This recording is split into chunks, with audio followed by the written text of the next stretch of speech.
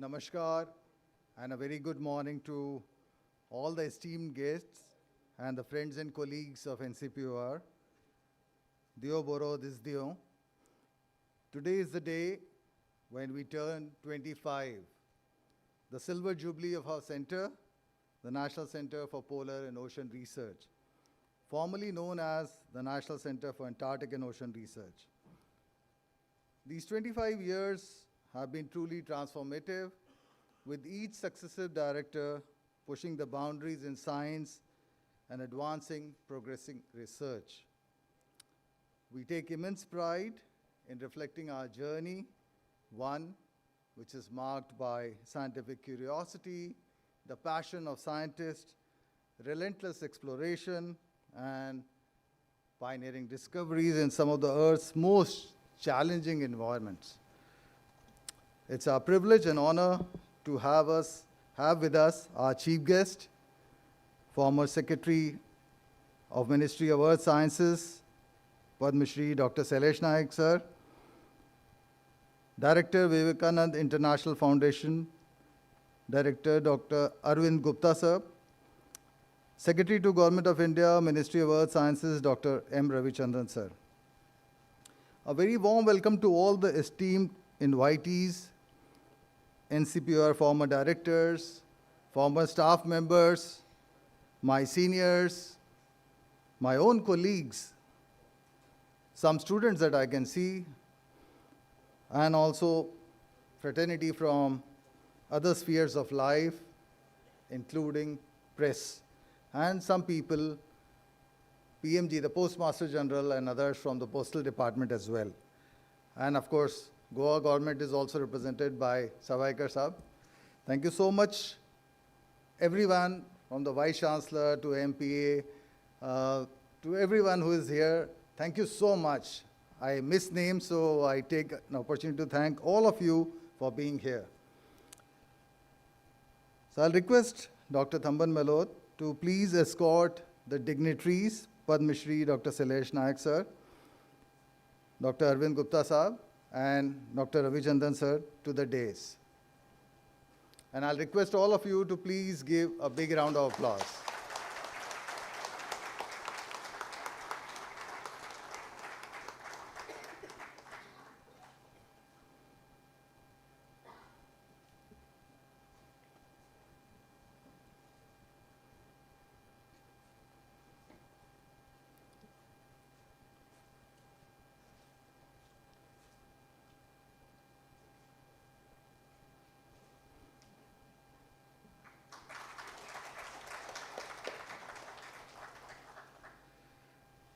Flowers are nature's best gift and a boon to our life. They add color, fragrance in our life, and nothing better than welcoming our guest with a bouquet of flowers. And may I request my colleagues to please bring flowers, and I request Dr. Thamban to please first give to the chief guest, Dr. Sailesh Naik Saab.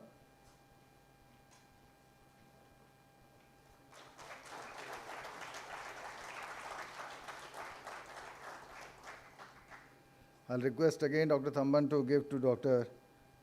Arvind Gupta, please.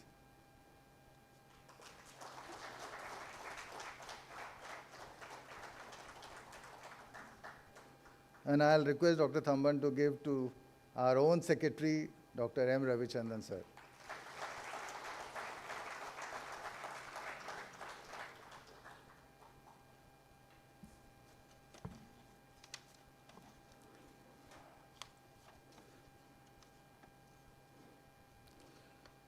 Okay, so this is the time of the day when I request Director Thamban to please give his welcome remarks and address.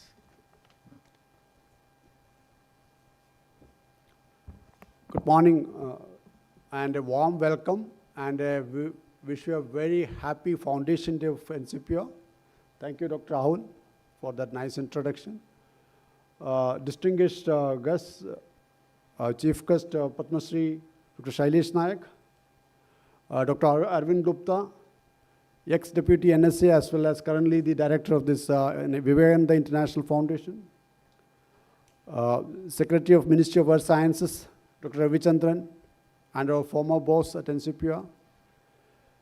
Several luminaries on the audience, starting with Dr. A. Muttunayagam, the former Secretary to the Department of Ocean Development, who was the founding, the person at this of this institution when it started way back in late 90s, and then it finally became a reality in 2000. Our founder director, Dr. P.C. Pandey, Dr.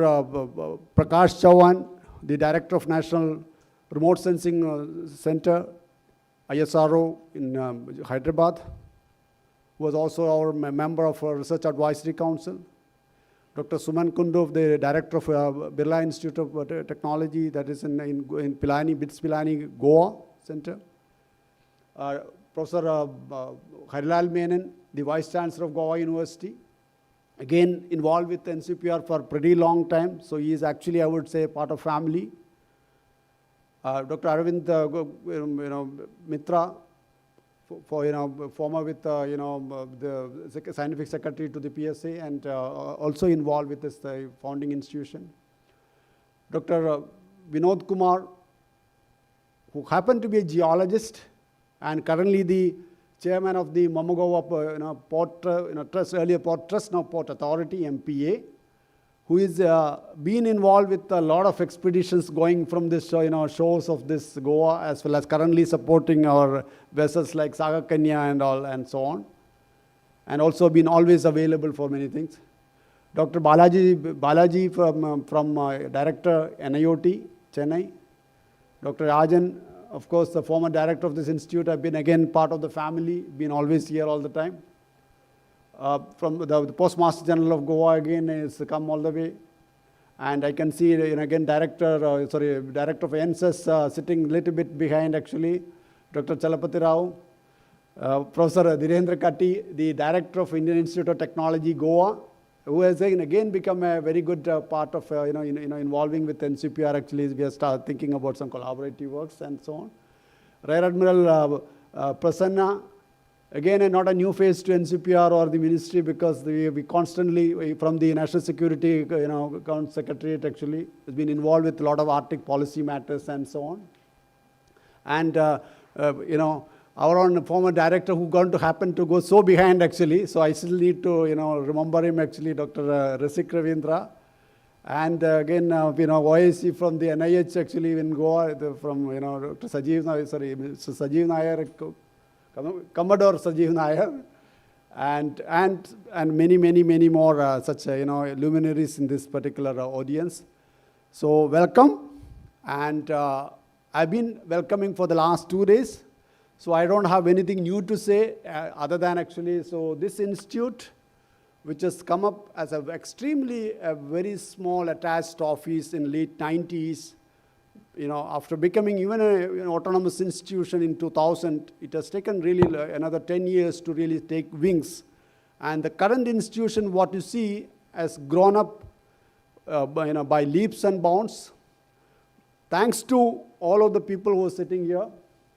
And especially thanks to all those former secretaries of the Department of Ocean Development and Ministry of Earth Sciences, and the current secretary of the Ministry of Earth Sciences, who also happen to be our director. And so many people, or so some of them become so senior, but however, you have been connected with this institution for a long time. So each one of you being invited here, there is a purpose. We are not inviting anyone who is not connected to this institution. So that shows actually that we care, that all those people contributed to the system through the last few decades really matters to us for our future too. And for some of you actually come very fondly today. So this institute, which started in 2000 as National Center for Antarctic and Ocean Research, basically to start continuing the Antarctic expeditions in a bigger way, we started way back in 45 years, 1981. Which then expanded to the research expeditions to Southern Ocean, building new stations in Antarctica, taking up activities in Arctic, in Svalbard, and our Arctic activities are gone. We started in 2007. We have stations there in Svalbard, And then when beyond, much beyond what we started, now we are currently expeditions and activities happening in the, all around the Central Arctic and in the East Greenland Sea and the coastal Arctic regions, Canadian High Arctic, even planning to have some programs in Greenland and so on. So that shows the kind of pan-Arctic as well as pan-Antarctic way we have grown. And what ultimately decides research institutions' mettle is also in terms of scientific outcome. So which is something which we have been growing for such a long and big way, not just in quantity but in terms of quality, which is actually reflected in the kind of many the international collaborations happening, which has been steadily growing since last a decade or so. And now we have multiple collaborations. Any given year, we have expeditions in Antarctica, both stations in Maitri and Bharati stations. International scientists joining those joint campaigns. Starting with Norway, Japan, Belgium, and UK, and many other kind of countries and so on, and even various other supporting things, which, as I always say, that the operational activities of an institution decides how good science you can carry out in Antarctica, or even Arctic for that matter. Without an operational base and support system and the kind of maturity which we reached, I think all this kind of could not have been possible. So now currently we are even able to support some of the countries actually in Antarctica which does not have a very dedicated logistics systems. We sometimes support them actually in needs of in times of need. So that again shows the kind of growth we have grown. And we have in terms of scientific manpower, actually we have grown. Actually, of course, we could not grow actually as in the permanent manpower, but we have plenty of research students now.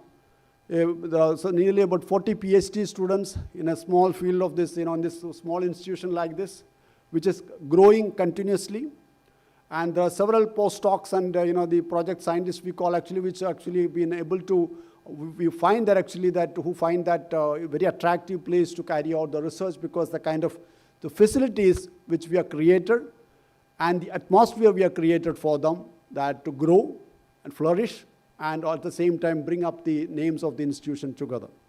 So that also is reflected in globally in so many committees, international committees of polar and ocean research, which many of our people are part of those committees and working groups, including some cases actually we are in the leading position of some of these most important committees in Antarctic, whether it's Antarctic in terms of in the managing these operations or those involving in actually environmental and so on, and including Arctic and so on. Another very important thing actually, which when you typically hear about a polar institute, which you may be thinking actually we do only go to Antarctic and Arctic. We have a very huge project which is under the Deep Ocean Mission, carrying out exploring hidden minerals in the mid-oceanic ridges, especially down south, in the Central Indian Ridge, and again, areas which no other institution can actually go. Even currently, today while I speak, there is just an expedition starting from Mauritius, going to the down south around 20 to 30 degree south, searching for minerals which are formed at the plate boundaries, which we call as hydrothermal minerals, as well as the vents through which this hot magma keep coming. So some of these explorations are for science. Some of them are actually for looking for the new minerals for this country as we look for the Vikasit Bharat by 2047. So ultimately, we just not do science. We also contribute to those things which the country look forward to us in terms of policy, in terms of actually inputs, which will make the country to do place in a strategically in the right place. So therefore, we have strong relationships, including this National Security Council, and their secretariat, and those people who keep continuously being in touch with us, because we are able to provide some of this information. So our responsibility does not end only doing science. It is our responsibility to make, however, to take our science much more further in future. That will help them or help the government actually to place their own policies in a much better and stronger way. So with this small introduction, I like to welcome each one of you, sir. Thank you so much for coming here. And it's been a pleasure for us for the last this 3 days now to receiving all of you, listening to all of you, and to ensure that actually whatever you have imagined or envisioned is we are able to take forward in the coming decades. Thank you so much. Welcome to all.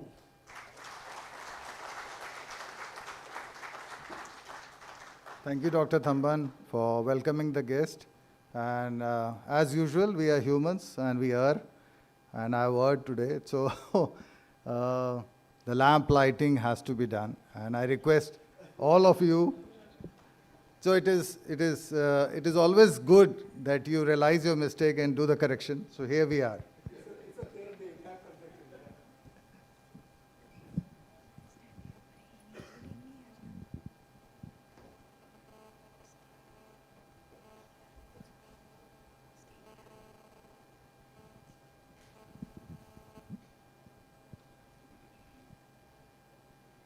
Om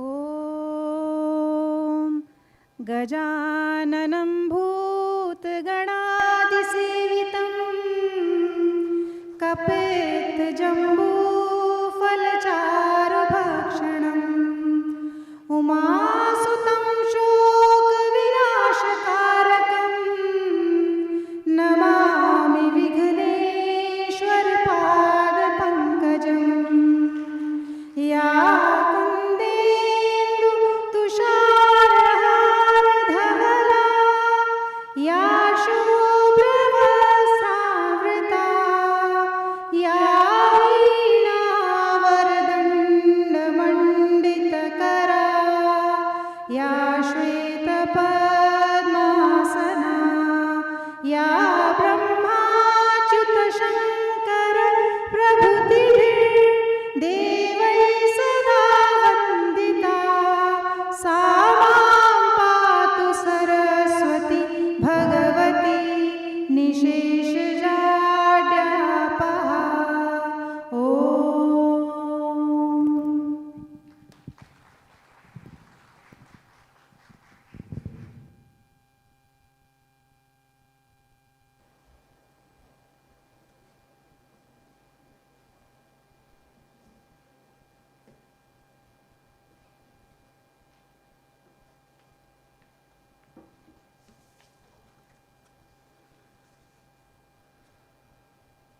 Okay, so before I commit any other mistake, so it's my proud privilege, probably, and rather for the audience as well, to have the Secretary, Ministry of Earth Sciences, Dr. M. Ravichandran. And before I invite him, it will be good that I introduce him very briefly to the younger audience sitting behind. Dr. Ravichandran is the serving secretary to the Government of India in the Ministry of Earth Sciences since October 2021. He's a physicist, started his career from MOS Institution in Atmospheric Sciences from the Indian Institute of Tropical Meteorology, and then he switched gears and came to the technology arena in ocean technology at NIOT, where he contributed significantly to the ocean observing system. At heart, he's a physical oceanographer, and he loves observations and modeling. And thereafter, he moved to the Cryosphere Institute, NCPOR. So in domain, he's a true Earth, he was there in INCOIS, obviously, and then he moved to NCPOR, and that completes the whole circle of Earth system science. So, of course, he has diverse interests, he has n number of publications, many awards, and I'm not going to read that. I'll just request him to please come and address and give his talk. Thank you so much, sir.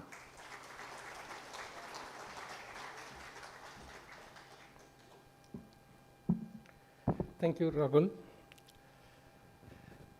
Very good morning to all of you. Dignitaries on the dais, Dr. Sailesh Naik, Dr. Arvind Gupta, and Dr. Thamban Melot, and many of the NCPOR well-wishers sitting here. I cannot name all the people.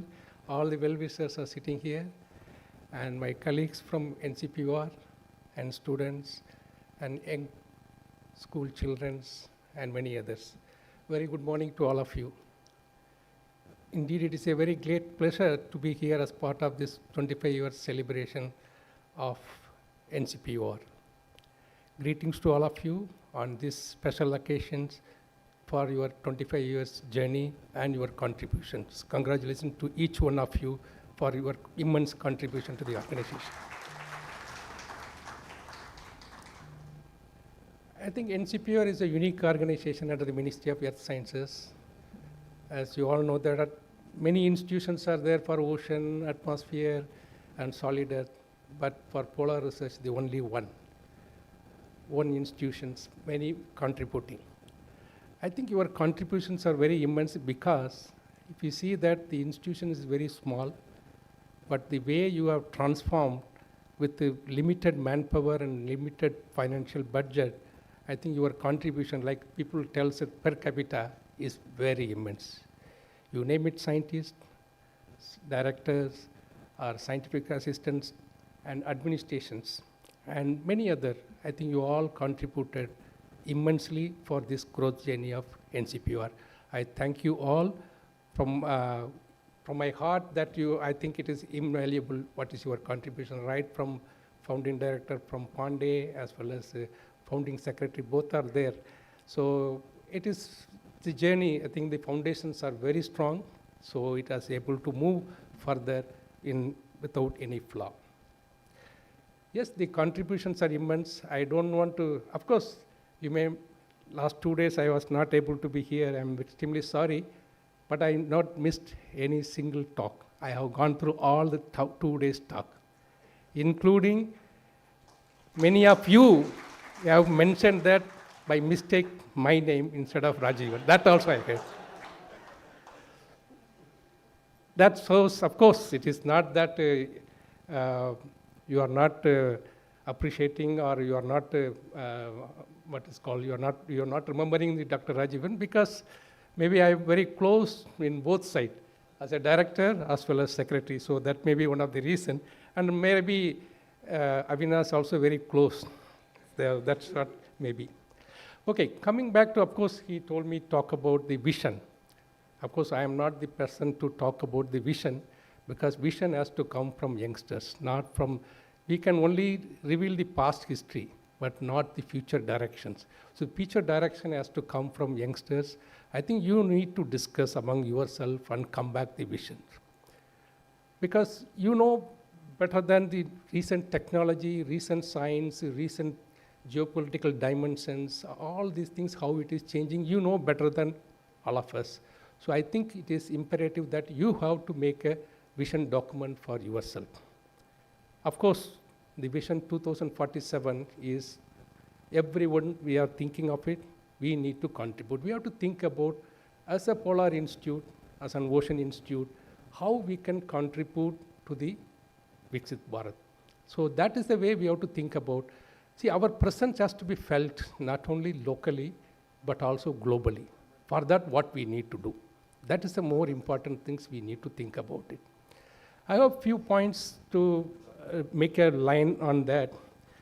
I think NCPOR activities are many things. As I told, it has transformed the spatially, temporally, many things. That means you have worked right from North Pole to South Pole, ocean, Himalaya, all these things. Apart from that, you are looking at various time scales. You are making measurement in atmospheric time scale, like a few minutes to few seconds, few hours. Then the ocean time scale with the years and decade. Then the solid ice time scale. When I came to NCPOR only, I come to know that millions of years and billions of years. I don't understand that. Also, they tell it is a high frequency data. I was wondering. Of course, I started my career very high frequency. That is in terms of milliseconds. I started with the lightning observation. That is all we talk about, milliseconds. But here you are talking about millions of years. I'm again counting the numbers. Still, I'm not able to count the number and understand the reality of what is that. Of course, you have worked many areas and other things. Coming back to specific, when you talk about Arctic, you have done immensely contributed in terms of various things, whatever possible in terms of observations, and you brought out a new understanding, and there are many impact you have created for the nationally as well as locally. Still, we need to have more and more understanding because you know that the Arctic is warming much faster than any other place. It is, in the recent decades, it is about 4 times faster. And also if you take an Indian Ocean, maybe Indian Ocean tropical, in the ocean, Indian Ocean is faster than any other ocean in warming. But whereas in the atmosphere, Arctic is warming faster than any other place. So there is a connection.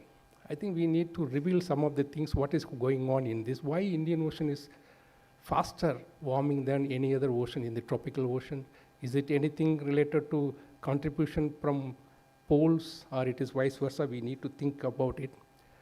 Coming back to what we are doing, science is good, but also what for we are doing science, that is more important. See, certain things we are doing science for applications, certain things we are doing science for improving maybe weather forecast or improving technology or knowledge, everything. But here, the science is a backbone for many other things, not only for understanding many of the physical system, but also indirectly you need to have a, what is called governance, policy making, geopolitical, all these things you have to have an informed decision you have to provide from your science. That is more important. That I realized when after going to Delhi. Of course, before that, very focused on science, we need to do science, yes, but what for? So somebody has to feel for it in the top. You are doing science only for this. You are doing science for this. So that reality we have to bring out. That is more important. So basically, I'm talking about we need to make science for informed policy making and also for sustainable development.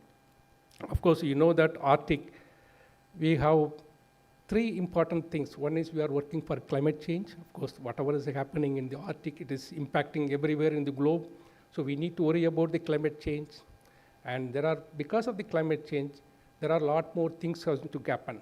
You would name it resources availability in the Arctic, and also maybe the northern sea route is going to change. Because of that, how the shipping corridor will change. Because of that shipping corridor, how we need to the legal minds, so that we have to think how our science, of course science is the backbone for our polar policy. That is very important, that we need to keep in mind. But at the same time, we need to contribute to the top level. So that is we have to think about. Basically, even if you are talking about Arctic, in the central Arctic, it is going on melting. Suppose in the central Arctic, you know, the resource abundant, you name it, non-living resources or living resources going to be also be increasing because of the species migration.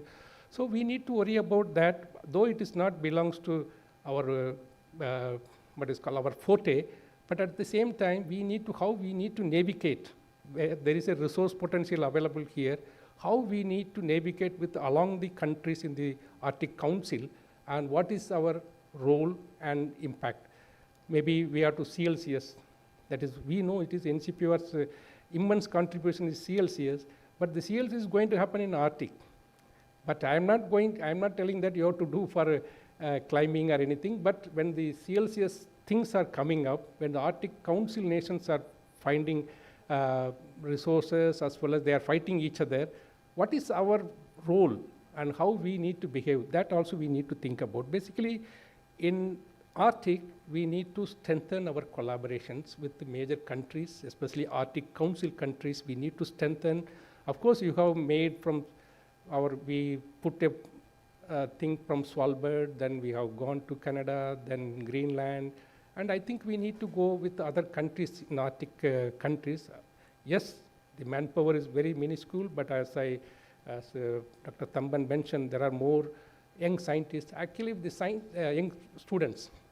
Actually, the students and youngsters has to contribute more on the science, whereas the middle scientists and top-level scientists, they have to think about the policy and governance of the polar. That is what we need to do.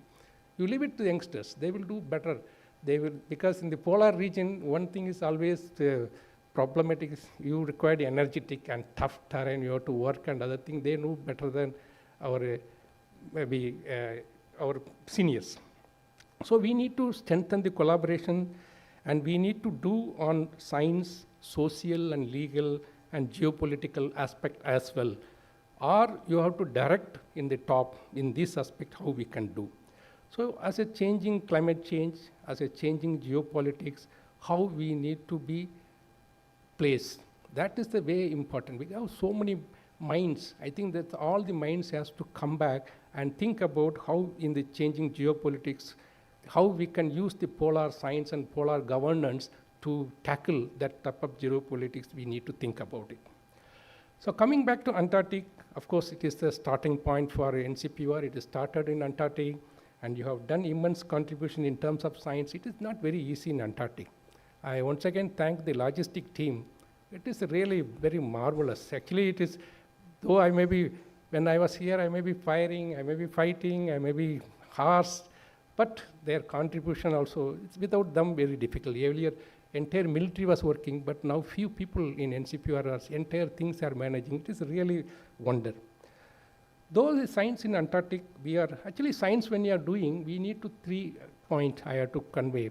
One is we need to think about application oriented. Application oriented means we need to think about how the monsoon will modulate because of sea ice or ice calving, or maybe Antarctic weather, how it modulates to what is called Indian monsoon. So it is all application oriented. Second things we need to think about the curiosity driven questions. Some of the unexplored things which we are doing already in maybe GeoEIS and other type of thing, how India and Antarctic connects and how it has happened old time. So that type of number 2. And third thing is geopolitical nature. How we need to work on geopolitically, how we have to be in place. So we need to have a projection, not prediction, but projection in the future, how we need to go for that one. When you talk about Antarctic science, of course, there is a climate change, ice is calving, and sea ice is melting. All these things are happening. What is the impact? Sea level rise is going to happen. When compared to other countries, sea level rise is 2 problems for us. One is not only for extra water mass is coming to the ocean, but also the thermal expansion is going to happen in our area is much more. So we need to be doubly worried than other places. So that's why we are more particular about the sea level rise. And also warming of the ocean is happening warm and warm. So our ecosystem will go degrade, or maybe so many marine heat waves, cyclone intensified, all these things will happen. So basically it comes from there, but the time duration may be different or time scale is different. So we need to think about that aspect.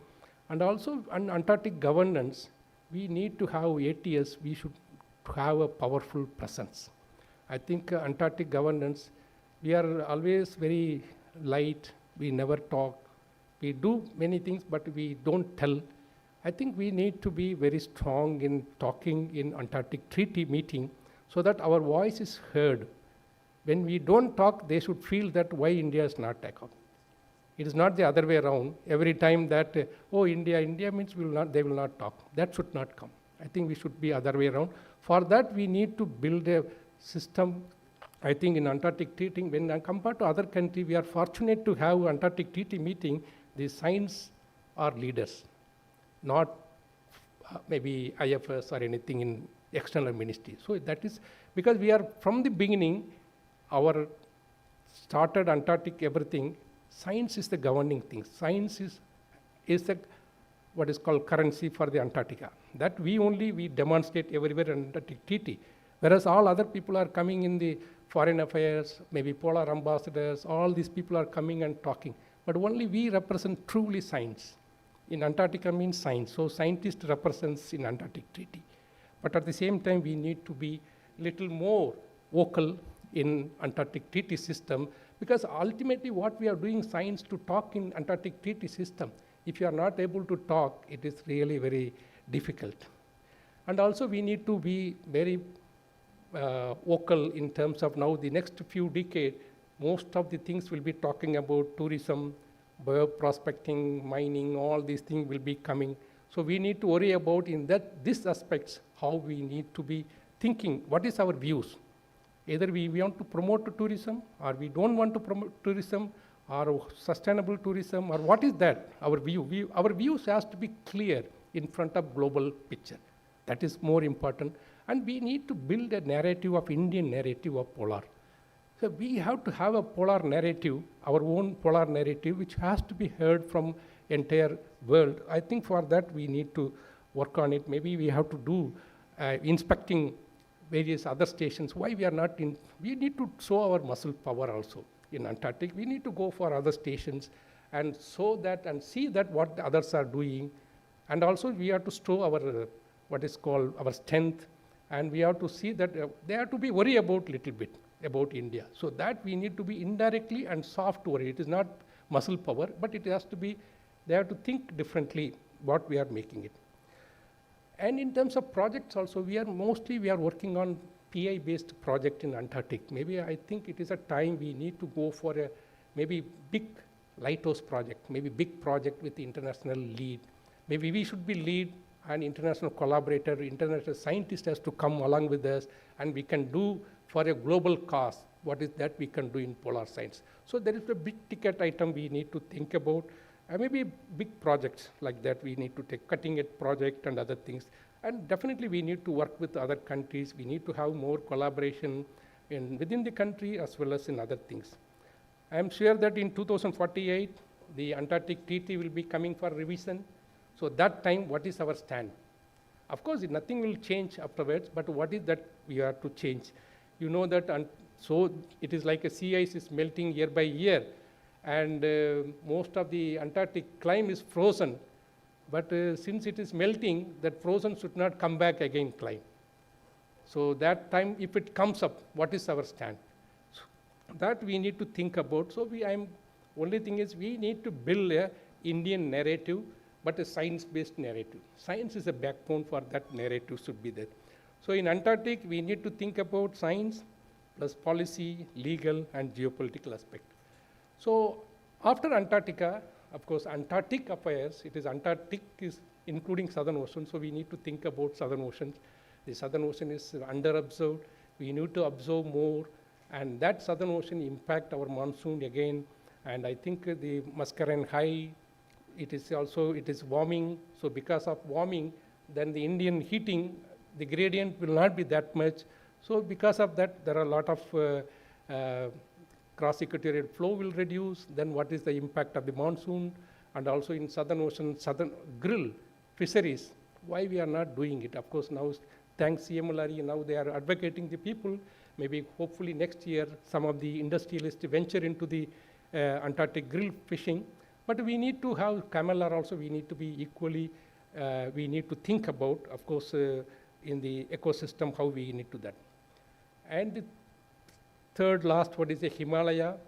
Of course, Himalaya, you know that it is 2 billion people are dependent on the water, but we don't know how much water is available in Himalaya. We know the glaciers, but we don't know the thickness of the glaciers. So we need to think about how thick it is, the glacier, or how much total volume of water is available. We need to map it. After mapping that, how we need to regulate, what is the policy is required, what will happen in this treaty, or any other treaty for that matter, what will happen. So that we need to think about in the future. That type of governance, that type of policy, we need to provide to the government. For that, we need more and more observation, more and more understanding in the Himalaya region also. We need to think about that. So we need to have a governance mechanism in Himalaya. We were talking about many years about Himalayan Science Council. I think it is imperative that we need to start the Himalayan Science Council so that we will be able to have a leadership role in that. So we need to have a build a narrative there also. That is more important. And coming back to the ocean, of course, you are also equally contributing to the ocean after Deep Ocean Mission. I think the hydrothermal vent and what is your success story, and you are able to identify so many, what is your objective you are able to fulfill. And of course, we need to go a long way. For that, you have to contribute in various aspects. I know that you are a very small group. I think we need to build various other institutions and other people so that we can have a better prepared in the ocean aspect. I'm sure that the CLCS is coming in the right time. Soon it will be getting some fruitful result. And we need to be various other things. You take it IODP or geoid low, or you can take various cobalt crest and many other EZ survey, many other things you have immensely contributed. Each one is very small people. That is why your per capita contribution is very big. That's why I always appreciate NCPOR. I think having said that, I think we need to have some focus, very lead program and some focus, because we have made it many things, because we need to understand our strength. We don't have many people, so we have only small group. In this small group, what we have to contribute, that also impactful. That is what we need to think about in the coming years. And I request next 5 years, build infrastructure which is required to have the vision of 2047.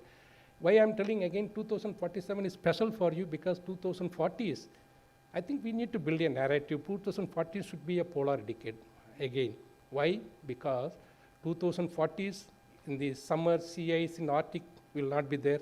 No sea ice in summer. 2040s, in which year only is worried. Of course, the predictability of sea ice is very poor. We don't have our models, or all these things are not that good when compared to ocean and atmosphere. So we need to understand much more. But even though whatever we are predicting, it is happening much earlier. So that means 2040s, as of now, there is be no sea ice. If there is no sea ice, what is the impact of India? And also, what is the global impact that we need to worry about? In 2048, we will not have we will have to revise the Antarctic Treaty System. So what is our role in that time? How we need to place our position, India's position in that time. And then again, 2040s, we will have many of the glaciers might have melted in Himalaya.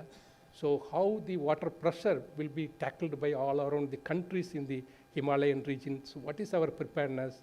That we need to give a policy decision to the government. They have to prepare for that purpose. And of course, in the ocean aspect also, we need to have more and more this one. So when you talk about 2040s, 2048 Antarctic Treaty, 2040s no sea ice and glacier melt in Himalaya, and 2047 also we are going to celebrate 100 years of independence of our India. So all these 2040s, we need to have something very big thing we have to vision. I don't have vision, but you have to plan for your vision. In that vision, how we have to navigate. For that, next 5 years, you have to think about what is the infrastructure required. You make it PRV, or you make it Maitri Station, or any other infrastructure required. You have to build. You have to shout, and you have to try to get it. I am sure if you have a proper narrative, proper direction, properly you explain, government have no depth of money for science. I am very sure if you are able to click properly, you will get the things. Only we are not able to click properly so far. I am sure that very soon polar mission will come. It has been, always it is done, but some more things to do. It will be happening very soon. But having said that, you need to have your vision. You have to have, if NCPOR or polar things which we are not doing, what matters to India? That way we have to think about it. So that is a things all I am more expecting from the youngsters. You need to build. I think you have to have informal chart. You have to discuss. Then only it will come out. It is not that somebody will direct you from the top to bottom. No, you have to build your narrative, and you will tell that to the top. That is what we need to go about. For that, I am looking forward, your youngsters especially, more and more creative, as well as the Indian narrative, as well as more science, and many things I am expecting from you. Once again, my greetings to all of you on this 25 years. I think you have immensely contributed. Thank you for your service to the nation. Thank you very much.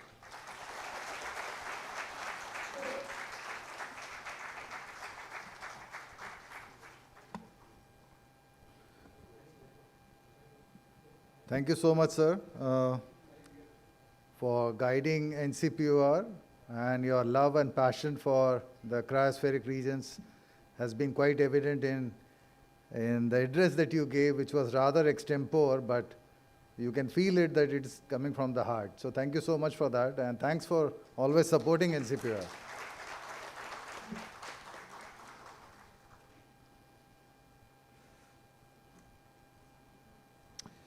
So now we have a very special person, and it's my honor to introduce Dr. Arvind Gupta, who is the director of Vivekananda International Foundation. He's the former deputy NSA, and he has been a National Security Advisor, Secretary to National Security Council during Government of India to 2014-17. Earlier, he was Director General of the Institute for Defense Studies and Analysis, Ministry of Defense during 2012-14. He has been a career diplomat and has served Ministry of External Affairs and missions abroad.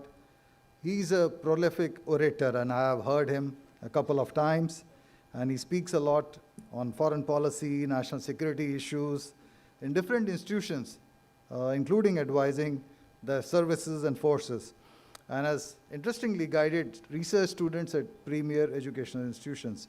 He's author of 5 books, and what better person than Arvind Gupta to talk on polar strategy in a changing world. So please welcome Dr. Arvind Gupta with a big round of applause.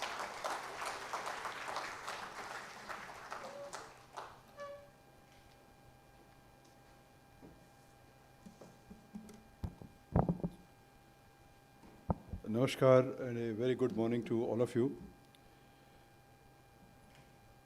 Shailesh Naikji, with whom I had a chance of working in interaction during my days in the NSCS, and you mentioned the Himalayan Science Council. He is the originator of that idea, and he had prepared a note at that point of time, and you're coming back to it. That means the idea was very relevant. And it's a great pleasure to have him today and share this dais with him. Ravichandranji, he gave a fantastic talk, and actually there is little that I could add to that, because some of the points that I wanted to make on geopolitics he has already talked about. But certainly it was, I think, as you said, it was coming from his heart, and he has already outlined the vision. He's already outlined the vision, but you know, that narrative that he's building for a polar decade 2047 for which 2040s for which you should think about now is the right vision, and I think a very important vision.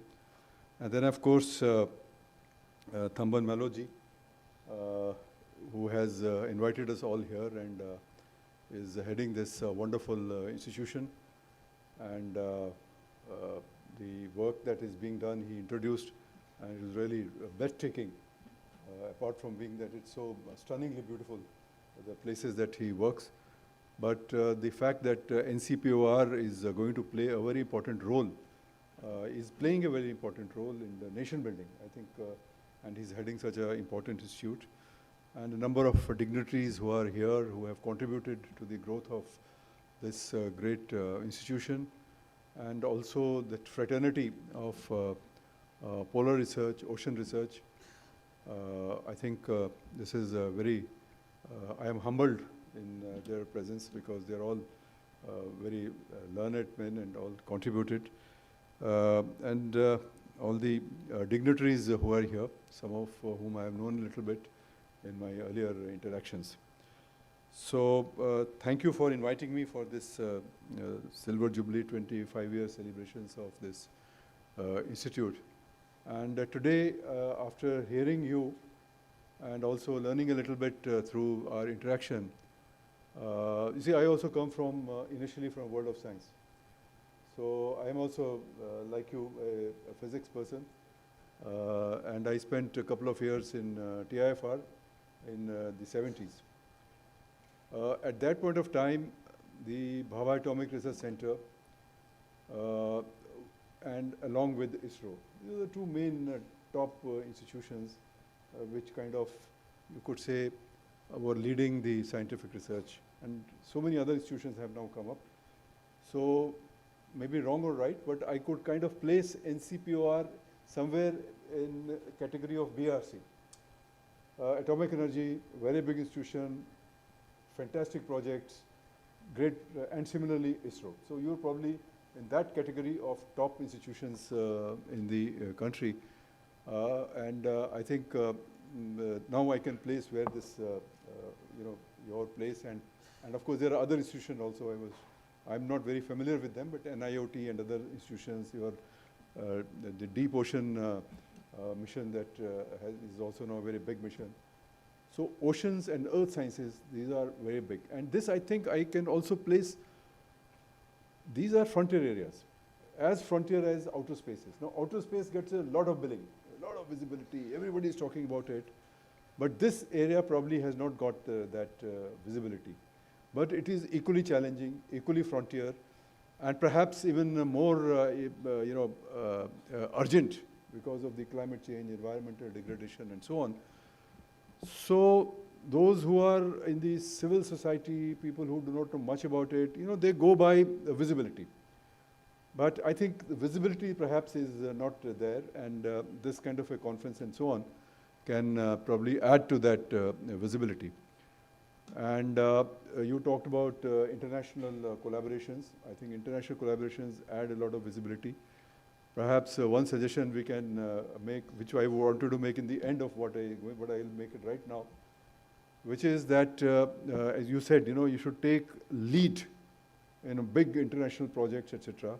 You could also take lead in bringing together the international community, which is based in polar science research, and have regular meetings, big events, etc., where they can come, and in which you could also involve not just the community, but also people from civil society and associated disciplines. That will, I think, help us build that narrative that you're talking about, and that will help us build that strength that we require in our diplomacy in the Antarctica treaty system or in the Arctic, etc. So this point just came to me when I was just listening to you. So I think I'll say a few words about geopolitics, but that is something that we deal with. And but you have already touched upon those points, but maybe we can just elaborate a little bit on that. So with the growing concerns about climate change and environmental degradation, loss of biodiversity, the salience of polar regions is growing. And I think all of you understand it better than I do, because you are the ones, your science, your inferences are going to inform the policymaker and the narrative in the civil society. So you know that very well. So now there is this worldwide concern about the melting of the polar ice and the way it's going to impact global climate, the rise of sea levels, etc. All this is very well known to you. But I think the point that we have to understand, and which was also made by Ravichandranji, that polar regions politics is deeply influenced by geopolitics and vice versa.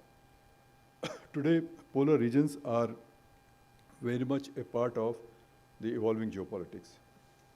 And the geopolitics in the last few years has shifted so radically and so rapidly that we don't quite understand what kind of a world we are stepping into. And this geopolitics, apart from many other factors, there are many, many factors which impact geopolitics, but I think these polar regions are also going to play a very important role in shaping the geopolitics, and geopolitics is going to play a very important role in shaping the polar regions politics.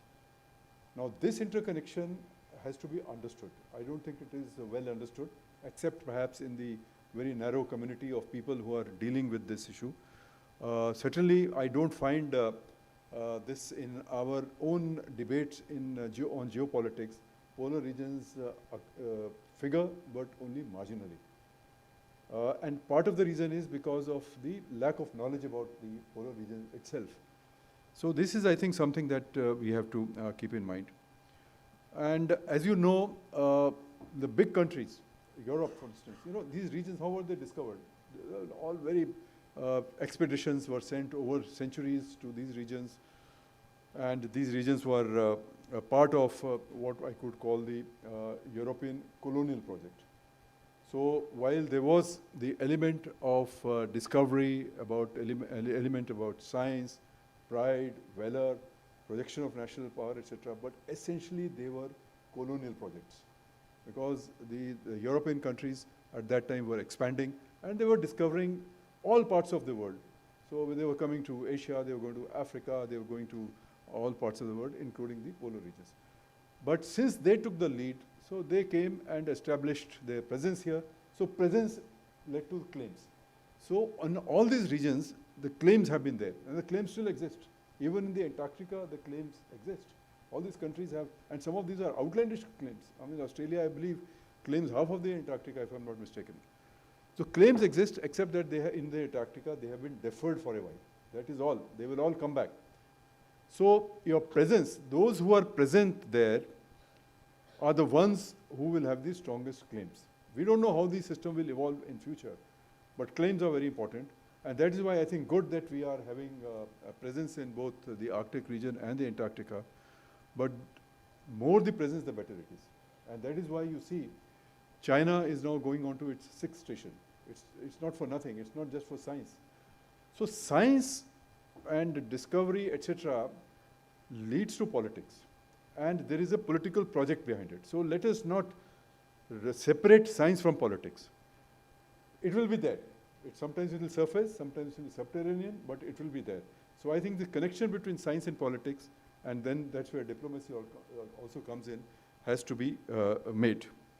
So today, as I said, the polar politics is a central part of international politics, and India, with its growing profile in the international relations, must take polar politics very, very seriously. So that's, I think, the basic point that I want to make. If you look at the Arctic and the Antarctic regions, both are actually very different regions in terms of politics. The Arctic region is a divided region. So there are so many countries. You have the Arctic 5, which have access to the Arctic Ocean. Then you have Arctic 8, who are part of the Arctic Circle. And there are many other players who are not close to the Arctic, but they now have deep stakes in the Arctic.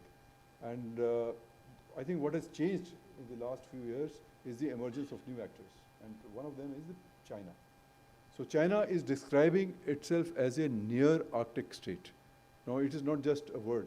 In 2018, they came up with this. Now, what is behind this concept of a near Arctic state? You get a feeling when you look at their programs. Look at their assertiveness. Look at their aggression. Look at the drive, the resources, the manpower that they have put in their polar. It's not doing for nothing. They obviously have some plan. And we can see through what it is. And since they have a presence, since they have the drive and energy, and that vision that you talked about, they are going to make a major, they will play a major role in the shaping of the governance of these regions in the few years. And we can see what has happened in the Arctic, for instance.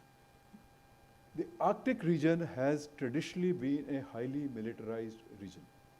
In the First World War, and in the Second World War, and in the Cold War, the Arctic region, there were, I think, several hundred military facilities from both sides which are operational there and are still operational. This whole issue about Greenland is not that Trump one day just thought about Greenland and says, okay, it's one of his real estate projects. No, it's a deeply strategic project. The US has made at least 2 major attempts to buy off the Greenland region. One way back, I think during Truman's time, and now, and one earlier than that, and this is the 3rd attempt by Trump. Because the Greenland's location is between Europe and between the Northern American continent, and it is somewhat closer to the Northern American continent. And during the Second World War, when the German submarines were active in the North Atlantic, etc., they were monitoring that. And in Greenland, during the Cold War, they were monitoring the Soviet missile systems, etc. So as a monitoring station, that's why you have a very big US base in Thule in Greenland, and some other bases also. Tomorrow it might just happen, despite what anybody else says, there are only 50,000 people. And Greenland is about half the size of Europe, and Americans have been there. They'll simply one day land and they'll take over. Nobody can do anything. As you said about narrative, so we should also be building like in the next few months or years, if they actually take over the island, what will happen? I mean, Russia went into Ukraine and see what happened. So these are some very big geopolitical shifts which are taking place, and I think polar regions is playing a very important role. Similarly, look at Russia. Russia today is, for them, the Arctic North, the Arctic Ocean, the resources of this region, the 5,000 kilometers long Arctic coastline, which is the biggest, 52% of the resources in the Arctic they own. And they are today a diminished power, but they have not forgotten that they were power. They are going to come back. And the Arctic region is going to play a trigger role for the next phase of greatness of Russia. Putin has understood it. And this other fellow, the president who was there, when Putin was briefly the prime minister, I'm forgetting his name now. Huh? Yeah. No, what was his name? I just slipped my mind. But this gentleman who is now the Russian Security Council chief, they are very aggressive. And they said that Arctic North is going to be our next trigger of resources. And who are they? Now that Russia is isolated in the Arctic Council, Russia is isolated and they're trying to isolate Russia, but they are becoming very aggressive. And that's why they are now reaching out to India. And that's an opportunity. They are the superpower in the Arctic. So if India has to do something in the Arctic, of course you can do something with Norway, with Canada, US, etc. But they are not favorably disposed, naturally disposed to you. In science they may be, but not in politics, in geopolitics. But it is Russia which is going to, so Russia today, if you want to make an icebreaker, perhaps they are the people that you could approach. They are the people, if you want to have a presence in the Russian Arctic North, they are the people. They are already offering you stakes in the Yamal and some other places. Northern Forum was there, and I think Rasikji was there. And they are all saying that you come and invest. Today, it's not the budget of the Ministry of Earth Sciences that is going to take you that far. You can take you that far in science. But ultimately, the investments, it's commerce, which takes you far. So I think our private sector, etc., has to get involved in the opportunities which are there in the polar regions. And I think the starting place could be Russia. Because Russians today want you. Tomorrow, they may not want you. And they also want you to balance with respect to China. Because otherwise, China is taking away everything from there. China is a huge presence in the Russian Arctic North. On the NSR, they already have a working group between Russia and China. And they are trying to control the Northern Sea route. So they have a stake there. Chinese have invested in Iceland, Finland, all kinds of places. And today, the Arctic Council itself is now fragmenting. It has become inactive. It has become ineffective, let me put it this way. Probably active, but in an inactive way. And today, probably, Russia will look for alternate mechanisms. Russia-China is there. I think India should join that. While you remain in the Arctic Council, but you should try and maybe work with Russia and see whether some alternate methods of mechanisms, maybe on a bilateral sense, this could be done. This must become a very important part of our India-Russia relations. In fact, I was in Moscow just last week, and we had a big conference on India-Russia relations. The Arctic came up from the Russian side in a big way. But that means not just science. You have to go and invest. You have to be present there. This Deputy Prime Minister of Sakha Republic, who came to the VIF, and Rasikji was there in that one. They're opening, this is please on tourism, you please come and bring tourists and we will give you all the facilities. So I think there are many opportunities, and Russia is very strong in science and so many other things. So I think that's, so this evolving geopolitics is presenting you with a lot of opportunities, and I'm sure today India is seen as a benign power. So probably Canada, we can also work with you, Norway can also work with you, and Norway did play, by the way, a very important role in getting India a observer membership of the Arctic Council at that point of time. I remember that. It was Norway and Russia who brought India into this. So this is, I think, one very important area. This should figure in our, the point I'm making is that this should figure in our diplomacy, both in bilateral diplomacy and in multilateral diplomacy. Now, I think we should also look at, you mentioned the Antarctica region. Now, as you said, the ATS treaty will come up for, well, ATS is, I think, permanent, but the protocol, the Madrid protocol, will come up for a revision in 1948. And I think one should expect that the Chinese and the Russians are going to make a pitch for breaking all the constraints that are there on resource extraction, etc. So we should be ready for that. And we ourselves, that's why I think infrastructure is very important. So building our capacities and capabilities in polar technologies, in infrastructure, in logistics, and also very important in terms of manpower and skilled manpower. That, I think, is the time for us to, so I was very happy to see some students here, and I think you said some 40 research PhD students are here. So we need to build a community of polar research, and in which we can bring not just the fundamental research, but other associated areas. And this can very easily link up with climate change and many other things. So I think we need to now take a holistic approach in which polar science can play a central role in this. I think as far as India is concerned, as you all mentioned, a lot has been done. But listening to you, I realized, and also talking to Shailesh ji and many others, I realized that I think while we now have a very nice foundation but what we need to do is consolidation.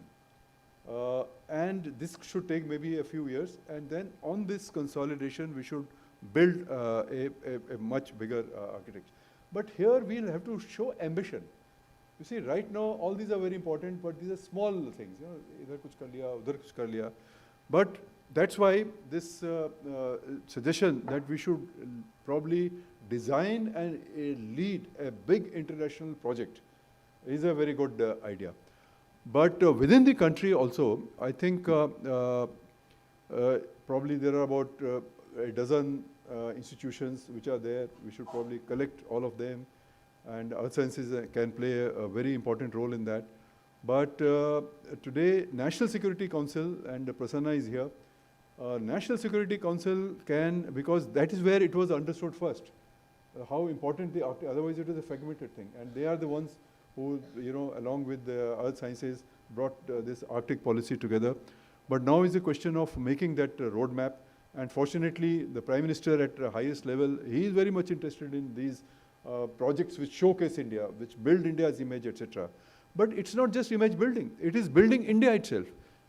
Because just as in the, from a scratch, we built a community of atomic energy scientists. And then we came up with our own program. In space, from scratch, we built a whole community. I think similarly, this could be a third big thing, earth sciences, oceans, climate, etc. We should, so in your Indian narrative that you're talking about, I think we have to lift the profile of this community, which means that we have to provide much more resources and also bring several communities together, and we can do that. And I'm sure you all are discussing this. But as I said, just as outer space catches the intention of even a very 2-year, 3-year-old child, similarly, I think our polar thing, expeditions, etc., these wonderful videos that you have been showing, it should catch our thing. But that will require a lot of work together. Geopolitics you mentioned is important. And here I think perhaps you could link up, the community could link up with so many institutions. The NIAS is doing a lot of work in this Arctic area. At the VIF, we do a lot of work on geopolitics. There are many other institutions also. Maybe we could have some regular conferences where geopolitics can be discussed. And we should also invite to these conferences an Indian version of international events where the whole community is invited. And I think we should not simply become appendages to the Arctic Forum or that third pole or whatever it is called. This is okay, we started off all right, but I think we should now give a competition to them because they have their own agenda. We will never be able to build an Indian narrative if we are only as an appendage to them. I think we need to really build our own institutions and own strengths to build in a narrative. And here I am reminded of that episode of Swami Vivekananda when he met Tata and Jamshedji Tata on a ship on a voyage to I think he was coming back to India, and they on an ocean, on a sea, they were all surrounded, and they talked about they introduced, and he was a young man. You were right, the vision will come from young people. He was hardly 38 or 39 at that point of time. And he told Tata that why don't you build now something which is science? We should give a competition to this Western science. And that is how this Indian Institute of Science, whose campus they share, was built. And that rest is history. And I think that's kind of a vision. And in fact, I believe that Tata offered him the directorship. He says, look, I'm a sadhu, I'm a monk, I have nothing to do with it, but you build this whole community. Because Vivekananda, apart from believing in India's spiritual strength, and by the way, spiritual strength is very important even in science. So we should not, we talked about material and science, etc., but it all has to come from that. That's why I really liked very much the Ganesh Vandana and the Saraswati Vandana which was done, which completely changed the atmosphere here. So spirituality, probably, when he talked about the India's spiritual strength, which makes it so easily acceptable to the rest of the world. And now you have the material strength. So spiritual and material. And anyway, in our system, spirituality and materialism, they very nicely mingle with each other. So the strength that we have to build for India, and he was the one who used to say the basic thing was, you give me 100,000 youth and I'll change the shape of India and I'll make it the Vishwaguru. So if you have to, 2047, if you have to become the Vishwaguru in the right sense, we're not like a Vishwaguru like the way China wants to become a Vishwaguru, not that way.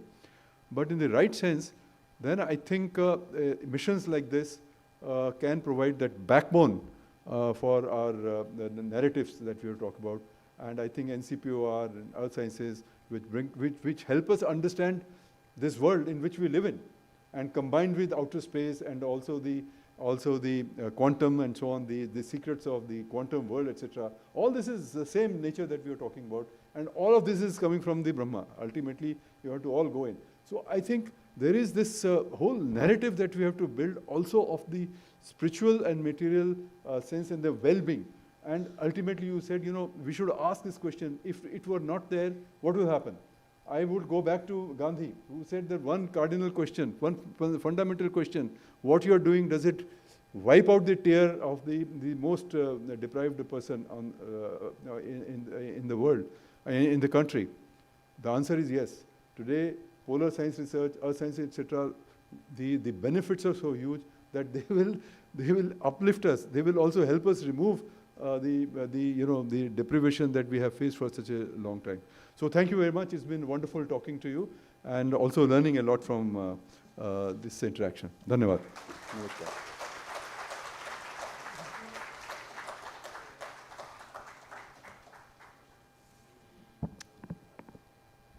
Thank you, sir, for a fantastic talk on geopolitics and the way we should be approaching polar regions, and rightly put it that we need to be slightly proactive when we work in the polar domains. So we start with the felicitation speeches, and the first on the list, on the program shared is Dr. Vinod Kumar, Chairman, Marmagua Port Authority, a PhD in geology that we came to know when we met him first time, a competent Indian civil service officer with a huge experience, and currently, of course, the chairman, and chairman MPT earlier, which is now MPA, and NCPOR had wonderful relation since its inception, and therefore it's such a pleasure to have you, Vinod sir. Thank you.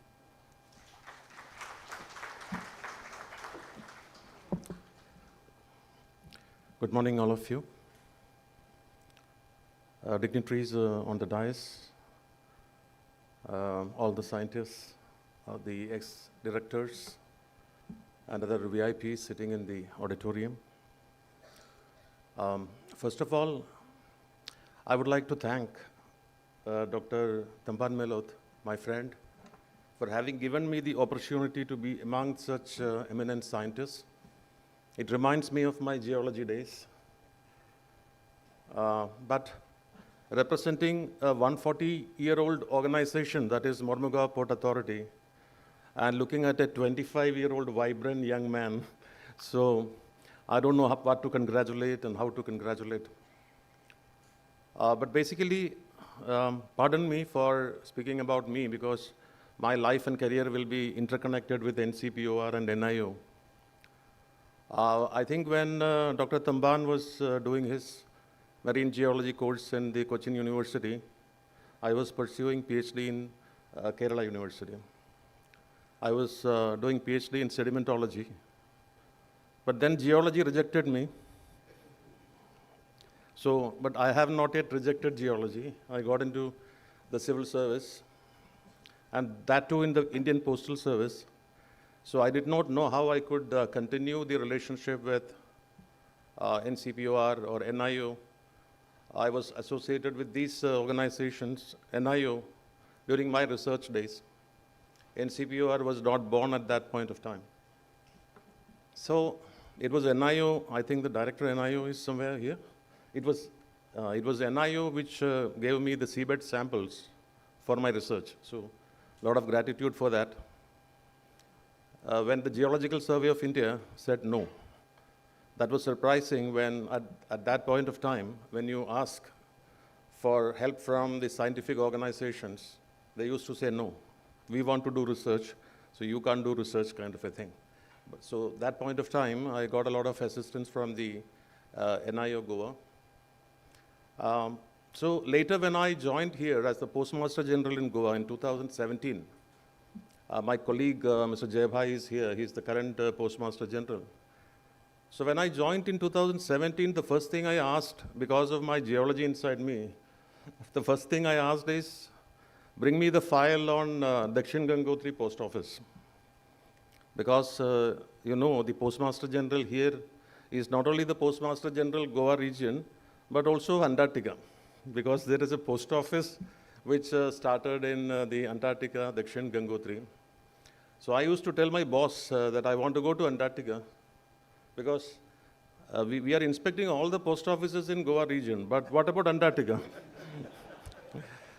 So that day I took the file home and started reading the file from serial 1. I realized that there was a huge break. The association between the post office and the Antarctic, you know, the NCPOR had broken. Probably because earlier this was, the expeditions were being run by DOD, and later probably NIO for some time, maybe. Then later NCPOR came. So this relationship had broken. And there are very interesting orders in that. I remember one Mr. Sudhakar Rao, a scientist. He's here? Oh, okay. I don't know. This, Mr. Sudhakar Rao, who was part of the 7th expedition, if I remember correctly, was the first postmaster of Dakshin Gangotri Post Office. So I reconnected. I told Mr. Ravichandran at that point of time, he was the director. I told him, sir, you owe me 1,000 rupees because 1,000 rupee advance was given to the postmaster. And that has not been settled till now. And we, being a post office, we are very concerned about even 1 rupee, 10 rupees. We spend 1 lakh rupees to find out, investigate how 10 rupees was lost. So 1,000 rupees, sir, is a big amount of money. But then, instead of settling that, we could reconnect, sir. I think during Mr. Ravichandran's time, from that time we did a lot of philately work. And it is very important that the present Postmaster General also is here. We remember such people. Mr. Sudhakar Rao, we should bring a special cover on the first postmaster of the post office in Antarctica. We should remember such people and also document these things. It's really important. And you should also realize that one of the covers, envelopes, at that point of time with a 1 rupee stamp, carrying the signature of Mr. Sudhagar Rao and, if I remember correctly, Mr. Sen Gupta, who was the leader. It is priced 10,000 rupees today. It is available in the philately market. It is priced 10,000 rupees. So this is the price of a kind of a philately item after so many years. So after that, sir, a lot of associations between NCPOR and the post office continued. And I think last year we had the Pardi post office inauguration on the 24th foundation day of NCPOR. So that is the association. Unfortunately, I was trying with Dr. Ravichandran also and Dr. Tamban also. They have not been able to take me to Antarctica. Now, Dr. Rahul is saying that I should submit a project. So after 32 years, sir, I've forgotten geology. I don't know how to come up with a project. But I'll think about it and I'll seriously consider it. Because I tried the other way around, convincing my bosses about inspection of this post office, but then that has not worked. Now, if this channel also doesn't work, sir, then I have only one option of taking the port route by cruise vessel or something, somehow reach the Antarctica.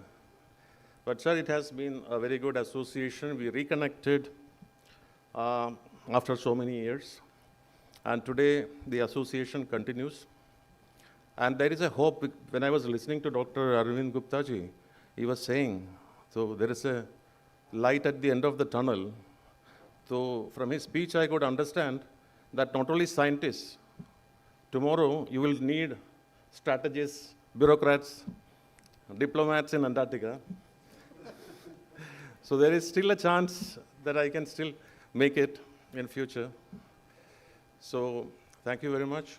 The association, in fact, continues, because when I took over as the chairman of the Mormugao Port Authority, we are having a very close association with Dr. Tamban, and in spite of the fact that he has not taken me to the Himalayas or Antarctica.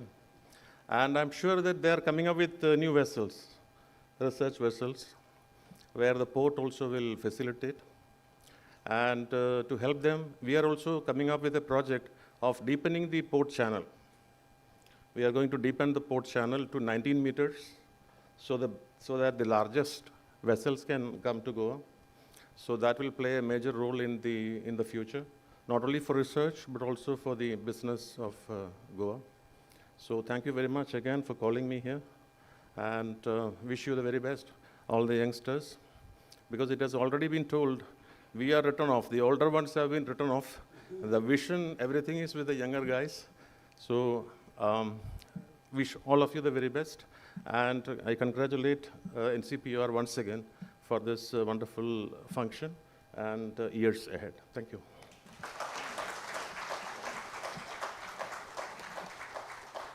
I'll request the Secretary to please felicitate Dr. Vinod Kumar.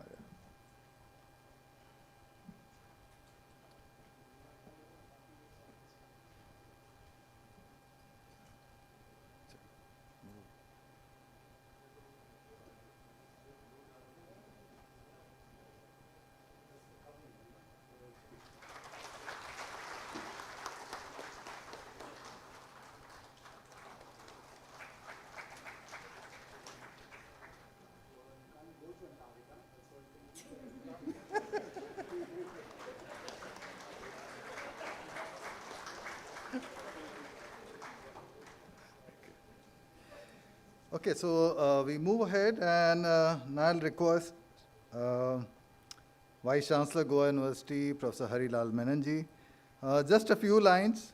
Tamban has already informed you that he is a family member and the current Vice Chancellor of Goa University, a senior professor of marine sciences, more than 36 years of research and administrative experience, a lot of publications to his credit. and very, very active still in the science, whether in Southern Ocean or wherever we go, he's always ready with a proposal. So Goa University and NCPOR share a very good academic relationship. And this gives me such a pleasure to invite him to give his felicitation speech. Professor Harilal Menon ji. A round of applause.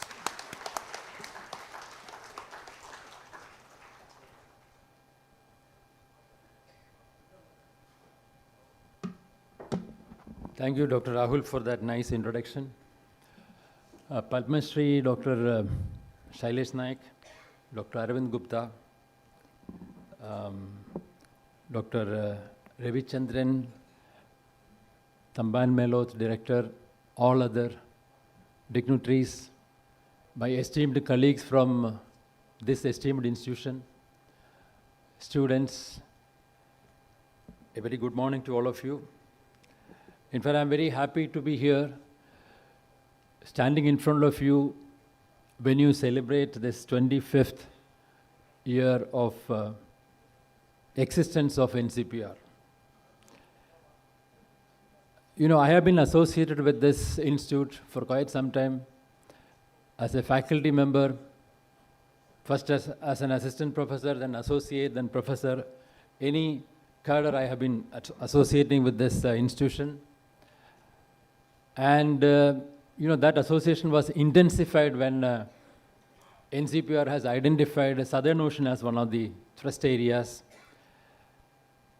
If you look at 25 years back, you know, the idea of NCPR was conceived. But if you look at now, 25 years later, basically this is not to celebrate the time we spent, rather it's the time that what we have contributed, what we have achieved.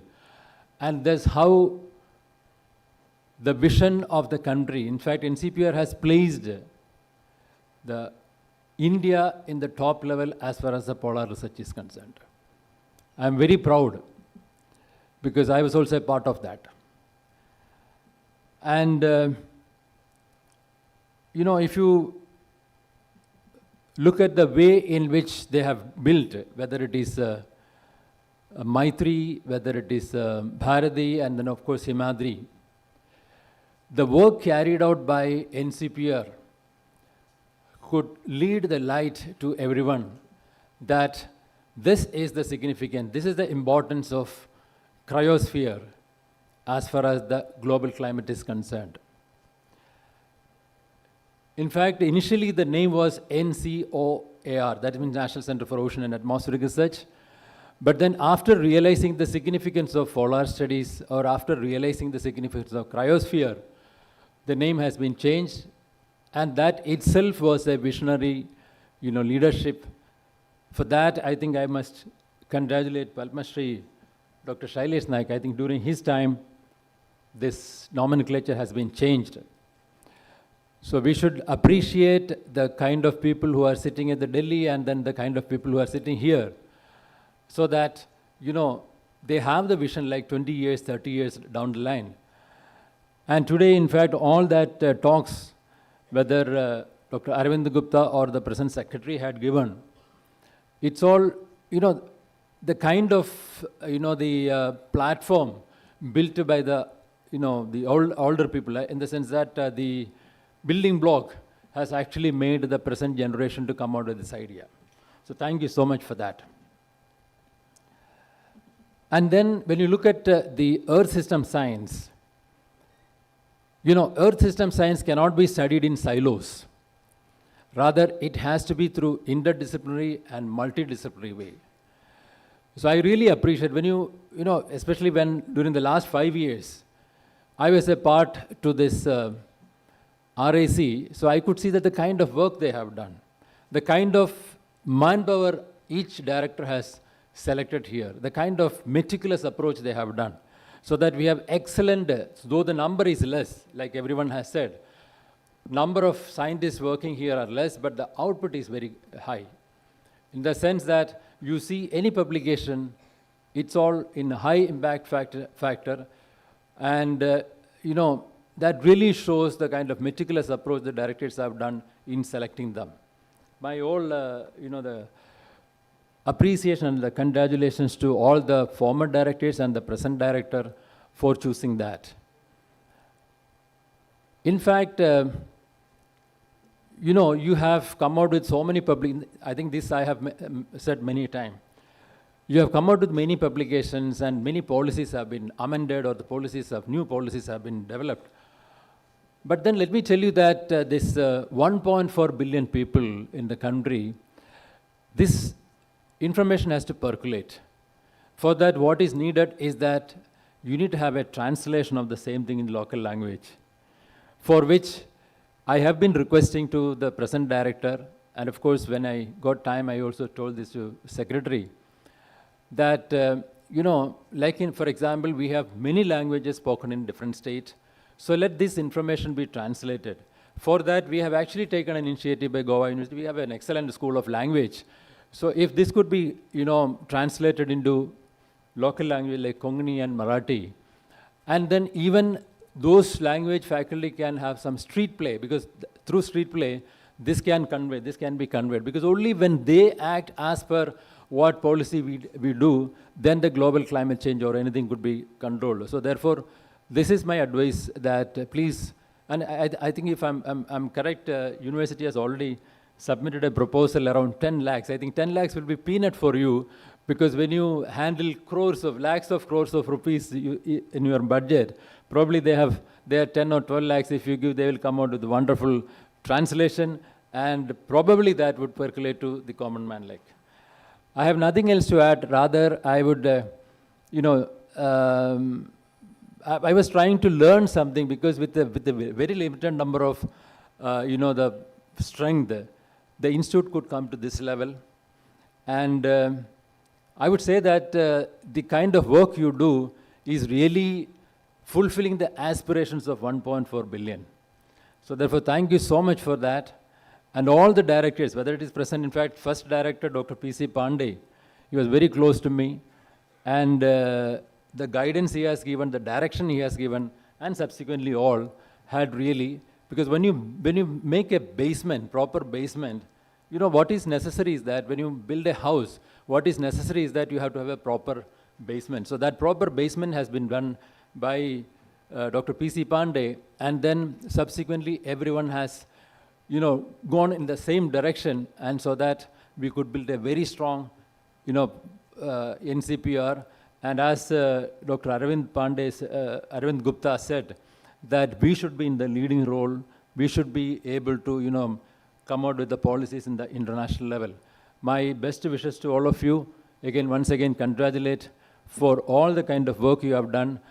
And let me tell you that I am very proud to stand here, not as an academician or a vice chancellor, but as a fellow scientist of this institution. Thank you so much.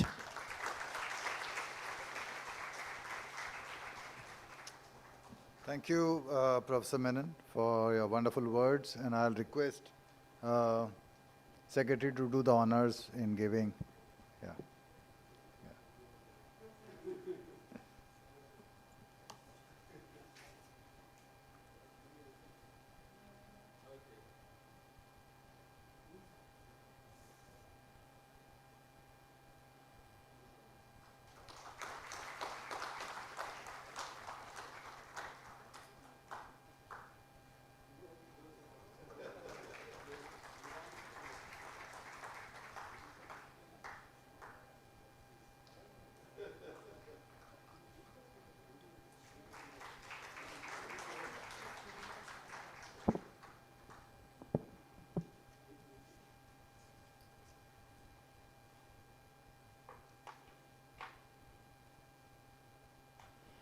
Thank you. The next speaker is someone who is very close to us, being a part of our research advisory as well. And he's none other than Director NRSE, Dr. Prakash Chauhan ji. It's interesting to know that Dr. Prakash Chauhan ji has trained in applied geophysics and then did a PhD in physics, and then went on to become the director at the Indian Institute of Remote Sensing. Before he joined ISRO in 1991 at SAC, Ahmedabad, as a scientist working for applications of space technology, including remote sensing technology for geosciences, atmospheric and oceanic processes studies, natural resources management for ocean and land resources, and so on and so forth. But he has done a tremendous work in Earth observation applications and has played a lead role in using hyperspectral satellite data for interplanetary missions such as Chandrayaan-2 and Chandrayaan-1 for lunar surface composition mapping. His findings have conclusively established presence of water molecules at different locations on the moon, and that is so important. With these few words, I'll request Director Prakash Chauhan ji to please give his felicitations speech. Thank you.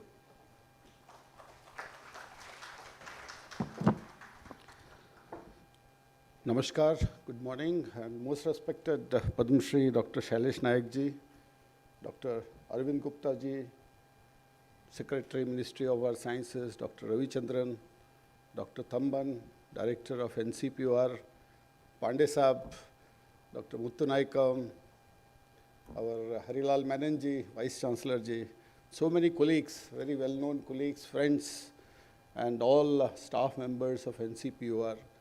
First and foremost, let me give a very heartfelt congratulations to each one of you on achieving this 25 years of successful journey of NCPOR. And I must thank Dr. Thamban Melot for inviting me here for this important occasion and being part of this function. Indian Space Research Organization and NCPOR, and in particular Ministry of Earth Sciences, has a very unique relation. I am the only working person here in this hall from ISRO today. We have many ex-ISRO sitting here. And I can narrate to some of the young people, the discussions which used to happen in SAC Ahmedabad when Pandey Saab was about to leave, and to become, he was designated as the founding director of NCPOR. Pandey Saab may recall that building number 43 where he used to sit in that first floor corridor, and all he and other colleagues, including Dr. Nayak, you has to have long discussions with cup of coffee that how some of these, space technology and the ground-based observation systems can be, used for creating institutions which of national and international importance, which are supposed to provide observational requirements as well as scientific understanding of various Earth system processes. Those days, I am talking somewhere in late 90s, early 2000s. So not only ISRO has given some of the initial leaders and then a lot of secretaries to Ministry of Earth Sciences, we also have a unique relationship in terms of working in a symbiotic relationship. So when I talk of NCPOR, ISRO is providing, and in particular NRSC is providing large amount of Earth observational data coming from a host of Earth, remote sensing satellites working in different part of electromagnetic spectrum, which are very critical in terms of observational requirements of remote far-flung areas like Antarctic and Arctic. And long-term satellite data has given real insights into various issues like changing climates, reduction of sea ice, as well as long-term assessment of marine biogeochemistry in these areas. But at the same time, we are also critically dependent, especially being director of NRSC, I feel obliged and to mention the kind of great support we are getting from NCPOR in running our ground station support at Antarctica. So what we call is the Antarctica Earth Observation Ground Station System. The advantage of Antarctica being in the polar region for Earth observation satellite data reception is huge. In Shadnagar, we have our primary ground station in Hyderabad. I can only observe 3 or 4 satellite passes from Shadnagar in Hyderabad. But if I have a ground station in Antarctica, at Bharati, station, I can see 10, Earth observing polar, satellite orbits from Antarctica, and I can download huge amount of data covering the different parts of the globe.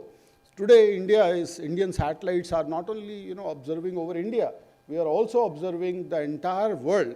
The scatterometer data which we are providing from our OceanSat-3 mission goes into near real-time operational weather forecasting at NCPOR, as well as we provide data to NOAA, NASA, and many other institutions.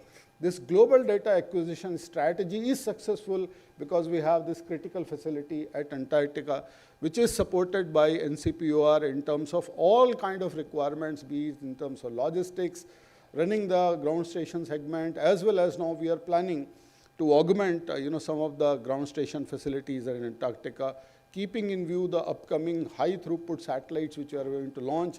We need to change the frequency setups. We need to develop Ka-band ground stations in Antarctica. So that relationship with the NCPOR is very critical. And I am so thankful for you, Secretary, Ministry of Earth Sciences, as well as Director, for providing this vital support to the national importance for bringing all this Earth observation data from Antarctica to Shadnagar in Hyderabad for processing and disseminating to all the users, not only in India, but worldwide. Now, as far as my personal, involvement with NCPOR is concerned, I have been the member of their Research Advisory Committee. Thanks again to various secretaries of Ministry of Earth Sciences. I have seen the journey of NCPOR's growth over last 10 to 15 years by virtue of being in that committee. And I can tell you that the kind of research which is being done by the scientists of this institution, be it in the field of Antarctic research, Arctic research, or basically in terms of surveying the continental shelf, in terms of understanding the geoid lows around the southern Indian region, this is simply world class. And of course, we all have to be proud that such an institution exists in India, thanks to the visionary leadership of Dr. Pandey and subsequent directors and all the secretaries of Ministry of Earth Sciences, that we have reached to a place in a very short span of time. 25 years is nothing actually in the institutional history. Recently, last year, we celebrated 50 years of NRSC. So I wish that in times to come, as the activities of Arctic and Antarctic related aspects are going to expand, as we have heard from the experts, as well as from the space perspective also, India is aiming to have almost a 10% share in the global space economy. The role of Antarctic and Arctic in terms of ground segment operations is likely to expand manifold. So when we will be celebrating 50 years of NCPOR, I am sure that this institution must be a really world-class institution in its full might, as has been envisioned just now by Dr. Arvind Gupta ji and the Secretary, Ministry of Earth Sciences. The kind of expectation from this community are really tremendous, and the kind of scope will be really expanding in years to come. And I wish that this particular institution grow manifold, and serves national development in right perspective to make India as a Viksit Bharat. With these words, I wish each one of you a great future ahead and really fantastic times in terms of research as well as contribution to the nation to come over a period of next 25 years or so. Thank you very much for inviting me over here, and have a wonderful day. Thanks a lot.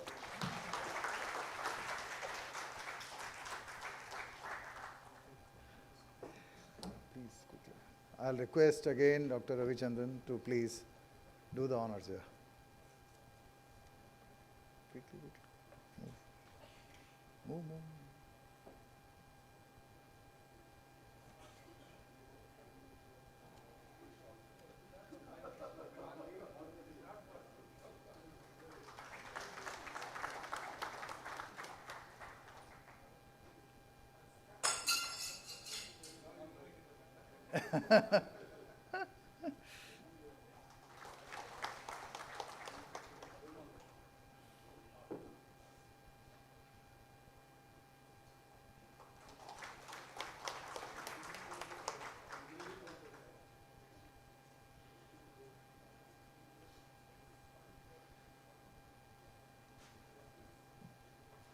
Thank you so much, sir. Thank you for just again reiterating the relationship that NRSC and NCPOR have since long now. The next on my program sheet is the Director IIT Goa, Professor Dhirendra Katti.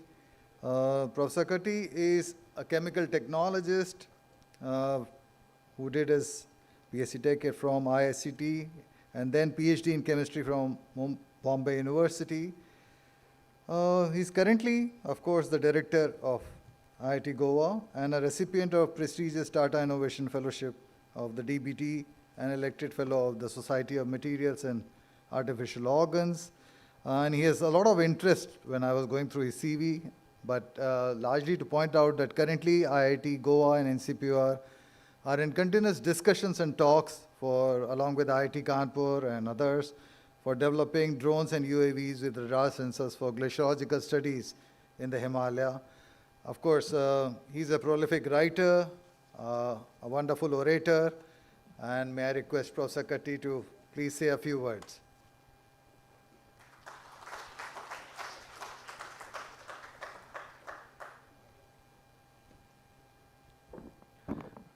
A very good morning to all of you. Let me start with wishing all of you, particularly all the previous founding directors, to all the other previous directors, and the current director and the entire NCPOR community, a very happy 25th anniversary. Wishing you many, many more years of exciting research and leadership in not only in India but the entire world. I have just started recently, last year, as the director of IIT Goa, and my relationship has begun with the current director, Dr. Melod. It has been, I should say, a very interesting journey for me. But I would like to just say a couple of points. All of you know that there are many IITs in India, 23 to be precise. And IITs are primarily meant for undergraduate, masters, and PhD. So it's all education. And hence we are part of Ministry of Education. And I consider it a tremendous honor to be able to influence young minds, brilliant, bright minds of India in whatever way, the best possible way that we can do.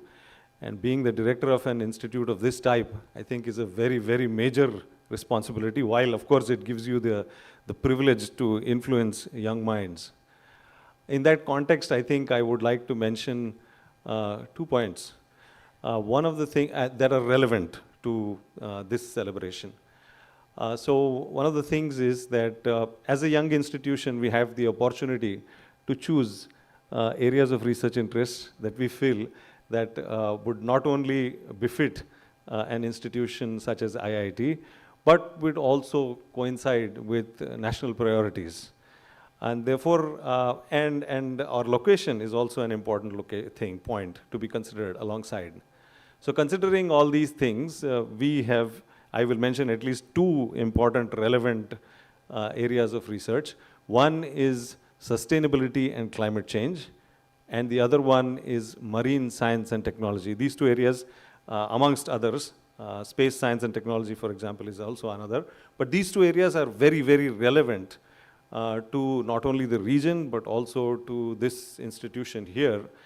And therefore, as a consequence, it was natural for us to explore possibilities of working together.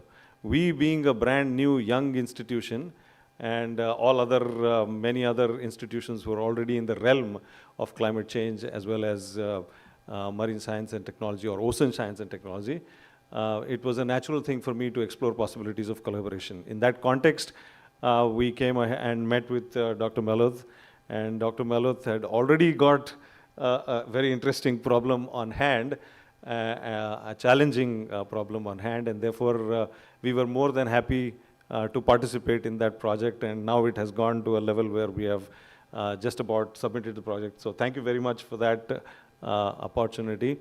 I also want to thank Dr. Ravichandran, who was very open to the problem.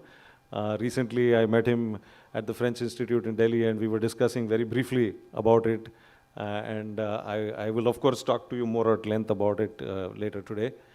And the other thing I want to mention is, in the same breath, Dr. Balaji is here, and I wanted to explore, because ocean technology is another aspect that we wanted to be participating in as part of our interest in marine science and technology.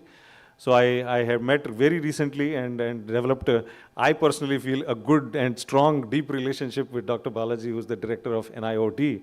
And we exploring possibilities. Yesterday he was with us, listening to some of our faculty members and identifying and commenting on what we can do better in terms of ocean technology. So thank you very much, Dr. Balaji, for coming down and listening to all our interesting research.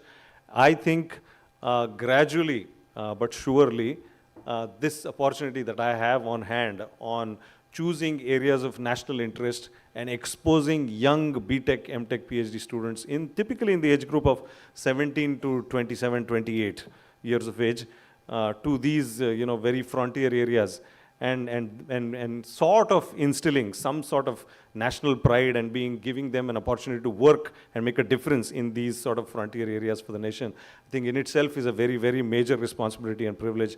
And I feel very, very overwhelmed and grateful for that opportunity.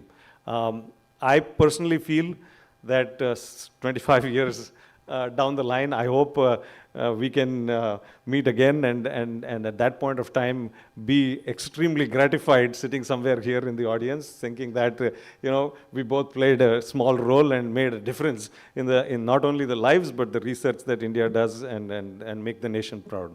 So thank you very much for the opportunity.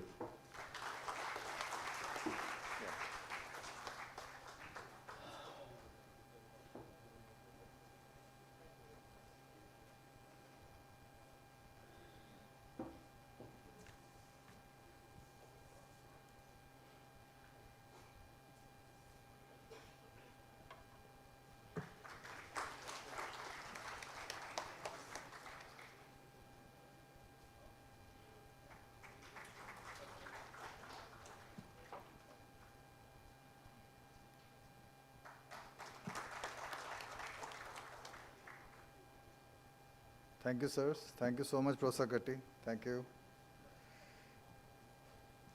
Next on the list I have is Director BITS Goa, Professor Suman Kundu. A couple of lines before I call him. I was so happy to understand that he did his PhD from BHU in molecular biology from Institute of Medical Sciences. He's professor of biochemistry from University of Delhi, and currently, of course, the director and senior professor of Department of Biological Sciences, BITS. BITS and NCPOR have some very strong relationship since its founding days. And just to remind again, while we were chatting, that we had Professor T.C. Goel, the first director of BITS, who used to keep coming here, and Pandeyji had a very intimate relationship with Professor T.C. Goel. So, he left us early, and you remind me of those early days where he used to come. So please join your hands to welcome Professor Suman Kundu for his address.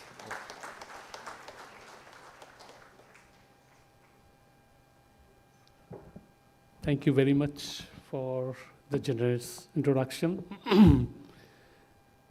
I'd have to say a very good afternoon. I missed saying good morning by 4 minutes or so. Dignitaries on this stage, our chief guest for today, Dr. Shailesh Nairji, Dr. Arvind Gupta, Dr. M. Ravichandran, and of course, my compatriot, the director of NCPOR, Dr. Tamban Meloth. I have met Dr. Pandeyji before, and he was on our campus as well. And as rightly mentioned, The association with Professor Tracy Goel, the founding director of WITS-Goa, has been very strong. Let me take this opportunity to congratulate you on completing a quarter of a century, 25 years. We are looking ahead of time. And compliments to all the scientists at NCPOR, the research scholars, and everyone else, the Ministry of Art Sciences, for achieving this landmark. And I can relate very well with this because we are close. We are 21 years old, and we are planning to celebrate 25th very soon. I have been here for 3 years, a little more than Professor Katti. And as I hear today all the achievements and all the glories that NCPOR brought to this nation, I kind of repent as to why I did not have more interactions with Professor Meloth to see that how we can collaborate and take research and innovation forward. Hopefully we get an opportunity to do that in the coming days. And especially because we have been, WITS-Goa, BITS Pilani has been a very strong teaching institute, but in the last decade or so, research and innovation has been a strong point with us. And we are strong, for example, in underwater acoustics research. We created the first soundscape in the ocean of Goa from BITS Pilani. And there are various other ways that we can contribute to ocean-based research. And we would like to work together with NCPOR in the coming days, renew the relationships that we had when Professor Goel was here. And going by the higher educational institutes in Goa, I must say, the Goa has this image of tourism. We are a higher education hub in the state now. You name any discipline and we are here. You have already heard IIT, NIT, Goa University, Goa Institute of Management, pharmacy, forensic sciences, law, you name it, and we have it all. But I realize that NCPOR holds the pole position, in Goa, being, of course, relating it to polar sciences and the Himalayas and the Southern Ocean, but it does contribute so much. We are really proud to be associated and proud that I am felicitated here and an opportunity to say a few words here. Dr. Tamban and Dr. Ravichandran has mentioned that the institute is small, but I believe it's beautiful. Small is beautiful. You consider this to a door is large, the lock hole or the keyhole is small, the key is much smaller. But that key plays the most significant role in terms of door, the entry, and so I think NCPOR plays such a significant role in the nation. It's small, but it punches way above the weight, and it achieves so much for the country and for the nation. And Dr. Arvind Gupta has rightly pointed out how we can play a role in geopolitics as well. So it's fantastic that it's doing so, and it makes us proud that we are associated with NCPOR. Ocean plays a very important role, and we know that life has emerged in oceans. All the oxygen was produced in ocean, the biodiversity, the economic importance, on and on, NCPOR, plays that important role. And has already been touched upon, the Atomic Research Commission, the Space Commission has done extremely well, and I hope, and they have become popular, as has been said well, and a wonderful narrative has been created. It's time that the Earth Commission also does so, and NCPOR can play a big role in that, gaining more popularity, creating narrative.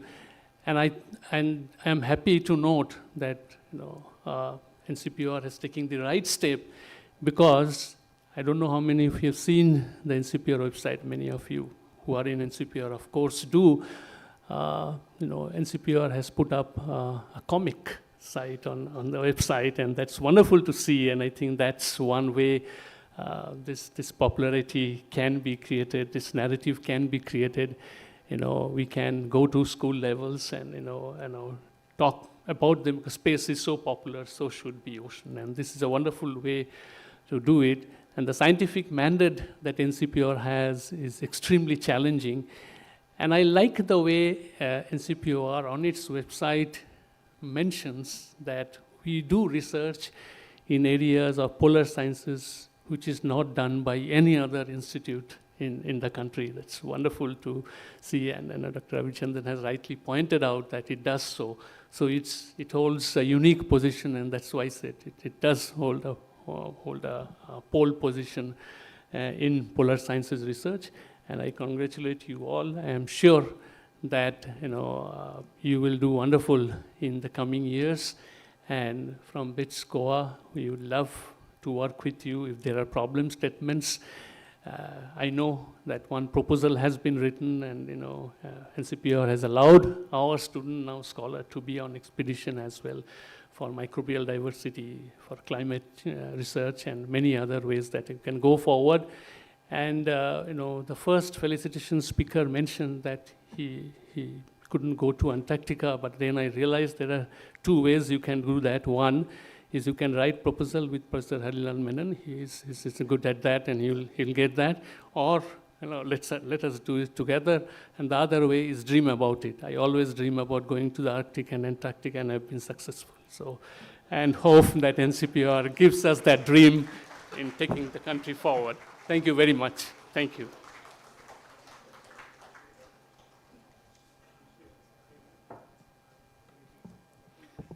Thank you, Professor Suman Kundu, for fantastic words. Quick.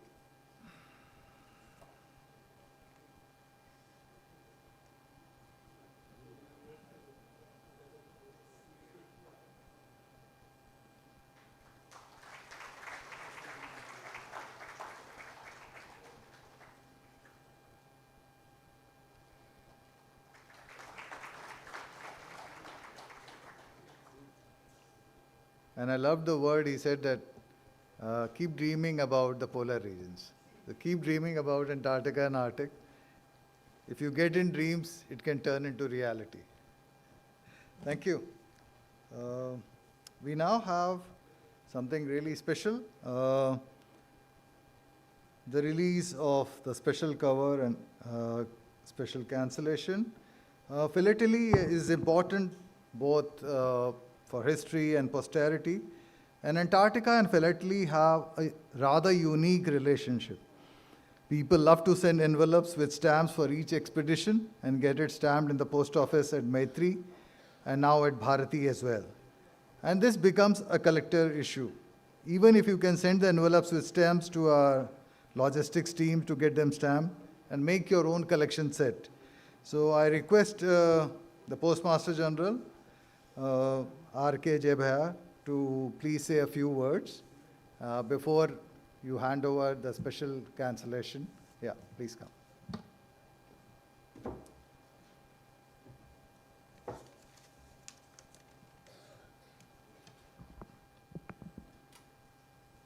Respected chief guests of today's function, Padma Shri Dr. Shailesh Nayak, all the dignitaries present for the function, and the scientists community in the audience. Today, we are going to release a special cover in order to commemorate the National Center for Polar and Ocean Research on its 25th Foundation Day. I extend my heartfelt congratulations to Dr. Thamban Meloth, Director NCPOR Goa, and his entire team on this momentous occasion. It is indeed a moment of great pride and honor to stand before all of you today as we commemorate this significant milestone in the journey of NCPOR. The release of a special cover and a special cancellation is an acknowledgement of remarkable contribution given by this institute, as well as a tribute to the spirit of scientific inquiry, exploration, and environmental stewardship that it embodies. NCPOR was dedicated to the nation on April 5th, 2000, under the aegis of the Ministry of Earth Sciences, and it has been at the forefront of India's polar and oceanic research endeavors. The center has played a pivotal role and set up research stations like Maitri, Bharati, Himadri, and Himansh. This special cover and special cancellation, which we are going to unveil today, will be a collectible item, and many of the philatelists showcase these special covers in district level, state level, national and international exhibitions, and take the knowledge about the institution and its contribution at these levels. Our former Postmaster General Vinod sir has given few ideas for special covers. I am sure my team here, Mr. Patil, Director, and other colleagues will take this forward. The institution has given multiple contributions, and each of these contributions definitely deserves a special cover. My team could coordinate with NCPOR and take these contributions, like the stations that are there. This can also be a topic of special cover. So we could release a multiple number of special covers during these celebrations. I would request both the teams to coordinate on this. I extend my heartfelt gratitude to all the scientists, researchers, and NCPOR staff whose efforts have brought all of us to this remarkable juncture. And I wish best wishes to all of the community of NCPOR to continue to inspire, innovate, and lead the way in polar and ocean research for many, many more years to come. Thank you.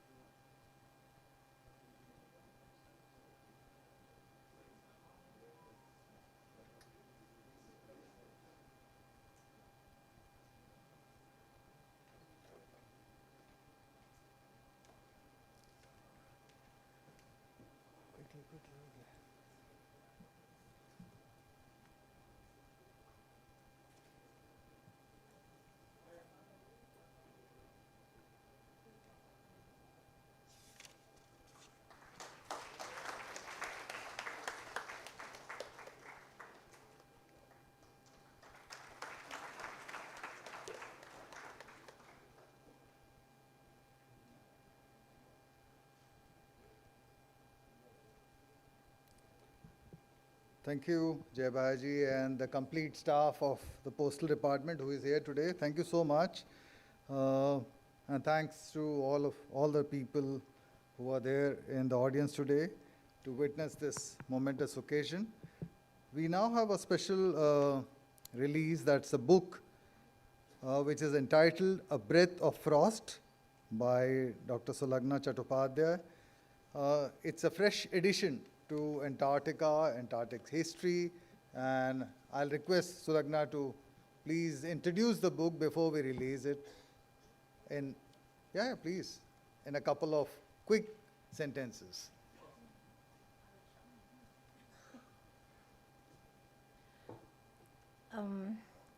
So this is like a historic moment because it's a book on history, and this is historic, it's 25 years, so released on a very historic date. So I think this is a very befitting platform. So I'd like to, of course, thank all of the dignitaries on the dais for releasing this today. So thank you, Dr. Sailesh Naik, Dr. Arvind Gupta, Dr. Ravichandran, and Dr. Thamban for releasing the book, A Breath of Frost. So this journey began because Ravichandran Saab believed in us. He thought we could make a book which would span 4 decades. So, you know, it's not easy because we organized it thematically. And Dr. Thamban actually, when we finished it, he read through every word of this book. And I mean, we were delighted that he could find the time to do this. Now, without Dr. Rasik Ravindra, this book would not have been possible. Everything that came, that is here, it's like, you know, the people we've talked to, and we have about 120 people whom we've spoken with, and we've taken their views. And so every theme is interspersed with anecdotes. So it's a very interesting read with a history in the background. So it will not tire you when you read through the whole book.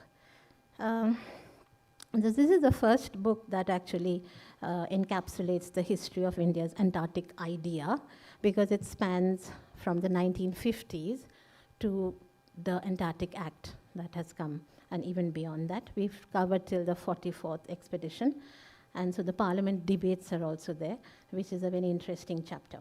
And I am so happy that Dr. Sailesh Naik and Dr. P.C. Pandey, they have mentored me, they have brought me into this dream that we are all talking about, the dream of Antarctic. And that's why I've been able to perhaps make this comprehensive outlook from an observer's point of view, because I'm not on the inside. So it's a perspective which is more, I would say, more a-biased in a way. So what I feel after this is like, you know, the Arctic is very conflicted, and it's also mixed up, and everything is going on with lots of countries.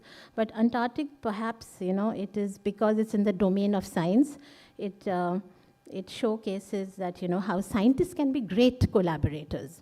And you should see that we have chapters on collaborations and how they can be peacekeepers. And this, backed by geopolitical research, I think, like what Ravichandran Saab just said, that, you know, senior scientists should kind of project the visionary pivot that science plays, celebrating Antarctic exceptionalism.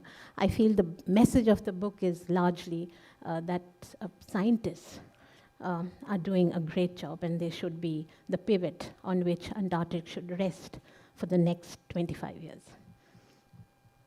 So it's got good anecdotes. I hope you'll all get a copy. I'm sure we are going to give them a lot of copies, so I'm hoping that everyone gets to read it. Thank you. I'll request Rasik Saab also to please come on the dais, please. Can you please come quickly? Rasik Saab. Yeah.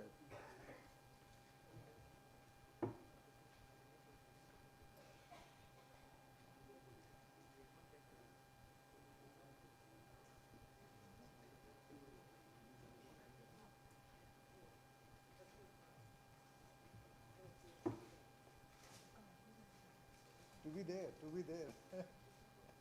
Only 5 hours.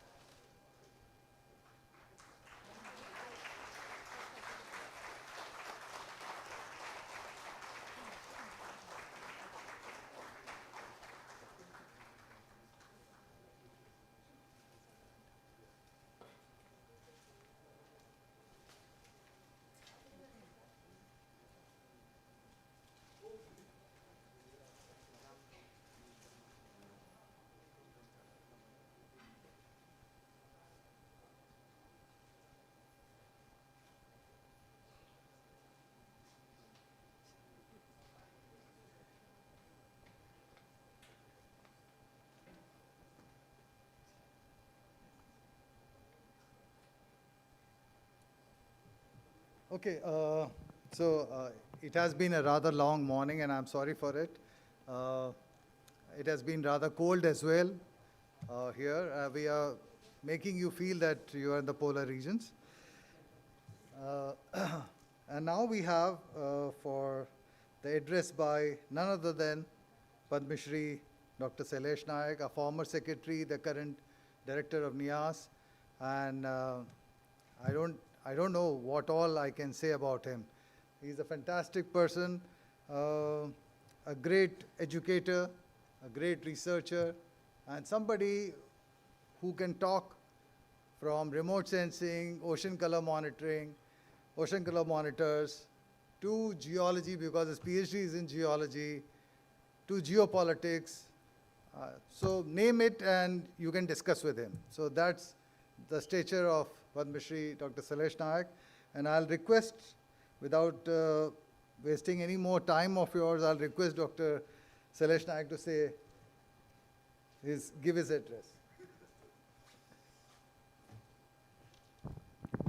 Thank you, Rahul, very much. And first of all, my greetings to all of you on the 25th Foundation Day. We are very fortunate to have Arvindji, and he gave a fantastic talk on the geopolitics and the strategy which we should have. Dr. Ravichandran outlined the entire vision. And of course, the many senior colleagues gave their ideas. So I don't have much to say for me. But fortunately, I had also 25 years of association with NCPOR.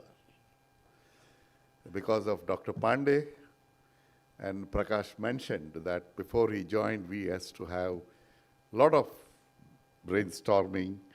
And since Dr. Muthunagam was also from ISRO, we were having a very close interaction, and many programs we were running with the, at that time, Department of Ocean Development. Actually started with Professor Gaur.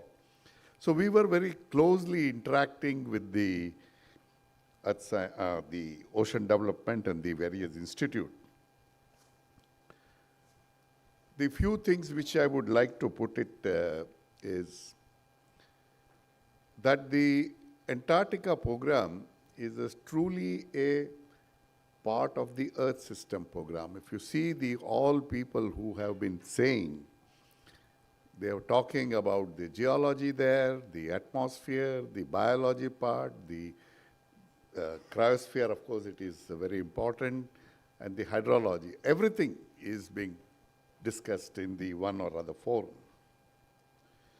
And same thing is now being done in the Arctic, and the same thing is being done in the Himalaya as well.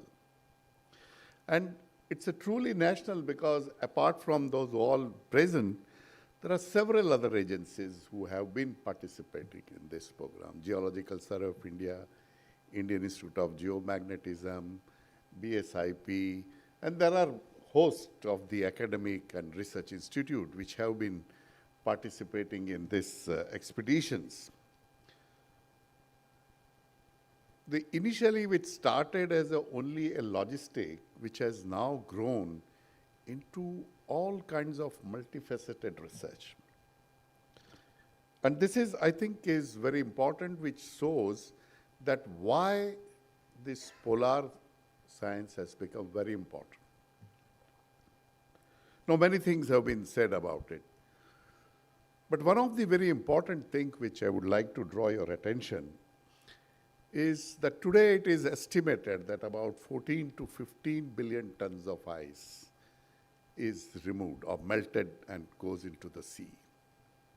Even on Tibetan Plateau, it is about 4 billion tons. Now, when such a mass moves from land to sea, what happens? One of the things which happens is, it is expected now that next 3 years, the angular velocity of Earth will reduce by 1 second. All the clocks, and we may have to have a leap second, probably like leap year. This is one part which would have tremendous implications on all aspects of our life. It looks very 1 second, but Prakash knows. Apart from this, when you remove the mass, there is a call isostasy, and that can change many things. You can have the neotectonic activity in many parts. In Himalaya also, we have been seeing that we are unable to explain certain level of fractures, like what happened in Rishiganga, that kind of fractures normally not seen by only plate movement. So there are new areas are coming up just because of this removal of the ice. At the same time, the other thing is also happening is the drastic removal of groundwater, both from northwest India and northwest US, which also contributes to ultimately the sea level rise. So sea level rise not necessarily only because of this. So all these aspects are now very critical for us to understand, and then it would lead to newer research, newer ideas, and also we will be able to explain some of those things which we are not able to explain today. The second important thing is it has become very important now that the scientific deep drilling has become a very major subject, both in ocean and both in land and also in ice. And I think it was mentioned that we need a technology. And I think currently we do not have that technology with us. And I think since Balaji is here, IIT director is here, BITS director is here, I think we need to build those technologies to drill, because now to understand the paleoclimate, we will need this kind of a understanding. And today, we are not able to drill on the glaciers. Dr. Ravichandran mentioned that we need thickness. Of course, there are other methods, but whether we can drill in our glaciers, the Arctic area, and Dr. Prakash mentioned that they have a station, satellite receiving station in Antarctica. They get about 9 to 10 orbits every day. But still the 4 orbits are missed. And that we need a station in the Arctic. And I personally feel that either Norway or probably Greenland is an area where, or Russia, we can have this station. So Greenland, Dr. Arvind ji mentioned very clearly many things about it. But I think as I understand, the Greenland has recently election and the new government has taken over. And the major issue there is they are dependent mostly on fisheries. And they are looking for mining and tourism as the new avenues. I think this is an area I think we have to go there as a science and also get some lease for mining, because the rare earth, one of the largest deposits, is in Greenland. The second important thing a third important thing is about the Himalaya. I think the NCPOR must give a credit to set up the first station, which is very, very critical. And some of those things which is now coming to our light, that in the accumulation where the glaciers start is warmer than the snout. Now these have tremendous implications on the accumulation. And normally we believe that as height goes up, it becomes cooler, but here is something differently. So there may be certain issues about melting, and which may be quite different, and I don't know the answer, but I'm sure that Thamban, with his expertise in this area, they will be able to provide an answer. We also need stations. Now, if you see the Himalaya as a whole, there are 4 different areas. The westmost, where it depends on mostly on the western disturbances. the central Himalayas, which has more monsoon, but less the winter season and the monsoon seasons are quite different. If you go to east, which I understand they are going to set up in Arunachal, where the monsoon season and the winter season is same. Now, this would have a lot of implications on how the glaciers behave. And that is, I think, we have not understood fully well. You will be reading many that once glaciers will go, we won't have a water. But most of the water which comes into the river is from the snow melt, not from the glacier melt. And in Brahmaputra and in Ganges, it is less than 10%. Only in Indus, it is quite large. So we have to understand the variability of the snow and glacier in different basins. And that is why we need permanent stations. And I think it's a really good beginning which they have done. The other issue which started with the scientific drilling is technology. But there are several issues which we do not have an answer today. The one is the Andaman subduction zone. I understand Dhananjay had some few of meetings. That is an area which is very critical for us to understand because of the earthquakes and the tsunami, and there is a volcano also in Barren Island. We don't have any clear understanding about this region. I think that the scientific drilling as a topic from the Earth System Science Organization is very critical. They're trying to unravel something in Koina, the first time the 3 kilometer. So the scientific drilling to understand the past is going to be a major area, and we need to have the indigenous capability to do. We have done up to 3 kilometers with the indigenous capability, but we need to go 7, 8, 9, 10 kilometers, and that is what I think we need to build. The other important thing which they have been doing is about the hydrothermal vents. And it's very important, and they have now great success in locating some of the vents and many good areas. But I tempted to tell because of your presence, and since you are a molecular biologist, you know that the life originated in hydrothermal. While doing the regular work, I think we need to, also very important. Also very important. Dr. Arvindji mentioned about the strategy which we should have, and I fully endorse the views.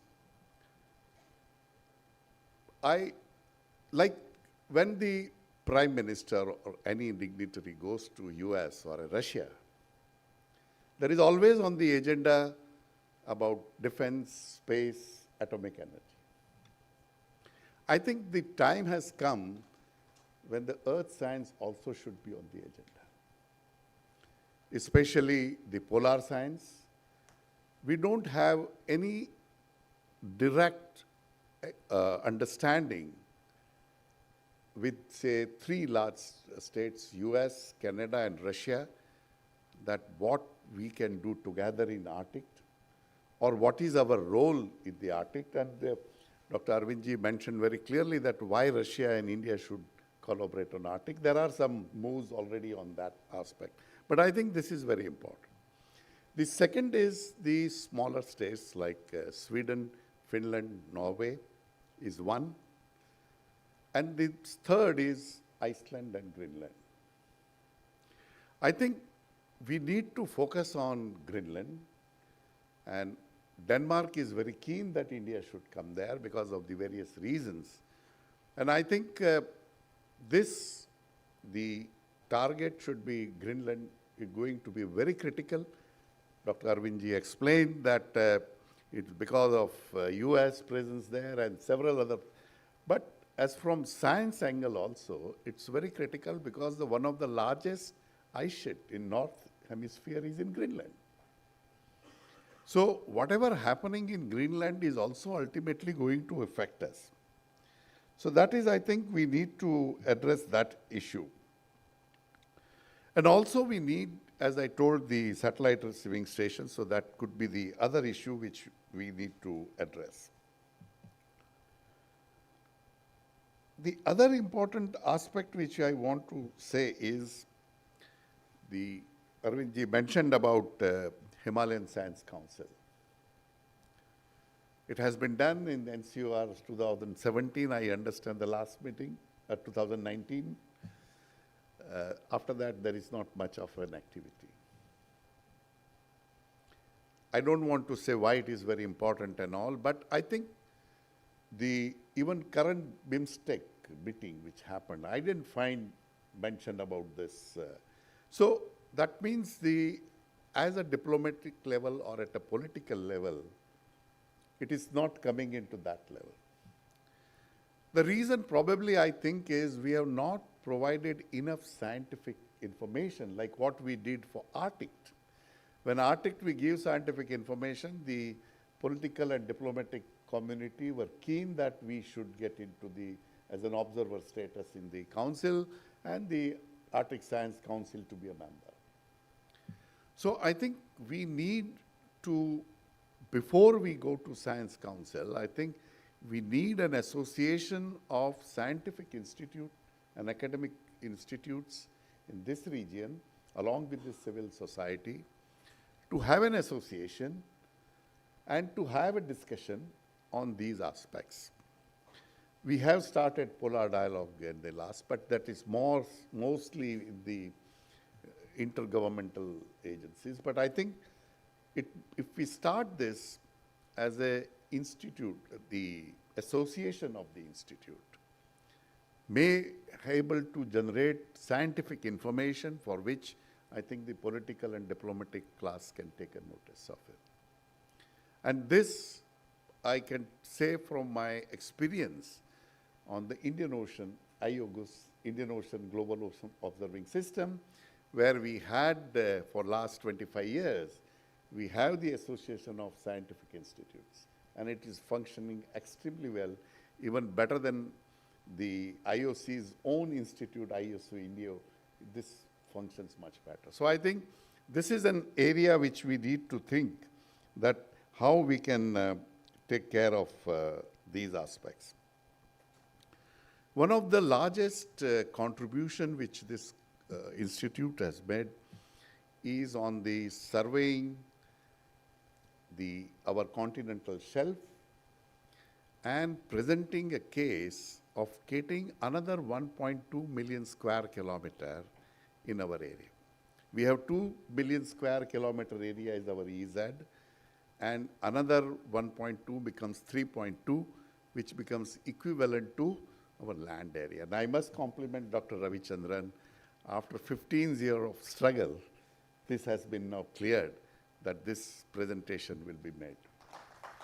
So it's really major contribution of this institute.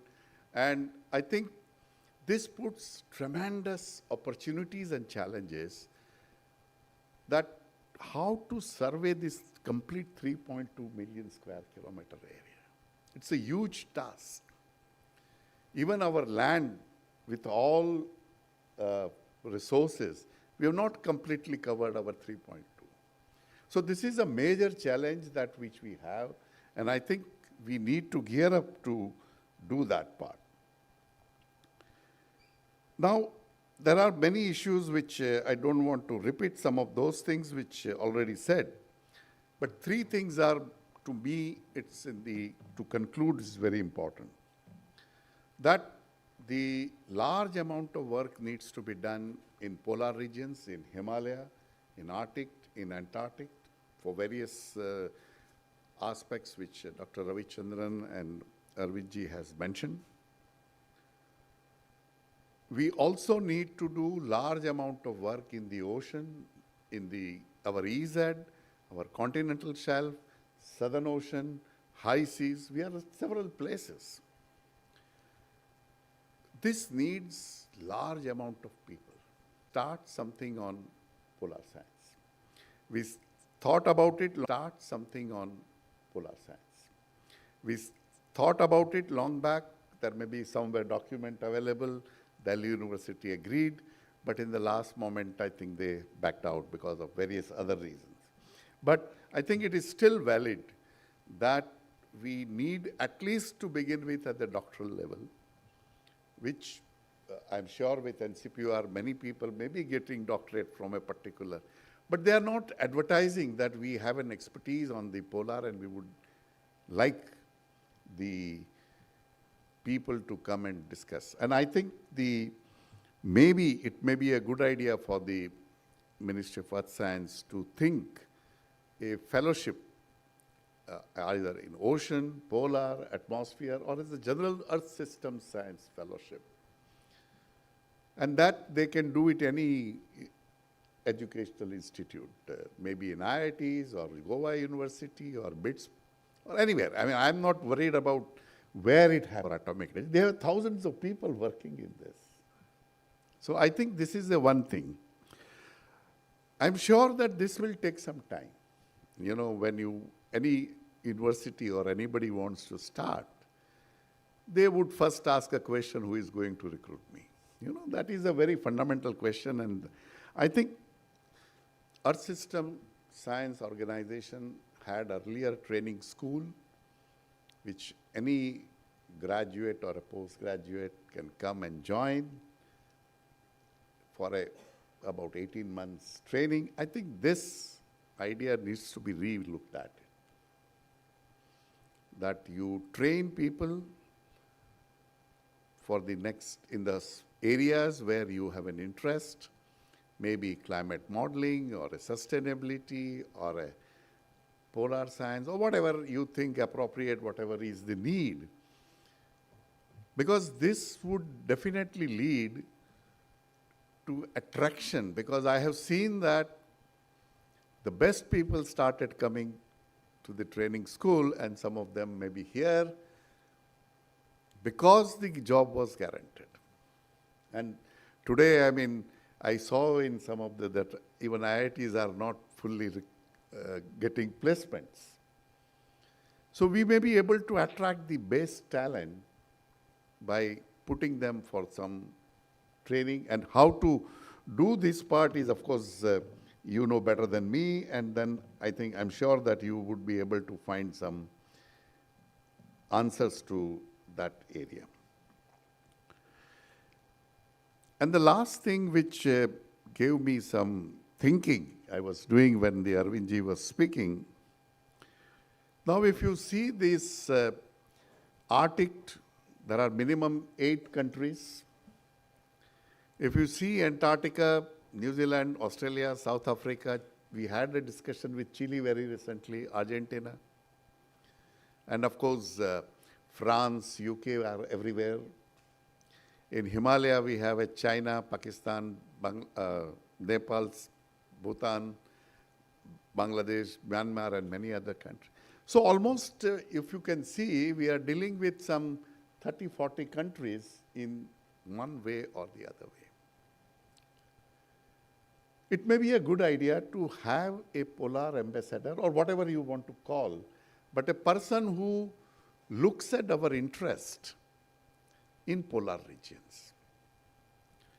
That means that he or she, I mean, I don't want anybody, can be continuously see that how that particular country we can advance our interests as far as polar things are concerned.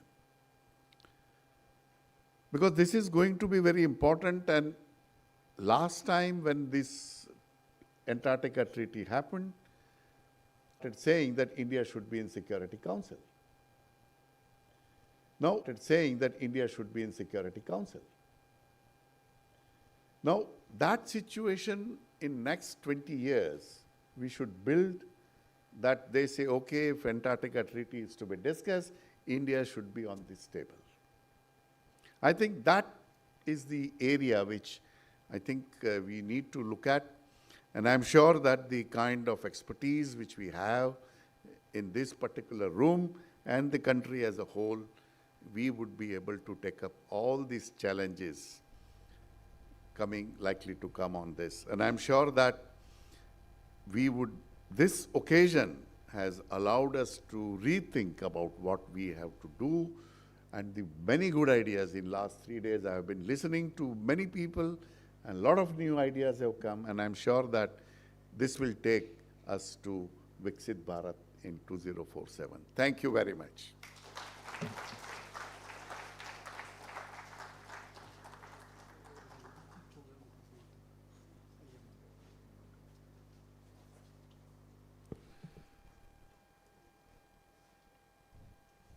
Thank you, sir. Thank you so much for your words of wisdom and future outlook. So many things in a capsule form you have given, but digestion is different sometimes. It's not easy. So, but we'll surely look after the points that you have raised over 3 days as well, and we hope to churn it out with under your guidance as well. So thank you so much, and I'll request Director NCPOR to please felicitate our guest on the days. Yeah.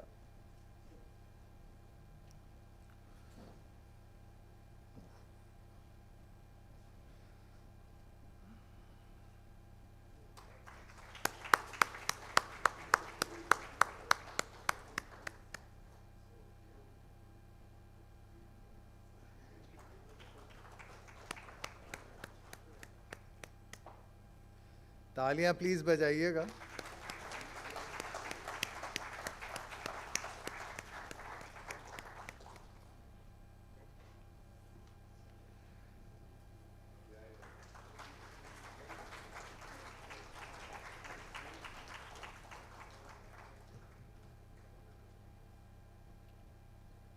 Thank you, sir. I'll request Dr. Thamban to please felicitate Dr. Arvind Gupta as well.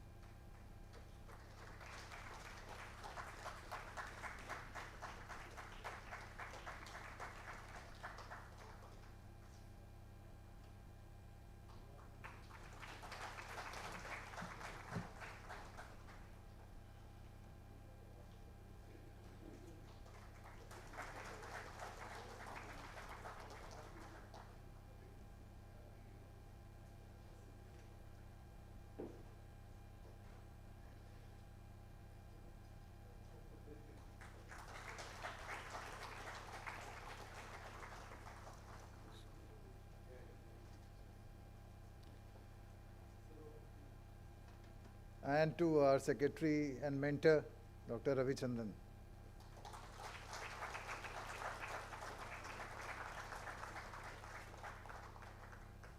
A big round of applause, please.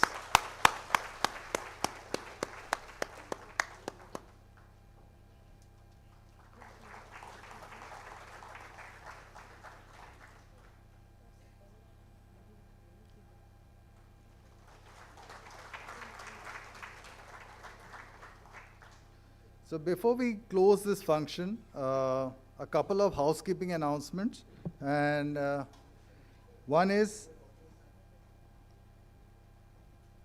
we'll have a photograph of the complete people that are here, where we go from Prithvi Bhavan to Polar Bhavan.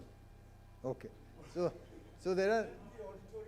Okay, Prithvi Auditorium to Pola Bhavan. So these are new names, so for me it will take some time because, anyway. So, and you will see the difference. From Prithvi Auditorium to Pola Bhavan, there will be a temperature gradient as well. Okay, so, and after the group photograph, we'll request the secretary to please visit the special science exhibition. And probably that was because of your insistence that is being done. So you should have a look. And now I'll request everyone to please stand up for, okay, one group photograph, one group photograph.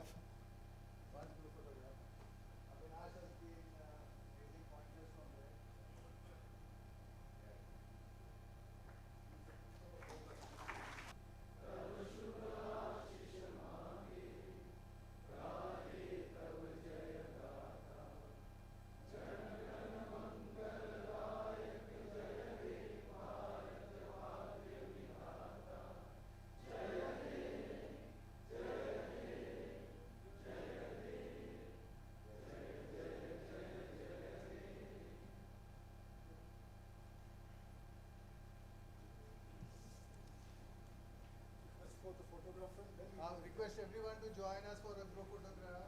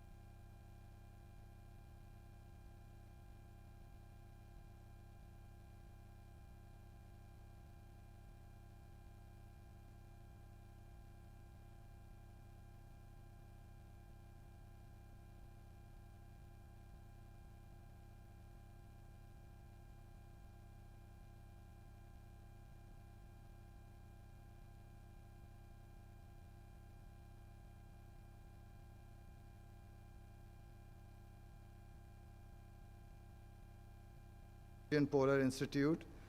So I'll introduce the speaker and I'll request Kenny to please come on the dais, please. And a big round of applause.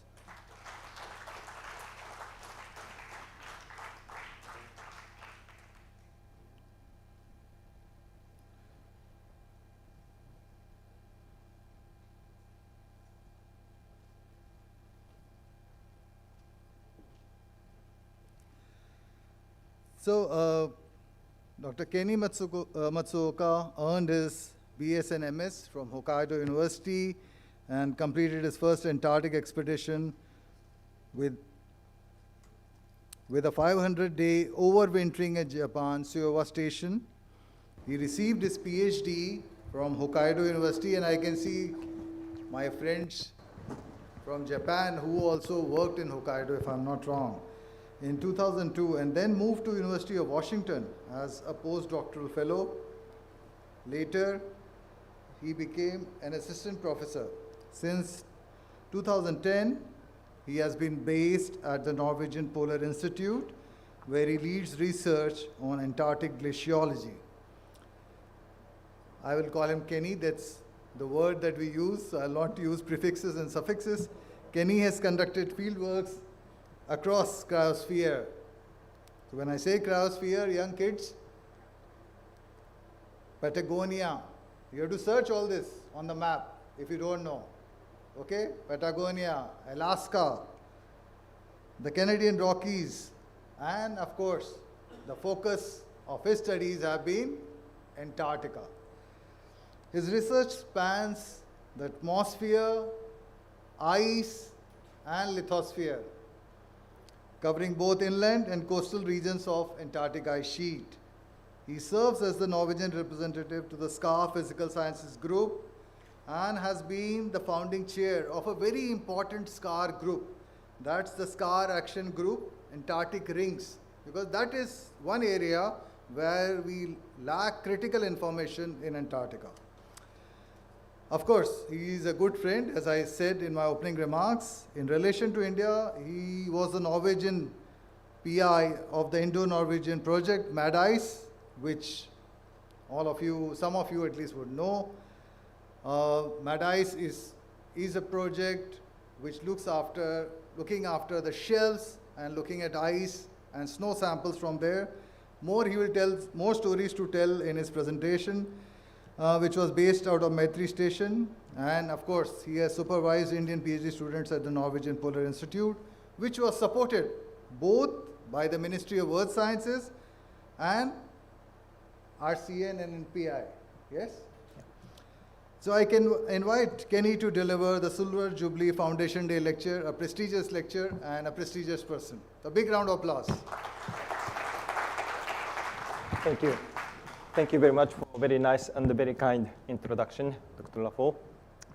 Good afternoon, Secretary Ravichandran, Director Thamban, distinguished guests, ladies and gentlemen, and boys and girls.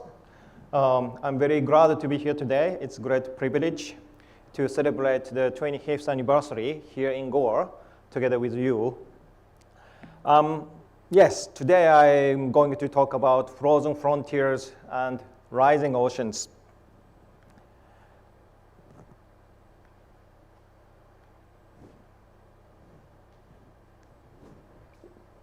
Yes.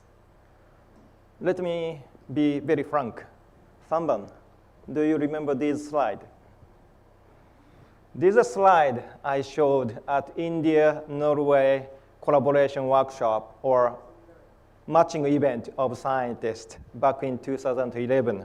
That was my first time to visit Goa. At that time, Dr. Ravindra, you were the director, and Dr. Rajan, you were there as well. And I showed the left slide first. And I addressed myself as the best Antarctic glaciologist living in the Arctic. And I still remember your face. You were confused. Who is this? So I followed my statement by myself, saying that I'm the only one Antarctic glaciologist at the Norwegian Polar Institute, and the NPI is the only one polar institute above the Arctic Circle. So logically speaking, I'm the only one, I'm the best one. I think this joke really helps me to get myself into their mind, and they really helped us to generate beautiful project Mother Ice that I'm going to talk a little bit. In this meeting, there are government officials of the Ministry of Earth Sciences and also Royal Norwegian Embassy in Delhi. And I showed this slide, right one, that was my next slide, second slide. And I simply say that we need to work together because we are neighbors. You can see Indian flag there, that shows location of my tourist station. And also you see Norwegian flag, that is Norwegian troll station. They're separated by 350 kilometers, but that is just 1 hour by the propeller airplanes. With the Antarctica standard, it's just close nearby. And indeed, we are neighbors. Of course, India-Norway collaboration relationship has a long, long history and very solid foundation when I was fortunate to jump in this scheme. But that was my day one. And since then, I really enjoyed this fruitful and enjoyable collaboration. So I'd like to thank about it and congratulate for the NCPOR. Okay, I was asked to talk about climate change. So I just found this one more or less randomly on the internet. Let me start with this. I'm originally from Japanese. I do not know how to say this in English or Hindi, but in Japanese there is one very funny thing. If you put a frog into the hot water, frog jumped out immediately, and that frog survives, right? But if we put a frog into the cold water and gradually heat it up, they do not realize that danger is coming, and then eventually they're dead. This is a great analog of global climate change.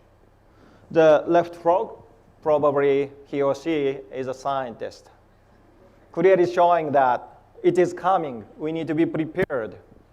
But the majority of the people says, come on, yeah, no problem. Last summer is warmer than this summer, even yesterday is warmer than today. What's the point? But that is current understanding of global change, unfortunately.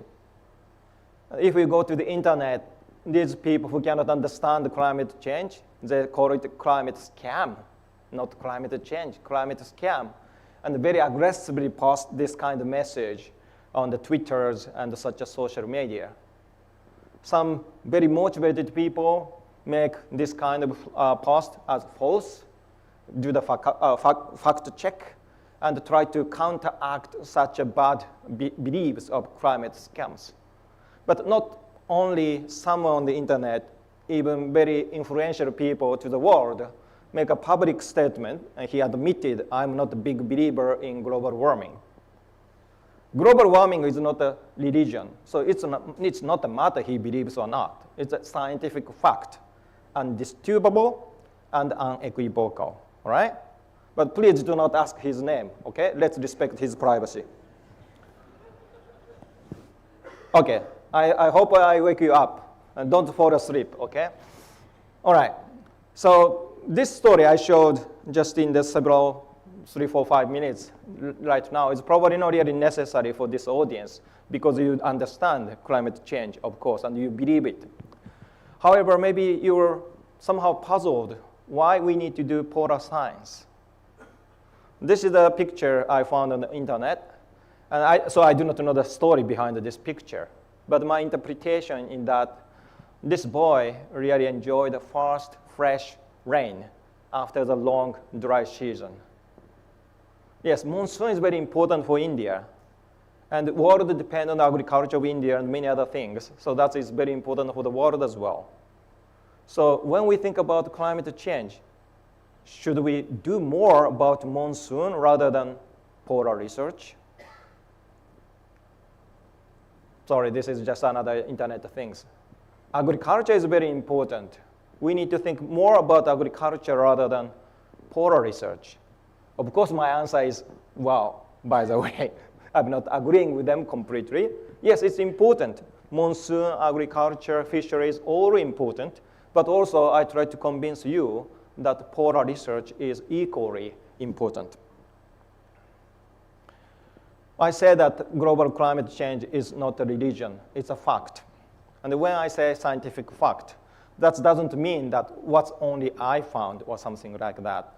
The Intergovernmental Panel of Climate Change released sixth most recent assessment report back in 2021. There is a huge document. It's literally this size of the document. And then probably the fact mentioned in this report is the best knowledge about climate change. So let me refer one table in that assessment report. That is actually table 9.8. I do not read this one, otherwise you would sleep. But then let me visualize it. So I just wanted to show this table because I take numbers from this table, okay? So you see how the global sea level would rise in the future by 2100, the end of this century. I'm sure I will be dying, right? Now some people, young people may survive, or our grandchildren, or children or grandchildren may survive, but the majority of us would be gone. But certainly someone we would know are surviving in 2100. So it's not a distant future. It's not a geological time scale. I'm talking about the time scale relevant to our life, okay? By 2100, the sea level may rise 43 centimeters if carbon dioxide emission stays low. That is probably unlikely case, unfortunately. And if carbon dioxide emission would go higher, or more likely business as usual, then we would see 77 centimeters of sea level change by 2100. Of course, there are many cases in between them. I'm just showing the two possible end members. And the pie chart here show that which component will contribute to this net sea level rise. The biggest player is actually ocean itself. To increase the sea level, we don't need to add fresh water. We just warm it up, okay? If you do not believe me, when you go home, just put the water to the pan, say 95% of the pan, and put the fire on, and stay what happens. The water volume would increase, sea level rise, not sea level, but the water level there rise, and the water goes out before it starts boiling. So that is the temperature dependence of the ocean. So that's the one factor to make the observed or net sea level change. And of course, fresh water comes from Greenland ice sheet, Antarctic ice sheet, glaciers, including Himalayas, and groundwaters. So they contribute together. So all of them is very important. And I'm just showing the best estimate, or scientifically speaking, ensemble mean. So there is a huge uncertainty, but first of all of them is very important. Does someone know the elevation of this institute above the sea level? Huh? Okay, so we are safe. Who cares? Of course, message is not right, okay?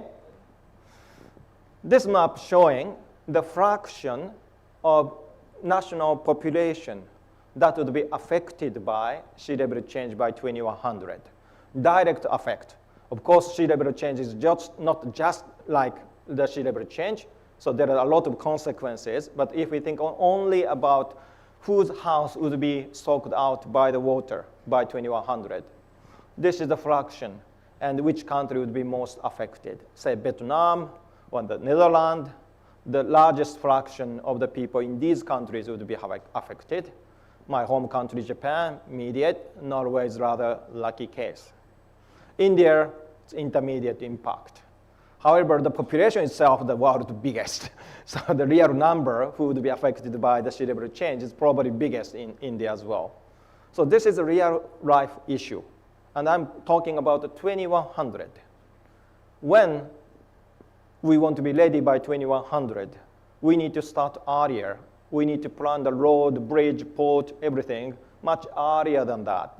So that means we do not really have a time.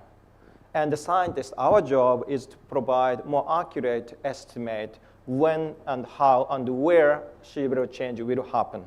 That is our job. you're seeing the slightly different pie chart.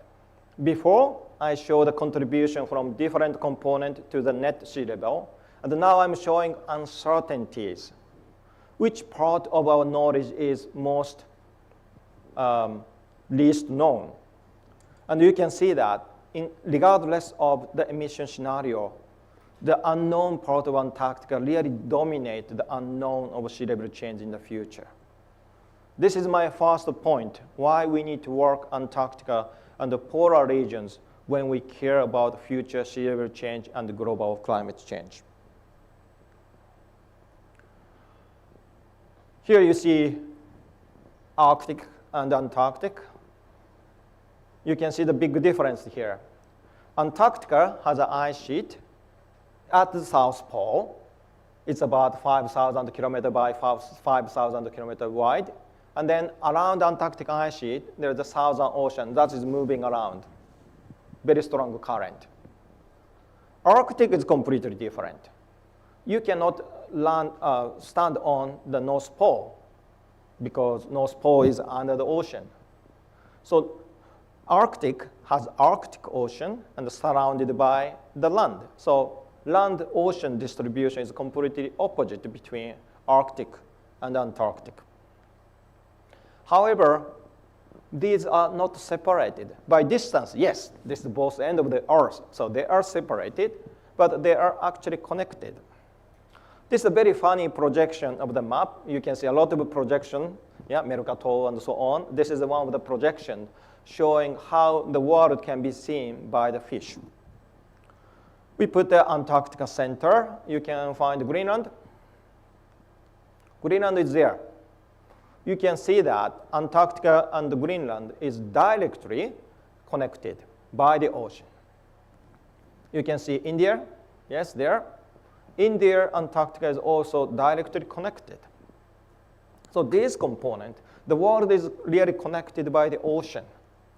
And any changes in one region would be propagated to the other, and they interact each other. So what I'm saying is that not only polar regions, but any component of the Earth system need to be learned much better. That is very important. So let me a little bit more focus on Antarctica, that I know best. So this figure actually showing the historical mass balance of the Antarctic ice sheet. Mass balance means that how much Antarctica gets snow, okay? Of course, snow comes to Antarctica every year, but then ice is also lost. So at the end, the balance, that's the point. So you see the 3 decades of mass balance of the Antarctic ice sheet each year. And the line, the birds above 0, here, that is the year when we gain the mass in Antarctica. So you can see most of the year we lost the ice from the Antarctic ice sheet. So if we see the accumulation over 3 decades, we certainly lost a lot of ice from the Antarctic ice sheet. How to measure this? This is really the success of satellite technology in the last several decades. And I named just a few satellites launched by NASA or European Space Agency, for example, that is frequently used to monitor the Antarctic ice sheet. And the Indian people here should be very proud of their upcoming launch of NISA satellite. That is the collaboration between India and NASA, and that's more or less dedicated for polar research and polar monitoring. That would be our key tool in the coming years. The launch is actually scheduled this month now. Okay, all right, now we have a fancy tool, satellite. How to measure mass balance of the Antarctic ice sheet. If you are familiar with this topic, just read the slide, what I wrote, but if you're not familiar with it, let me explain in a different way. The one way to check a mass of Antarctica is simply checking the height, altimetry, okay? But it's probably very awkward. If I argue that, I measured my height every year, and say that my height doesn't change, so I'm not gaining my weight. Everyone will laugh, right? I'm gaining the weight, unfortunately. But in Antarctica, we know the relationship between weight and height. So by height measurement, we can somehow monitor mass balance of the Antarctic ice sheet. Another way is to measure the gravity, or simply put Antarctica on the weight scale. That is a more direct way. But unfortunately, we cannot put only Antarctic ice sheet onto the scale. There is, say, bedrock under that, and we cannot remove only the ice. So we put Antarctic region to the weighting scale, and then that is uncertainty. Yeah? We do not know how many crosses the Antarctica has, for example. But this is another way to measure the mass balance of the Antarctic ice sheet. However, let's only see the net balance, okay? Let me use finance as a good analog. The growth of your saving account at the bank depends both income and expenses, right? Even if you make a huge money, you spend quite a lot, then your bank account, saving account wouldn't increase, right? Like your loans. But the difference between income and expense is extremely important. That's the same for Antarctica. Say income for Antarctica is snowfall, how much snow is falling down to Antarctica, and expenses, say output, I will explain more later. But let's talk about mass input or snowfall, how to measure that. Actually, we can measure from the satellite, but this is not really accurate. More accurate way is actually modeling the surface mass balance. And maybe you heard that Antarctica is called white desert because really majority of Antarctic ice sheet is desert. Desert means that annual rain or annual snow is less than 25 centimeters. And 90% of Antarctic ice sheet is actually desert. So this kind of snowfall rate can be modeled by very fancy computers. And in the center, you can see the difference between these model results. The dark blue is showing 100% difference. Let me show another example. This is a surface mass balance at the grounding line from Norwegian station near Finbo ice shelf, go towards Maitori station, Japanese station, and the Bahati station, that's near the Amiri ice shelf. The dark blue is showing surface mass balance, ensemble mean, and light blue is showing standard deviations. You can see huge uncertainty. So model is not really reliable, but that is best possible way to measure mass input to the Antarctic ice sheet. Actually, we need to validate the model. We can calculate. So there's a funny story. When I was a college student, I made ice flow model, and I feel that model is done. I switch start. I went home Monday morning. I came back to the school, and I saw that calculation is done. But I found that Antarctic ice sheet is as thick as the distance to the moon. So model can be wrong. Well, usually always wrong, to be honest. So we need to validate the model. Okay? So this is one of the example how we validate the model by observation. We can put ice penetrating radar. Radar is a powerful cell phone. And the cell phone wave, radio wave can penetrate into snow and reflect back from the layers. You can see these layers. This is isochrons, or the layer showing which that snow was deposited there. So we can count year by year to get how much snow is actually accumulated there. And in that way, we know historical snowfall, and that can be used to validate the model. Now, unfortunately, we know that models are not accurate. So this is one result from the Mud Ice project between India and Norway. And above is showing how snowfall change over the Nibrisen ice shelf, over 160 kilometers. Depending on the period, year by year, snowfall can be different, but you see the general trend stays the same. The lower panel showing modeled surface mass balance. Well, maybe you see that is similar enough, but the fraction of the spatial pattern stays the same, but magnitude is completely different.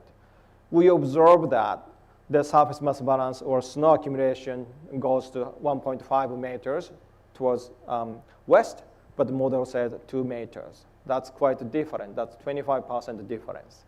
So that is uncertainty we have, and it's not particularly about the region. This is rather a good case. The model is okay here. So we really need to understand surface mass balance very well. Okay, I explained mass input, that is the snowfall. So let me discuss the mass output next. Maybe when I say mass output or mass loss from Antarctic ice sheet, maybe you're just simply thinking, oh, melting, snow is melting. Yes, that can happen in Antarctica, and it's really heavily happening in Greenland. Actually, about half of the mass loss from Greenland happens as surface melt. And this is actually on the ice sheet. People can kayak. So that's a huge melting. In Antarctica, melting happens, as you know well, near the Maitori station, but still, it is not so significant. I just want to mention that somehow opposite fact. This picture is actually taken in Antarctica. This is a beautiful picture, I like it, and the Won-San Lee, the person who took this picture, is my friend. But this picture is very bad for the internet. You can find this picture very easily in the internet. And people feel that, oh, there is a lot of melting in Antarctica. No, it's not true. Yes, it's melting happens here at the Nansen ice shelf in the Ross Embayment, but it is rare, very, very rare case. Usually, the surface melt is negligible. So how Antarctic ice sheet lose the mass? That is by ice flow. So this cartoon showing that ice flows from left to right, and the right part is called ice shelf. That is the floating ice. Because Southern Ocean is not so warm like ocean in the Goa, so the ice here wouldn't melt immediately. They stay there for 100 years. But what's we concern is how much ice actually flow through this point called grounding line. This is the point where grounded ice get afloat. Okay? The floating ice actually already contributed to increase the sea level. So the ice flux going through the grounding line is very important to think about mass balance. So the right one showing such an ice discharge estimate by the Alex Gardner back in 2018. Maybe you feel, oh, this is an old estimate. But frankly speaking, I feel this is the best estimate so far. You can see that region to region, the ice discharge magnitude is different. For example, one area, including the Totten Glacier, has 223 gigaton per year. That's the huge discharge. Yeah? And the right one, I'm showing the comparison between this Gardner estimate and Eric Ligneau's estimate. The stronger color showing the large discrepancy between these two estimates. Okay? I'm showing two more. The left and right, both are showing the comparison between these studies by the different author group or different period. The same way, the darker color shows larger discrepancies. You can clearly see that the darkness of the color patterns is completely different between these two or the light one. So in other words, whichever we choose, we can tune up our conclusions. So it's not really science. It should be better than that. By the way, this analysis is done by a part of the Antarctic Rings effort. And then the Aniruddha Mahar Gabkona, he was a PhD student of Norwegian Polar Institute with the support from Ministry of Earth Sciences and NCPOR. And he actually defended himself, defended his thesis the Monday this week. So now he is heading back to NCPOR, and I think he will start next week. So please welcome him. Okay, so I mentioned about archimetry, gravimetry, and another way, input-output method. That's counting input and output separately and see the difference between. And this is a comparison of these three methods for Antarctic ice sheet, AIS, West Antarctic ice sheet, East Antarctic ice sheet, and Antarctic Peninsula for 4 different regions. And I show, well, this figure shows just one bar for entire Antarctic ice sheet for input-output method. But behind it, there are several estimates. So this is already ensemble. And you can see that input-output method is actually quite far away from the other estimate. This is a problem. Because using, say, archimetry or gravimetry, we can see net mass balance. But we cannot see why it is happening. Okay? If I know that I'm gaining the weight, but it can be because I'm eating too much or I'm doing the exercise too little. We want to know why mass is changing. For that purpose, we really need to know input-output method to nail down the mechanism behind ice mass balance change. Well, I say that this is a huge uncertainty. They do not agree well with each other. But then if we do it correctly, they agree. That is the important point. That's another result from the Mud Ice project. We compare satellite method, not gravity, but archimetry method using the ICESat and the CryoSat-2 satellite. That is green and pink. And then the other colors showing our input-output method based on the field work. You can see very clear coincidence between, and even temporal changes is well agree each other. So if we do correctly, input-output method certainly works, but it requires a lot of data, and that is a big problem in Antarctica now.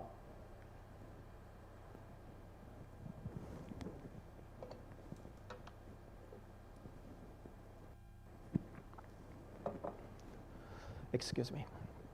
So the important thing is that the mass balance is a small difference between two big numbers, like your salary and expenses. Yeah? The monthly increase of your bank account is much smaller than your income, for sure. At least that's the case for me. So we really need to see these two numbers, big numbers, very accurately. Otherwise, we cannot estimate the difference very correctly. So how we really see ice loss mechanisms. Okay, I already explained the snowfall side. Input is explained. Now let's go to output. So surface melt is negligible, and I just mentioned that the ice flow is really a mechanism to lose the ice. But how we calculate ice discharge? Let me show only one equation in this talk. Ice discharge is a product of ice flow speed and ice thickness, right? And the ice thickness can be a difference between ice surface elevation and the bed surface elevation. This difference is ice thickness, right? So from the satellite, we can regularly monitor ice flow speed and ice surface elevation changes. And this is reasonably well known. Nowadays, we can have monthly product of them, so well known. However, bed surface elevation under the ice cannot be measured by the satellite. And that is a big issue. So for measurement of the ice thickness or measurement of bed elevation changes, we use airplane or simply snowmobiles. And it's not new. There is more than 5 decades of radioglaciology sending various sizes of the airplane from C-130, big Hawk, Navy or Air Force transportation airplane, to the small propeller twin water planes. There are long history of the measurement of the ice thickness. And here you can see how our knowledge about ice thickness is enriched in the last several decades. The left top, the orange one, or yellow one, showing where we know bed elevation by 2000. And the green one showing how that knowledge improved in the following 10 years, 2010s. And the purple showing how that information improved in 2020s. And right bottom one, blue, showing that the total knowledge as of 2023. But this is very confusing map. If I show map Antarctica 5,000 kilometer big into this size, we can easily fill the old data gaps. And you said, oh, Kenny, you don't need to work with it, done. Well, of course, it's not my main message. So we actually analyzed this data set to see where we have the data gap. And this pie chart around Antarctica showing such a data distribution. Let me take the data at 1 o'clock, because that includes both Maitri Station and the Norwegian Troll Station. Only 5% of the grounding line has measured bed elevation within 1 kilometer. So I wouldn't say it's adequate, but not so bad. But 61% of the grounding line has no measured bed elevation data within 5 kilometers, usually much more. So that means we do not know anything about better topography there. And actually, this East Doroni Modrand, and the next one, 2 o'clock, that is called Enderby Land. These are 2 biggest regional data gap. But even though we go to, say, 8 o'clock, that is a region including the Amundsen Bay. That is the hottest area of Antarctica. And particularly US and the UK make a huge joint effort to do the surveys there. But still, about half of the grounding line has no bed elevation data within 5 kilometers. To explain this point more clearly, I show this picture. That's a picture of Tromsø. And the hidden message is that NPI is not a bad place to work, so stay on and apply for our job. This is a picture taken from the top of the cable car station. That is actually 400 meters above the ocean. You can see the ocean and the island in the between, and then my institute, Norwegian Polar Institute, is just there. The horizontal distance from this cable car station to NPI building is just 2 kilometers. For this case, we need to go down 400 meters, go down the ocean, come up to the island. That's elevation change in 2 kilometers. You can see the mountains behind it. That is about 20 kilometers away. And that elevation goes more than 1,000. And you see the ocean, so the lowest elevation is certainly less than sea level. So more than 1,000 meter elevation change happened within 20 kilometers in Tromsø. And I'm not exaggerating the problem because Tromsø was covered by Scandinavian ice sheet until very recently, geologically speaking. It's only 20,000 years ago. Geologically speaking, that is just minutes ago. Back to this histogram, the left one showing how data distribution is in the total Antarctica. And you can see that this accumulation graph here, about 20% of the Antarctic ice sheet grounding line has no bed elevation data within 20 kilometers. So that means even if we use fancy ice flow models or satellite, we believe that this area you are seeing in the picture is completely flat. In other words, it's quite nonsense to calculate anything, right? The result would be certainly wrong, but that is what we are doing now. So I hope that I convinced you that bed elevation is not well known, and that affects to estimate ice output, ice discharge, and then it affects the estimate of current Antarctic ice mass balance changes. But this lack of knowledge about the bed topography also affects to predict the future. So ISMIP 6 is a part of the MIP series to have a lot of ice sheet models to predict the ice sheet changes to 2100. Very recently, do make an updated result to 2300, but the picture stayed basically the same. Here, the blue showing that where the grounding line would locate by 2100. You can see, for example, the Cyprus coast, Ross Sea, the grounding line may retreat by 100 kilometers. Amundsen Sea is also very extreme. Doroni Modrand, it's not that extreme, but it's actually certainly retreat to a certain degree. However, let me go back to the previous story, how much we know about the bed topography. These models is actually quite fancy. There's very high-level models. But if input bed topography data is wrong, the result would be certainly wrong for sure. The panel F is actually showing the region in the Queen Elizabeth Land near the Bahadi station. And you can see the green lines, the black lines there. That is the area we had bed topography, measured bed topography when this modeling is done many years ago. And then you can see the blue area here. All models showing that grounding line retreat there, but all models assume this area is flat because there is no data. So agreement between the models means nothing because all wrong, and they agree, so that's not good. Another region is the panel H.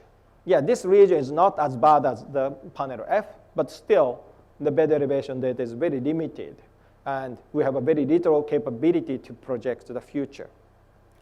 I have a good news. because the area in the F near the Bahati station, this area actually got a lot of attention by the program by Australia, China, and the United States. So now this area is well covered. So it's not so bad. But that was the situation, say, 5 years ago.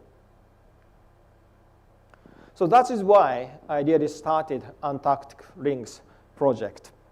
So Rings is not a short version of the long project name. That is the full name. And then this is plural Rings with S. Because we aim to go to send airplane with ice penetrating radar at least 3 times all around Antarctic ice sheet. Inland is also important, but we really focus to the grounding line and the coastal regions because that's the region, that region has the early changes first because this is a region where ice meet warm ocean water and warm air. So that is the point of the start of the change. So we focus on coastal regions, and we mainly use airborne geophysics. So one of the most important ring all around Antarctica is actually goes to the grounding line, where I emphasize at the location where we want to know ice discharge flux, because this is important to know the ice discharge today. But equally important ring is landward ring, say some kilometers or tens of kilometers inland of the current grounding line. In other words, that is the future grounding line position, and the bed topography there affect ice flow nowadays, of course. And the third ring is actually seaward ring. That is over the ice shelves. That is important because seabed topography under the ice shelf really regulate ocean flow. And then that's regulate ice-ocean interactions there. And this seaward ring can go over the ice shelf, over ice lines, or maybe over ice shelf. We do not put it at the accurate position, but this seaward ring is necessary somewhere over the continental shelf. And we are saying that only 3 rings is necessary. No, we are not saying that. At least we need 3. For example, seaward ring, we want to have several rings so that we can calculate the mass balance of the ice shelf, and we can document better the seabed topography. In such a way, rings requires tremendous effort, and that is a very major international collaboration involving both SCAR and the COMNAP. So why rings?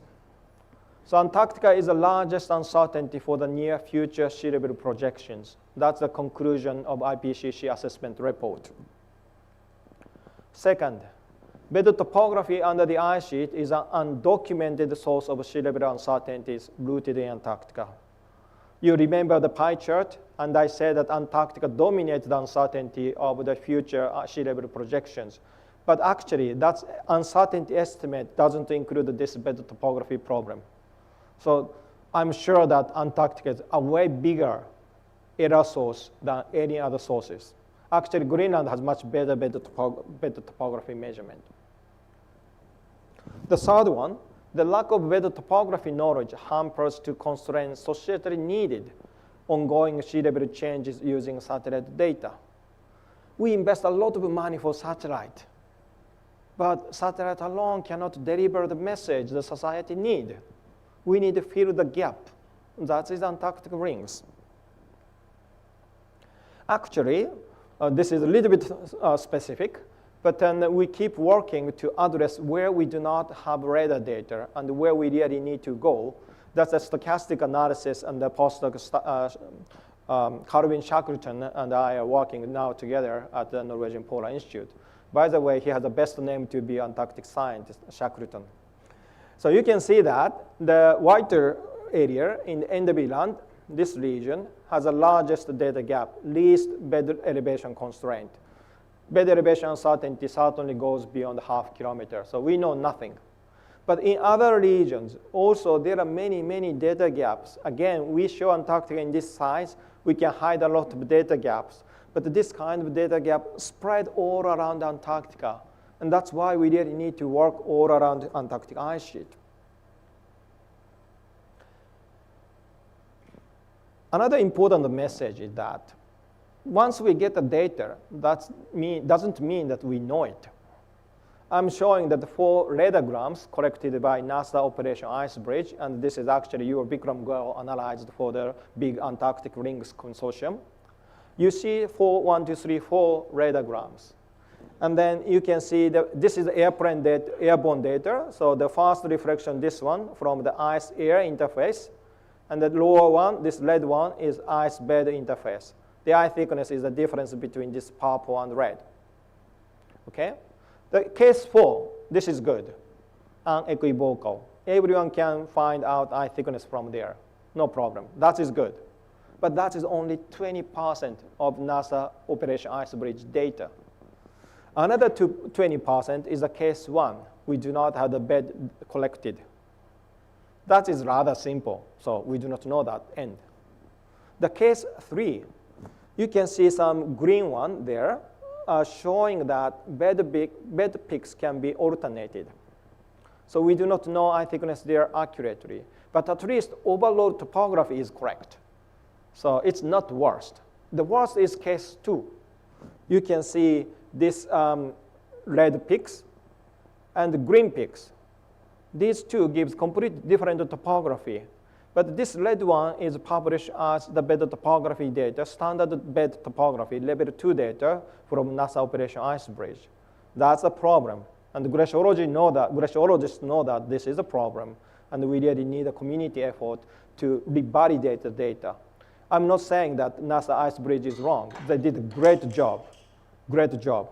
But we do not get the full benefit of that huge investment and the data. So how much measurement is necessary? That's a very important question. I do not explain the details, but let me simply summarize what we did recently. So some area of Antarctic ice has a very rich data, thanks to British Antarctic Survey. And this is outlet grounding line region of Recovery Glacier. That's the longest glacier, more than 1,000 kilometers, penetrating near to South Pole. And outlet, the grounding line location of this glacier was surveyed by British Antarctic Survey. They send a propeller airplane to water every 2.5 kilometers. So data is collected every 2.5 kilometers. That is regional densest radar data we have in Antarctica. So that is most left of the figure here. So you see the black lines, this is the flight lines, and the color shows bed elevation uncertainty. Okay? So this is what we know. But we just pretended.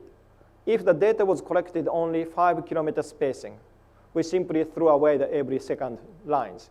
And another one, 7.5 kilometers or 10 kilometer spacing. We artificially generated low density data. And you can see the color difference between 4 panels. If we have lower data density, we certainly have bed elevation uncertainty bigger. Wow, it's probably common sense. But we need to quantify that to decide how dense measurement is necessary depending on region to region. So in such a way, we know that Antarctic logistics is extremely costly. So I'm saying send the airplane to everywhere equally. That's not really the best idea. We need to find out where we should send the airplane more than the other regions and do the surveys in the most efficient way. That's what we are doing right now. Okay, for the airplane small, usually say 10 people. If we put only the people, then if we put the 10 people and then the airplane is full, like that. But still, we can put several instruments there. To observe the bed topography, we put a deep sounding radar, and we also put a gravimeter to see the seabed topography. We put a shallow sounding radar, that is microwave radar, to see the snow accumulation patterns near the surface, say top 20, 30 meters. Or magnetometer, that is also very important to know the geology and the outlet glaciers and the roughness. Radar altimeter and the camera and even ocean sensors can be installed there. Last season, Denmark led one rings project, Sweden rings project. Actually, they put air sampler to the airplane. So in such a way, airplane can be multi-purposes, but we shouldn't forget the bed topography. That is most important. I mentioned about surface melting. That is not really significant in Antarctica now, and the ice flow discharge is the biggest. But another one missing thing is actually subglacial melt. Maybe you heard Lake Vostok. The Antarctic ice sheet bed is actually melting, probably less than 1 millimeter per year. So that's small, but that is huge. So total ice melt is significant.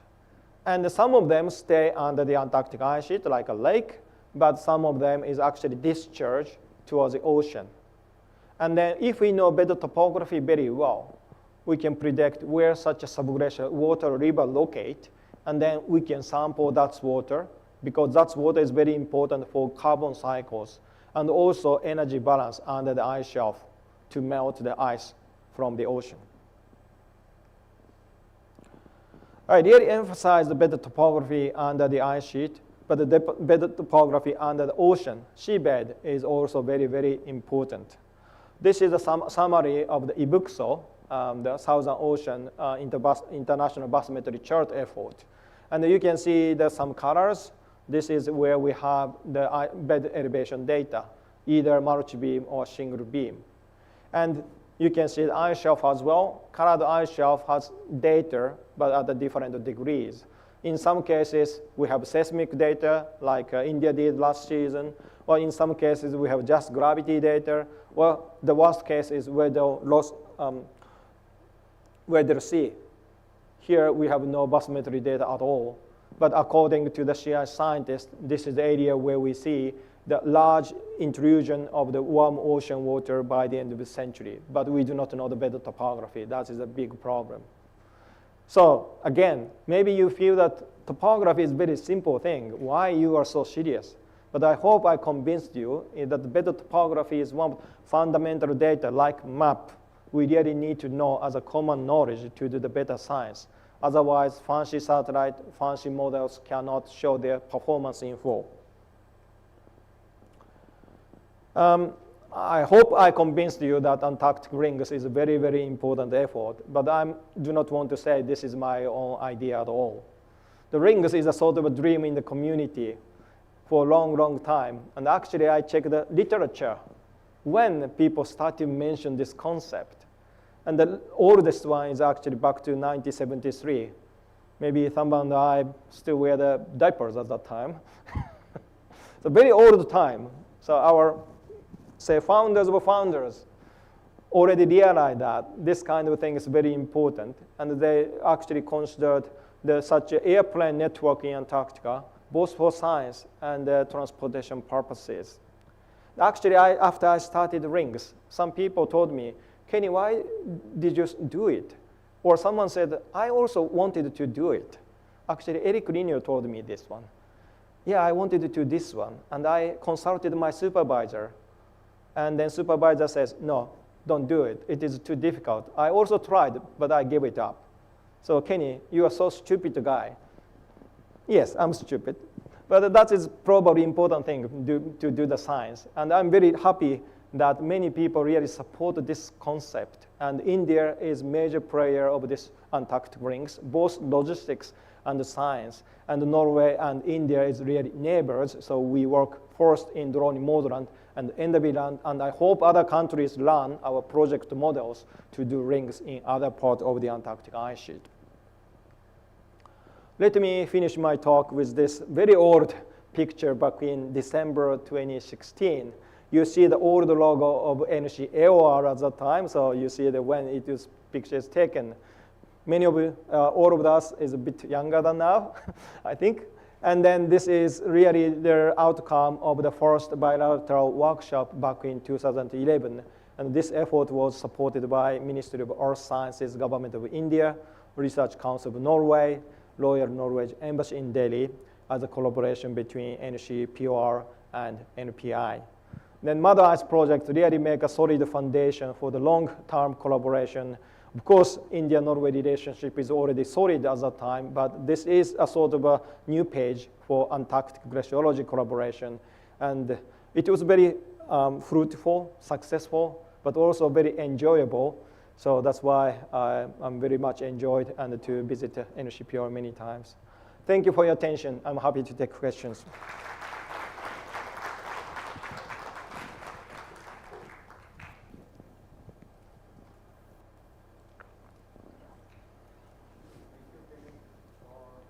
Wonderful, wonderful talk.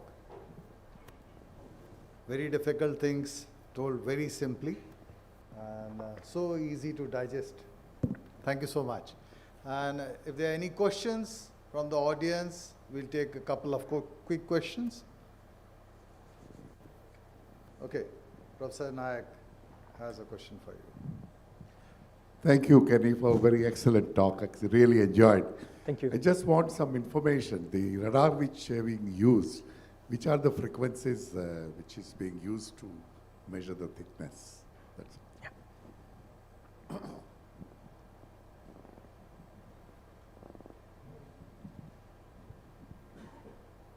So a layman's question, how much ice is being lost despite all the uncertainties? You must be having some idea, you work all the time, how much mass balance is lost.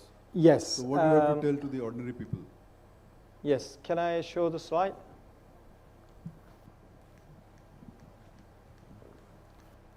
Sorry, I do not have the exact number on top of my head, but let's see the figure together.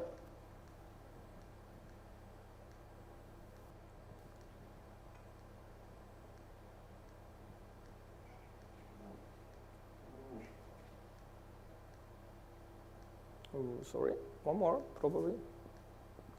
Yeah, this one. So this is showing the year by year mass balance of the Antarctic ice sheet over the last 3 decades. So this is the gigaton per year. Sorry, I forgot the equation to convert the gigaton per year to the millimeter per year of the global ocean. But I think that the accumulated mass loss of Antarctica is about 3 to 4 millimeter equivalent of the global sea level change. But sorry, the number is not super accurate.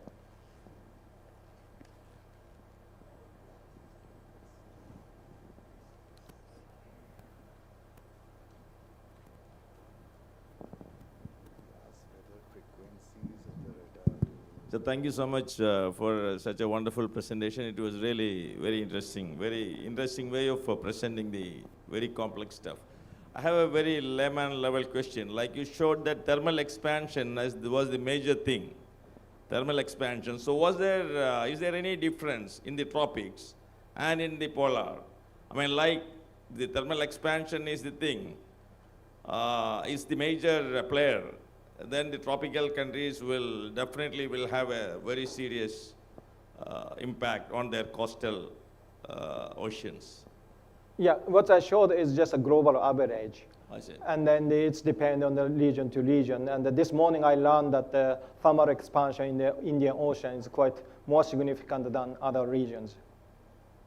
But that's beyond my expertise, to be honest. Thank you. Sorry, I missed your first question. Sorry. But your question is about the radar frequency. Yeah, yes, sorry, I missed it. The typical frequency for the ice penetrating radar is between, say, 60 megahertz to 200 megahertz. If we go further, the attenuation would be bigger, and if we go lower, the antenna would be bigger. That's the balance. Yeah, if I may. Yeah. I'm Shalagna. So this is a basic question again, not a scientist. But I'd just like to know, for your bed topography, you showed us one graph where you had the denseness of radar surveys. You said there were denseness of radar surveys. If we can just go to your graph. This one? No. The density of the comparison you made between three or four. Yeah. Yeah. This one? One before. No, one behind that. that. This one? Yeah. There's one behind that also. But sorry, this one? No. Not this one. Or no. I showed it another one. Brown, yeah. Yeah, which had like NASA, the NASA one. NASA one, radiogram. Yeah, the one that, this one. Okay. So now, if, for example, if you have something like this, and then you showed another one which showed the denseness of, so you have dense, how much, you took those grid lines off, and each time it became vaguer and vaguer, and you said that how much actually we need, how many How many times do we need to run an instrument, or how dense should that instrument be? My question to you is that you need to locate an area where you need to do this more densely, and you have to locate another area which you don't need to do it that much. So I didn't understand that part, Yeah, that why you would need a place where you don't want to do it. And the second part to that small question is that would it be possible then, if you do it instead of 2020, 10 by 10 grid, or like you have a 10 kilometer by 10 kilometer grid, or whatever grid that you want to run, then if we can calculate the error margin, why can't we take the densest of that area and the least dense of that area, calculate an error margin, and then run it through a larger area, so that we have an error margin? Sure. First of all, when we did this analysis, we decided our position. We believe all reported data is correct. So that's a starting point of our analysis to see where we need to send the airplane in the future. But actually, that's well known somehow by the glaciologists.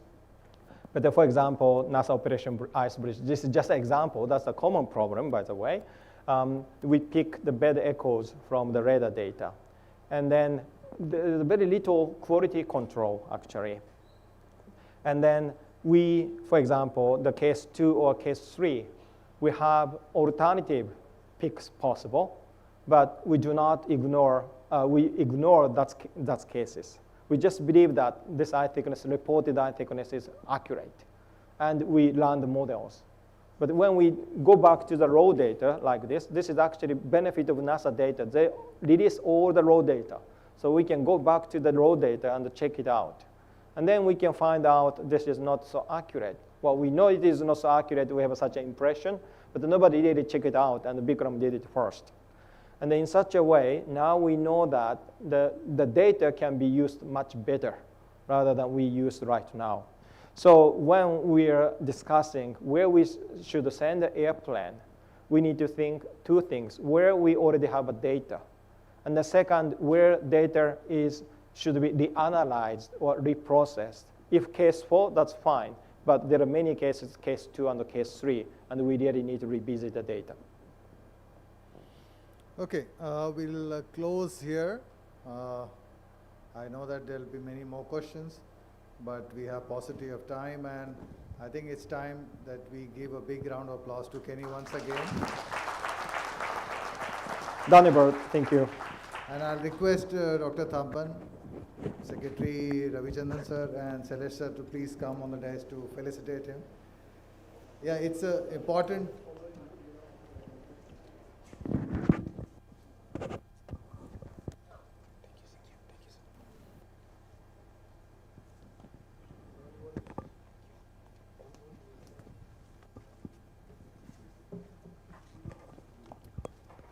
You have to be here.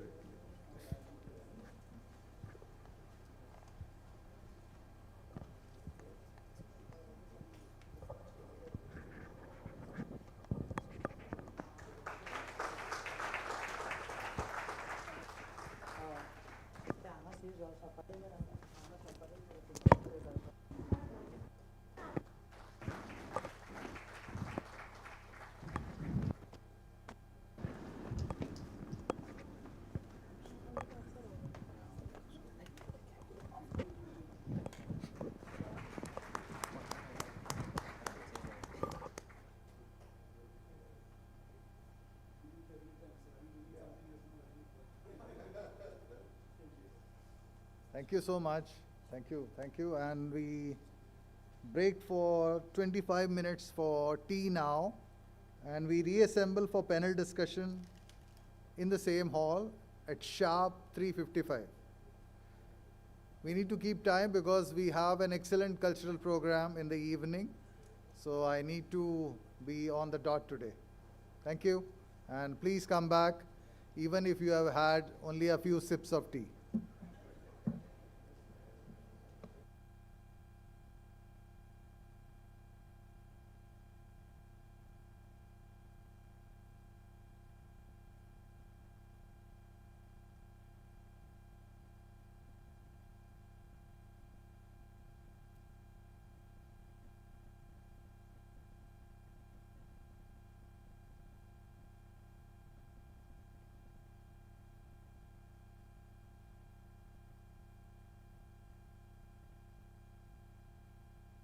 on geopolitical landscape. And I would request the panelists to please come on the dais. Dr. Sailesh Nayak, Dr. Arvind Gupta, Dr. M. Ravichandran, Rear Admiral TVN Prasanna, Dr. Kenny Matsuoka, and Dr. Rasik Ravindra, please. Dr. Rajan would be the moderator for this session. So I'll request Dr. Rajan as well.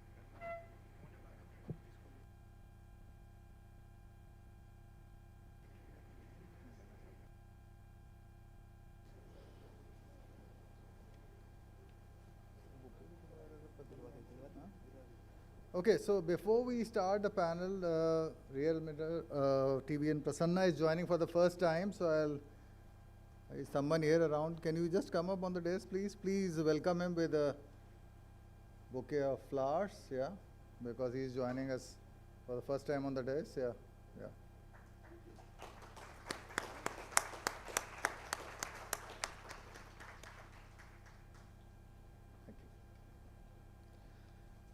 Okay, so Dr. Rajan, the moderator and my boss earlier, wants me to introduce. So everyone, very briefly, so I cannot refuse him because you know the consequences then. Okay, so starting with Dr. Sailesh Nayak, I need not introduce him. Yeah, so Dr. Ravichandran is well known to everyone in the audience. Dr. Arvind Gupta was introduced in the morning, Deputy NSA and looking after Director of the Vivekananda International Foundation. Kenny just spoke, so a Norwegian researcher with a Japanese heart and Indian links. Dr. Rasik Ravindra, former director and former DDG GSI, he breathes and exhales Antarctica. TVN Prasanna is someone who has been close to NCPOR because he works in an organization which is keen on looking at Arctic geopolitics as well. And, but other than that, he is a distinguished Navy officer serving in the National Security Council Secretariat and has a background as navigation and direction specialist, commanded INS Kripan and INS Jalasha, and many, many roles that he has. Not going to say many things because I feel that his introduction that's good enough. And Dr. Rajan is a geochemist by training, but geophysicist by work and profession and former director of NCPOR. So I hand over to Dr. Rajan to conduct this session. Thank you so much. Good evening, everybody. Sorry. It's a fairly loaded topic that has been given here. You know, it is not the right way to end an evening. Changing climate and geopolitical landscape. It's a morning we had a flavor of the things to come, and Dr. Arvind Gupta mentioned about the geopolitics per se. And then Dr. Sailesh Nayak went a bit further ahead and then said about, look at the science angle of it. And Dr. Ravichandran took it further, kind of distilled the whole thing to make it much more condensed and comprehensive. And a little bit back, we had Kenny who said that why he is the best Antarctic glaciologist in NPA or in the world. You know, whatever it is there, you are a good glaciologist. Now, I have been given for about 4 sheets of paper where they have mentioned that each person is supposed to talk only about 2 minutes. I mean, I find that looking at the kind of people we have got here, you know, the veterans in this field, I have a different take on that. So I think what I will do is that I will just try to tell you what exactly we have in mind, and I leave it to the people, the panelists, to tell how you view geopolitics in a changing landscape. not looking at the science per se, because science we have heard enough of it, and I'm sure you are the best in the world. You know, we don't have to ask you what is the science to be done. But what exactly do we mean by geopolitics? The way I see geopolitics is not that some of the countries kind of a narcissistic, you know, businessman's look at it. That's the way I look at it. After looking at what happens to the climate changes, what happens to the poles, to the whole glaciers melt, and if something, if there's a pathway opens up in the Arctic, what is there in it for me? Does it give you more land to mine? Does it make me richer? Does it make me a transit easier? Or is it possible that I will have a better communication between two countries? So there are two positive sides also, because whether I can bridge that geopolitically, or whether I will make, see, it's like when the last couple of weeks back, when a great man said that I'm going to annex Greenland, you know. So that is that the geopolitics we are looking at? But the business model of geopolitics, that's what I wanted here. So I've got a couple of questions which I thought that, you know, it can churn out our mind. Then we can leave it to the audience to come up with the better things, you know. Number one, what exactly do we mean by geopolitics per se? Leaving aside all those science and all those political things, whether it will lead to increased tsunami or more, you know, we are not looking at the sensitivity of the human beings here, which is unfortunate. When we look at what happens in the global context is that, you know, so that what exactly do we mean by geopolitics of a changing climate focused on the polar regions, number one. Number two is that what happens to the ecosystem? See, always we have been anthropocentric. When we say the climate change, it affects human beings. We don't look at microorganisms. They also have a say in the whole world, right? Look at, say, supposing we call them as extremophiles. We call them as extremophiles because we cannot withstand the temperature. But we have never bothered to ask them, hey, look here, are you comfortable now? No. So the second thing is that the changing climate, how does it affect the ecosystem? And if it affects the ecosystem, and then what happens to it? What is the end point? Is there a tipping point when we can say the science goes back behind and the geopolitics takes over? So we have to identify the tipping point also. If we see, we know that climate is changing, climate has been changing, it will continue to change, but is there a critical point beyond which we can really say that it's going to affect us? Okay, then to start with, I think I'll have these three questions. I can start with Gupta Saab, I think, because you started in the morning the same thing, so we'll take it in the same vein and take it forward. Thank you. So, thank you very much for organizing this panel discussion. I must say that the concept note that has been drafted is excellent, and I'm going to take it with me because I think there's so much, it can keep me working for the next several years, in fact. So such wonderful questions you have raised. But let me come to geopolitics. See, the idea, the word geopolitics, I think was made popular about 100 years ago by Mackinder, when they talked about, you know, that Eurasia is the heart of the world, and those who control this world island, it was called World Island at that time, will control the resources. So essentially it is the land, and the control of the land brings the control of the resources, and that control brings power to you, and then it's related with the rest of the things. So this was the traditional concept of geopolitics. Of course, this is, at the core of it, it still remains, but today people aren't so much worried about territories, unless we were reminded very recently that territories are still important. And of course, Russia-Ukraine war itself is so territories, land, and connected with it all the kind of resources, that has become very important. But I think the overlays of climate, environment, competition for resources, this has made geopolitics very, very complicated. Today, geopolitics is essentially politics connected with the geo part you all understand very well. But today, geopolitics has become highly toxic. So science collaborations and cooperations, and not only the science, people cooperate and collaborate on the cultural front also. Human beings, they do not necessarily think like geopoliticians do. So there's kind of a collaboration which goes on, but that has, as you correctly noted, has gone to the background. And today geopolitics has become toxic. And the fear is that we were lucky.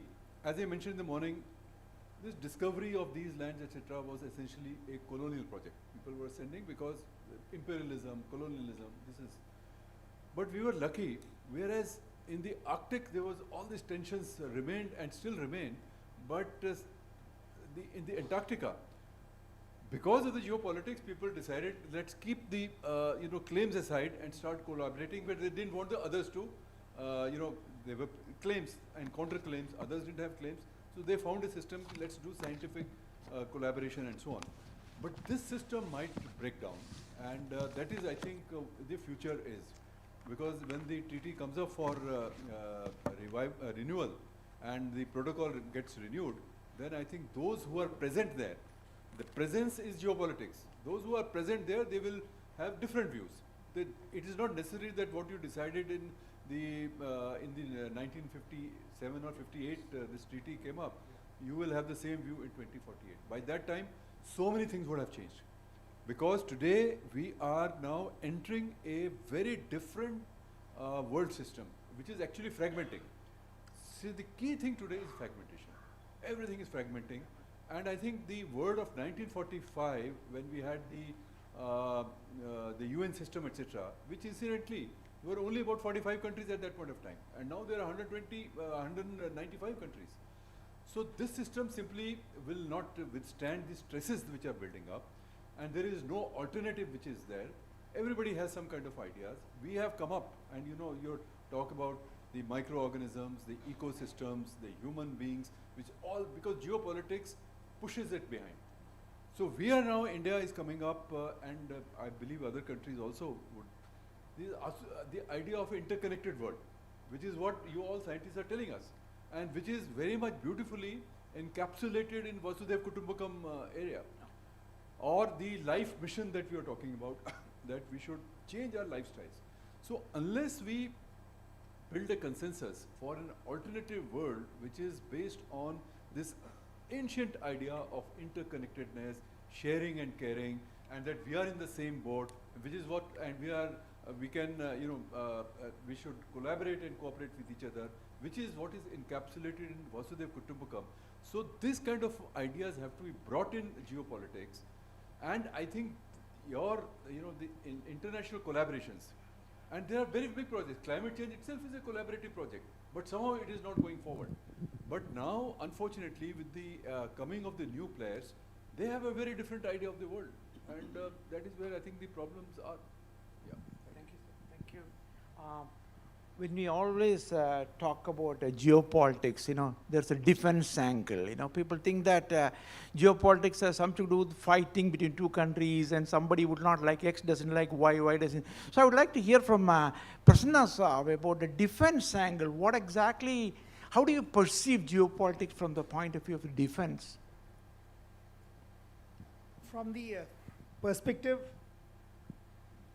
of geopolitics, actually, otherwise, if you see, one look is, okay, the Arctic and the Antarctic is melting, creating a lot of problems, etc. All that is one side. The other side of looking at is, the polar regions could be the answer to our future problems.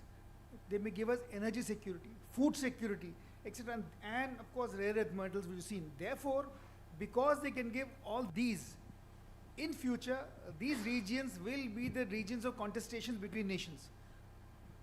Just to make my point a little stronger, as of now, the Arctic Council, which was supposed to be the highest organization, intergovernment organization for cooperation, now is sort of NATO versus Russia, 50% versus 50% of the Arctic. Then you come France in 2018. It is somewhere, it's in Europe, not exactly in the Arctic Circle, announced that itself is a polar nation in 2018. Then comes UK in 2018. It clearly said, I'm a near Arctic neighbor. China, of course, you're all aware, it says I'm a near Arctic nation. The US in 2019 itself had raised the issue of buying Greenland, and well before that in Truman's time, and again now. So it's continuing. And in Jan 2024, Norway had given clearance for deep sea mining commercially in its EEZ, which is in that area. On top of that, now all Arctic nations except the US have submitted their extended continental claims at CLCS, and there are overlaps between nations.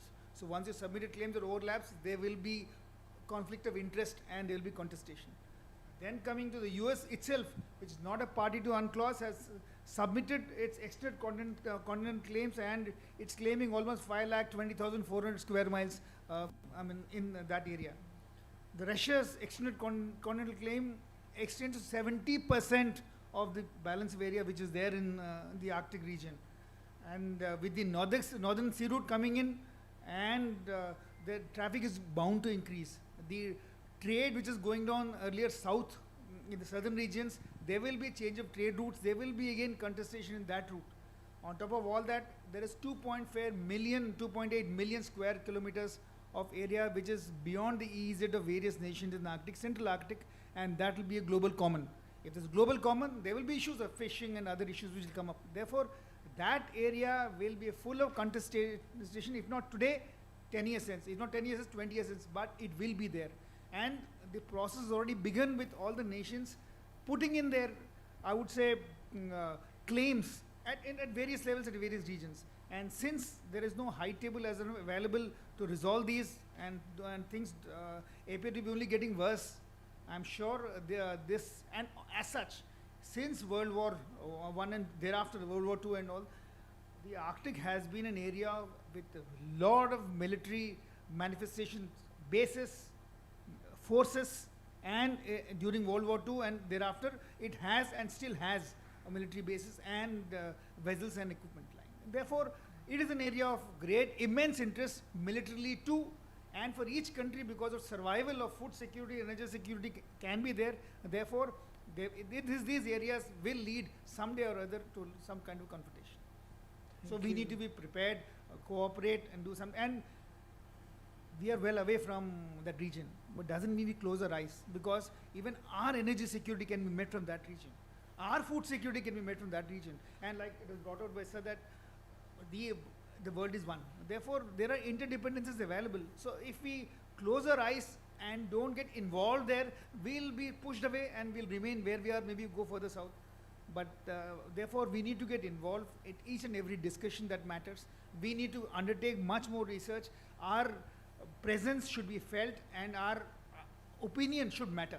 That is what is required. Thank you. Thank you. Thank you, Prasanna Sir. We had two versions of the same, interestingly, very interestingly, if you look at it, subtle way they put it, Gupta Sahab actually basically he talked about the pacifist view of the things, geopolitics in the looking at, and whereas Prasanna Sahab had a different perception, he was more looking at the confrontationist fear, I would say. I don't know whether it's a reality or not, but what is inbuilt is that you say that because there's more land available and there's more people will be tempted to go for more mineral exploration, that might lead to a kind of a confrontation between countries.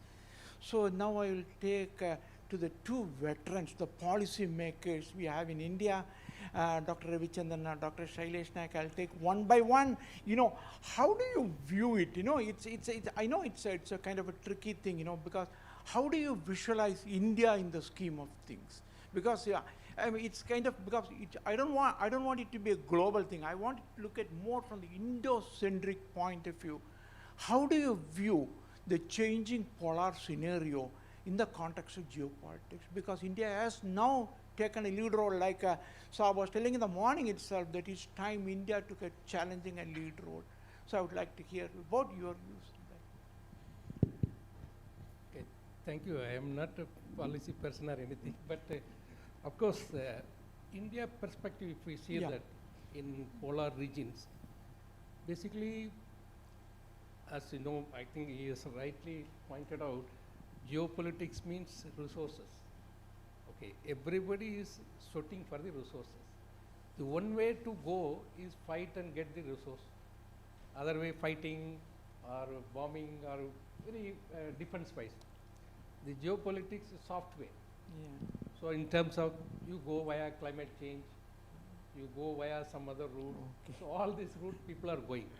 Of course, in India-centric, I personally feel that, as I told, in Arctic, if you say, I always say 3 things or 4 things. Number one, the changing climate change, how our food security is changing. How food security? Because of the monsoon, because now the monsoon extremes, as I think yesterday Rajivan was talking about what is the linkage between teleconnection between the India and the Arctic. So whatever is happening here, it is impacting Arctic, and whatever is happening in Arctic, it is impacting us. Now, in the short term, we are spoiling the Arctic in terms of heating. Extreme rainfall is transported the heat, and it is making maybe 1 or 2 weeks. In long term, that has been accumulated in the Arctic and then come via ocean, and then it is coming back to Indian Ocean. Okay, so there we are getting the sea level rise. So short term disconnection, long term disconnection. When Indian Ocean is warm, then the impact is really very severe, maybe in terms of monsoon rainfall. Though the rainfall will be same, according to me, according to the model projections, the average rainfall more or less will be same next decade or so. But the problem is spatial and temporal distribution of the rainfall is going to be changed dramatically. So that is become very severe, because earlier, if it is monsoon, if it is not there, rainfall is less, it is a drought. So everybody has to fight for the drought. Now people have to fight for one place drought, another place floods. So we are encountering in 2 problems. So that is the thing. Because of that, we have agriculture production and other things will be changing. Now when it is changing, then how? Because we are, maybe they are telling Arctic nations, other people are telling near Arctic, we are teleconnected. So what is this we have to say? Tele-Arctic or what? So it is basically something, but why we want to link it there? Because the next point is, apart from monsoon, is the resources. The resources, of course, the oil and gas. I think Sir also talk about, day for yesterday's talk about blue economy and ports. So the resources, both gas as well as the oil, as well as the mineral and everything, the resources about many, what is called, the percentage of available is plenty, and also everybody is eyeing on it. So it is a wish, if something is resource available, so we have to target. So how we can go? So there are many routes are there. So we have to think about, we have to, mentioned about, we need to be involved. Because that is a resource area, so we need to be involved. So we need to connect in different way policy. That is Arctic. Even Antarctic also, in 2048, when the things revision comes up. So what is our things? Suppose everybody climbs. What do you want to do? If nobody climbs, what do you want to do? Or in between you want to make it. So actually what according to me is, so far we are doing some science, but we have not created Indian narrative. That is most important, that we need to create Indian specific Indian narrative of polar regions, so that we can navigate towards the whatever the things in that way. So I think, how do we create narrative? So various other means, but we have to think about what are the ways we can do. But I don't have any specific point which way. One I was telling about teleconnection narrative, or we can have a Antarctic also, like what we are telling about India and maybe old time, how it is connected. So like that, various things, that is more important. This is not climate, things are not important. So like that we have to argue. So finally we have to, I don't have this is a policy we have to do, but we need to build a narrative of Indian point of view. That's more important, but we need to get more and more input from various domain and other things. That's what I would say. Thank you very much. So,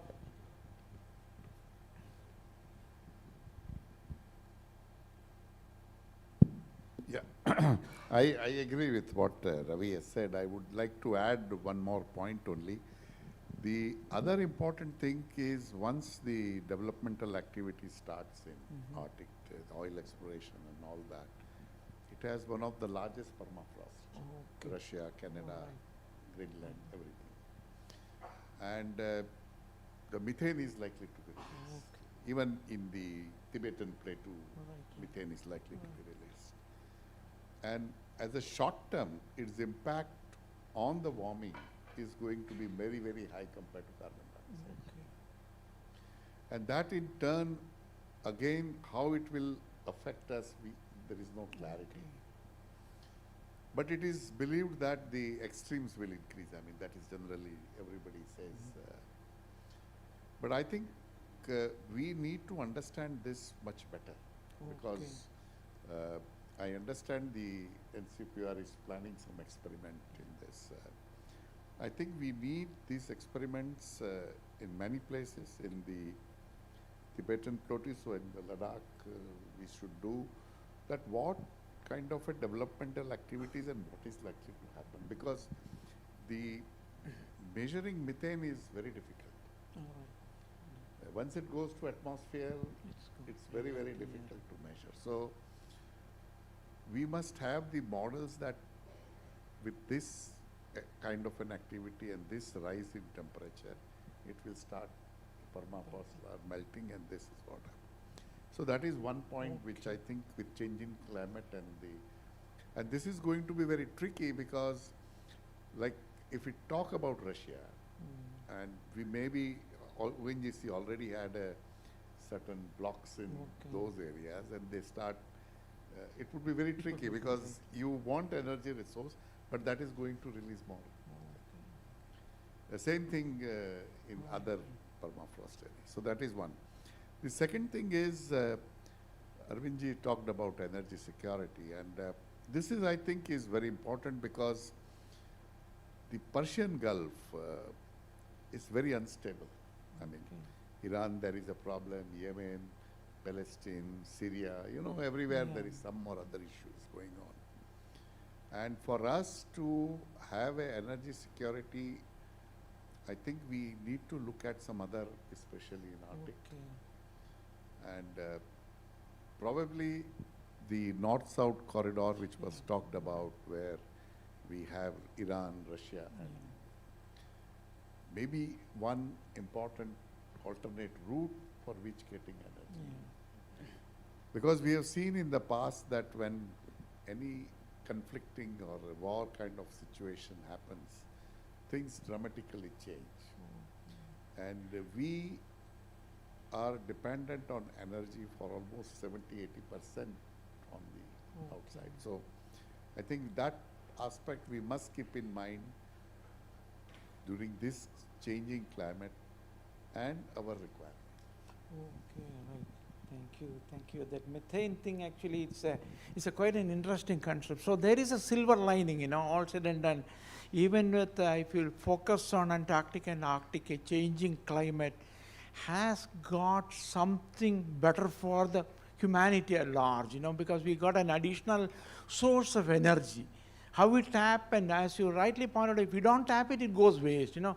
The question is, how do we tap? And at least we should start thinking along that line. Now we have got two people who have spent a lifetime in Antarctica, Dr. Kenny and Dr. Ravindra. You know, I think they have walked through almost all the glaciers, I would say, and they have spent a lifetime. So I think they have got a different perception of geopolitics, because for them science is the beginning, science is the middle, science is the end of it all.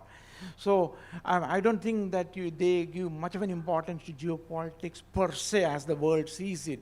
So I would like to hear from both of you, you know, on how do you perceive the focus on the geopolitics in a changing climatic scenario?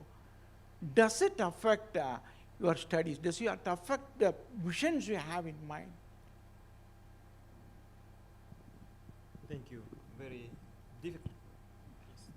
I think it's a very difficult question. I know, that's why I And asked then, you, right? When I get this kind of question, my clever answer is that the geopolitics is above my pay scale. It's a joke, of course. Yes, well, I have a little experience in the geopolitics, obviously, but then probably, as you said, that Antarctica is quite different place for geopolitics from the other part of the world. And then for example, in the Arctic, Greenland is a very immediately hot topic in the last several months, in particular. And then something between Greenland and Antarctica is probably Svalbard Island. That is protected by Svalbard Treaty. And then the other extreme is Antarctica.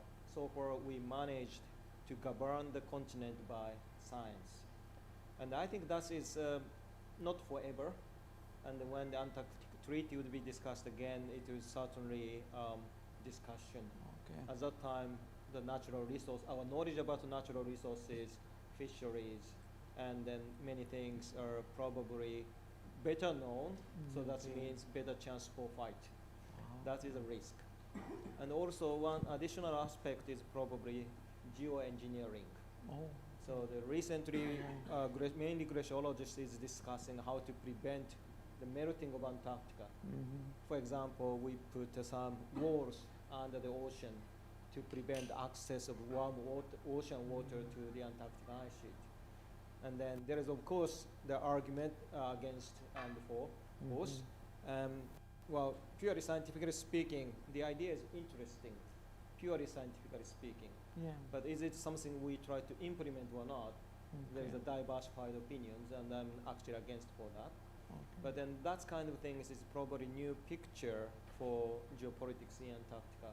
But the one important thing I would like to really emphasize is that Antarctica is really one unique, successful case of geopolitics governed by science. And I have one first-hand experience about it. Probably you know that I'm doing a Antarctica, Antarctic digital database.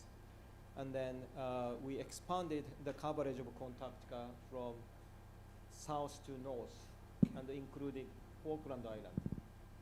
How can I write Falkland Island in the map? In Antarctica, it's easy because there is treaty and agreement is that we use a name someone argues. Then we can use whichever names that was submitted. But the Falkland is out of the treaty area. Then the name of that island depends on the perspective. Then just putting in the name there is very, very difficult. And then I suddenly feel, oh, there is the geopolitics. That is not existing in Antarctica in principle. And then I really see the power of sort of scientific governance on this very sensitive matters. I think it's a sort of naive reflection, but that is my experience. True. Thank you, Kenny. Rasik sir.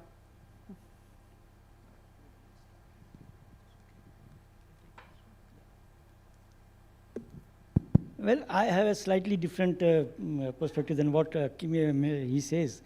But I'll first come back to the main point, what you say as the geopolitics or the politics. In Hindi, the geopolitics or the politics is defined in a very well manner. It says Rajniti. It doesn't say geopolitics or the Chanakya's version of politics. If you say it's Rajniti, the niti or the policy that is required for a Raj, for a nation. That is exactly what is happening in the treaty, Antarctic Treaty, when it was formulated. Those people who were there, those 12 countries, they had their national interest. That's why this particular treaty came up. And the most controversial thing that was the claims that they calmly put under the blanket, rug. So you won't discuss this. They have not left it. They say, okay, we'll discuss when the time comes. So that question is still in the mind of everybody, that what happens when we say that the Antarctic Treaty is being discussed. That again is a point I'd like to discuss on. There is no concept that the treaty is coming for a renewal in 2048. And I think this point was discussed in the Saga conference, which was held about 2 years back in Delhi. And the rep from the Finland, where the ATCM was going to be held, she was chairing that session, and there were others people also like Sanjay Chaturvedi and others, and Pankaj Saran sir was also there. And it came very clearly that the concept that in 2047 or 2048 the treaty is coming for a revision is not well founded. It's only in the Madrid Protocol that they say if any party has got something to tell us about this thing, we can discuss it. If you remember, in 2009, when it was the 50th anniversary of the Antarctic Treaty, and the Hillary Clinton, she gave a paper. It was the 50th year of the Antarctic Treaty, and in the Baltimore, the ATCM was there, and we all were there, the Indian delegation was there. And everybody submitted a national concept, and everybody, across the table said, yes, everybody is in for the treaty. There was no question of that it will be reviewed, it will be implemented, it will be changed or something like that. Wholeheartedly, everybody was in the opinion that, well, this is a document of 14 sections, which has 14 annexes, which has stood the test of the time, and it will continue. And in support, they gave the argument of the 2005 UN resolution, which had also said the same thing, that this is a very good document, and this treaty should stand, and every country should start thinking on these lines. Now, slightly go back. When we talk that, okay, Antarctica has got a huge resources, mineral resources and all that, where are those resources? Has any country done the resource survey? There's only one mountain range, which is called Pensacola Mountain in the Philistine Ice Shelf, where some rare earth minerals are known, platinum and minerals and other minerals. But those minerals, whether they can really be classified as deposits. They are occurrences, yes, we know that. Even in our area, which we have investigated in Gruber and others, we have got several mineral occurrences. I won't name them, but we have not said that they are deposits.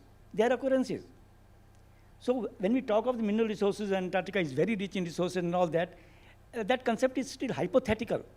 Well, the sedimentary basins surrounding the Antarctic, they are full of oil resources that everybody knows. That has been proved by IODP and all that. We know they exist. But then offshore resources are very well known, whether they are in the Arctic or they're in Antarctic. So solid mineral resources in Antarctic, when we say, well, I will still say it is very hypothetical. And when what our friends told about the geopolitics, science is the main thing, I strongly differ from that angle. Every country, every party which is there in Antarctic is not there strictly for science. Science is a facade. Science is a screen, which we are showing everybody, yes, we are doing science. And I'm not saying this alone. There's a paper in Nature which has come up from the British Antarctic Survey people, Margaret and others. And they say that when we say we are doing science in Antarctic, we are expanding our territory in a way. We are creating more areas of special protected areas, ASPA. We are creating more ASMAs. Otherwise, what is the justification of US and Germany coming near Indian station and asking an area to be reserved as a ASPA, Gruber? That is around 5,000 kilometers away from their station. It is only this sort of an expansion strategy that you say, okay, we have got 25 areas of Antarctic specially managed areas, ASPA or ASMA, so our party will go there every year, they will manage that area, and they will see who is coming and for what they are coming. So this is a geopolitics. So we are basically doing science there to show people that, well, we are there. That's all. So politics is there, geopolitics is there, right from day one. We can't deny that. And science, yes, we are doing science because if you have to be in Antarctic, you have to do science. Otherwise, you will not be allowed to go there. That is the prime function of you getting a consultative status is 2 points only. You have to send an expedition to Antarctic, and you have to prove that you are doing good science. Initially, another point was there that you have to have a station. Now they have removed that. You may not have a station, but you have to go there, and you have to prove that you are doing good science. But even that doesn't ensure that you will get a state. Dr. Ravichandran knows what happened in the 46 ATCM. The Canada and the Belarus. Or Ukraine. Possibly it was Ukraine, I think. Belarus. There were two very clear-cut divisions. The one bloc is saying, okay, Canada cannot be given the consultative status. And since Canada cannot be given the consultative status, the other party will not get, because the other party says, though they will also not get. So that sort of a consensus which was there in the ATCM way back, that is breaking. We don't see that sort of a cohesiveness in the Antarctic Treaty nations. There are clear-cut two blocks. If one bloc says no, the other bloc says yes, the other bloc says yes, the other bloc says no. So that is the situation we are getting into. I'll stop there. Thank you very much. It's a third perception right now we have here. Would you qualify it as a geopolitical science or geoscientific politics? Or is I will say it is science in geopolitics.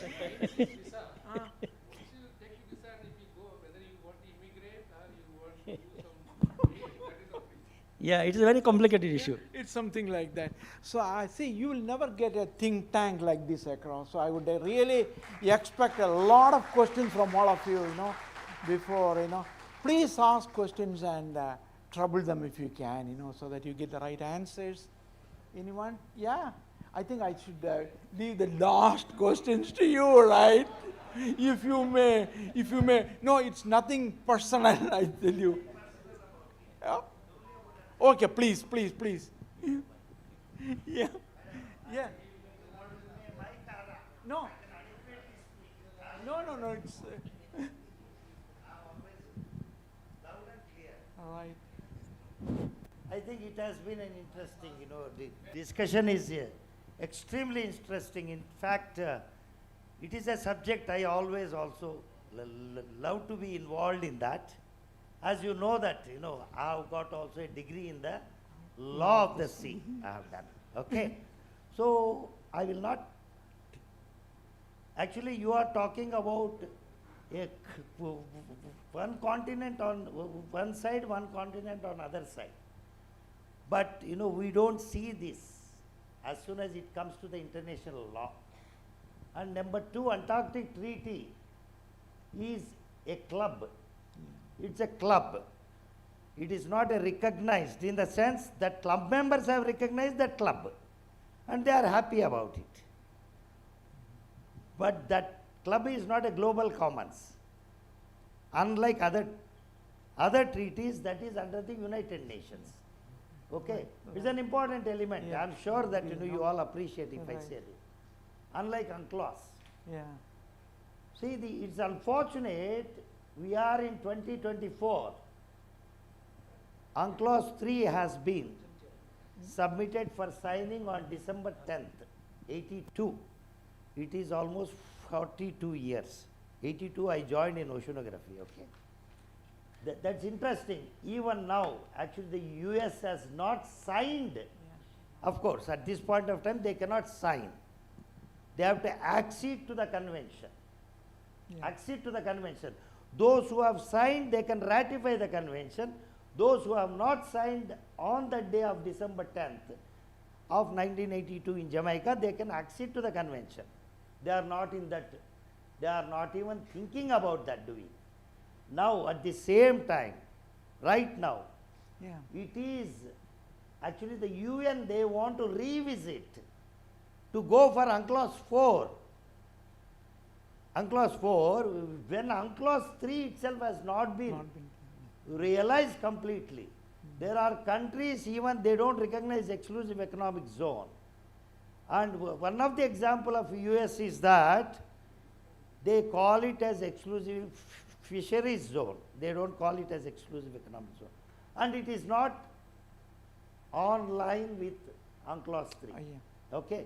So, no, we always hope and we do our effort. The way we think, all that it may not happen. Understood, na? Yeah. We have to ask questions, you answer that, you ask another question, answer that until 2040. Okay. Or 2047. The other day we had also a discussion about the Viksit Bharat. So 100 years of India. So I think in this 23 years we have adequate time. I think as I heard also from our Secretary, you should have a very strong teams addressing I agree. these issues in all these forums. You have to be vocal in these forums. We are just representing, including, sir, I want to tell you, including CCAMLR. I have represented CCAMLR. It was just we are going and attending and coming. You have to go at least another expedition. You have to go for krill. You have to do, because there is a huge demand for the krill oil. It is being imported, There is a guy importing krill and the guy is extracting oil and sending it back exporting. Okay. That is called as, you call MSME or, whatever. That's all I want to add. Okay, thank you I'm very not much. asking anything. No, just two takeaways I thought I would you qualify? Yeah, see, it's a good, actually I like that, the takeaway. You said about a club, we have not tried to qualify the club. It's different from UNCLOS or anything, Would you call it as a rich man's club or it's just a club? No. We have got this kind of arrangement, As soon as it comes to CCMLR, this is called as RFMO. Okay. RFMOs are there, Atlantic Treaty you have. Okay. Actually we have got a there are, Yeah. just this I am holding only for the namesake. Shall I Yeah. ask? No, Okay, yeah. actually, it is globally recognized through the same UN treaty system. You can have, you are encouraged to have, depending on the requirements of that local Okay, or yeah, regional right, nature. right. That's why they are called as a regional organizations. One of that is, okay, we have Atlantic Treaty, we have actually Antarctic Treaty also will come. Yeah. It is almost recognized like that, but it is not. In fact, they don't come back to the Secretary General of the United Nations, or they don't even. Yeah, they don't want it actually. Huh? They don't want. They don't want is, see, they don't want is another issue. Yeah, actually it is like we cannot impose on the, rich people, we cannot impose them. You do this and all. So shall I interrupt you, and then I think there are a couple of more questions, I'm sure, right? Please, yeah. Sulekna, please. My question is for Prasanna, sir. Okay. Now, since we know that, just Dr. Rasik just outlined it very clearly, that Antarctic is not as simple as, it hasn't caught the imagination, fired the imagination of NSCS yet, just the way that Arctic has done. But it is way more complex than the Arctic, actually, because there is no sovereignty here. And so therefore it makes it more complex. And especially what he talked about is this ASPA regions, which are actually sub-governance structures, and where you need special permits to go. So this is getting more and more complex as we move on, because more countries are getting into this, this sub-governance kind of structure. So is there any plan to have, like Dr. Ravichandran keeps saying, a polar vision, because Arctic and Antarctic are very different, especially because there are no countries in Antarctic. Okay, thank you. It's a good question. MOEs is the lead ministry for this, so therefore I'll expect the MOEs to answer. Diplomatic answer for that. Would you like to say? Yeah, actually it is correct. We need to, that's what I was telling, we need to have more and more presence and more as far all these things we have to do. But that is a thing. That's what now science, of course it is a vehicle. After going by that vehicle, what you want to do? Now, at this point of time, the best one what you have to do is mainly you put a towel there everywhere. How to put a towel? That is what asthma, all these things. So later on we can think about how it goes. That is the major things. But yes, we need to, we are very, very, of course we have to impress in higher level that this is very important. So that is our job maybe in the years. Thank you. If I can add a line to what Dr. Ravichandran has said, for getting an ASPA, you have to have some good science. So that's where the science comes into being. Yeah. You can't have an ASPA for a mountain range like Gruber or like Voltat. You have to say something that, okay, this species is very rare, and if you walk on a terrain, it will get lost or something like that. Or it's a lake which is covered by the ice, and there are certain microbes, sacrophilic bacteria, which will get disturbed if you do drilling. So something like that has to be there, which has got some environmental impact. Then only you can go for the ASPAs or ASMAs. Thank you. Any further questions? Yeah, Dr. Rahul. I have a silly question. No, yeah. it can't be.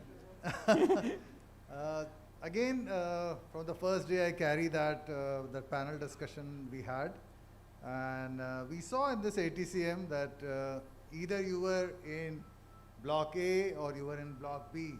And what I saw on the sidelines was India was neither in Block A nor in Block B, but was trying to balance both A and B. So where are we heading to? That's my question to Rasik Saab maybe.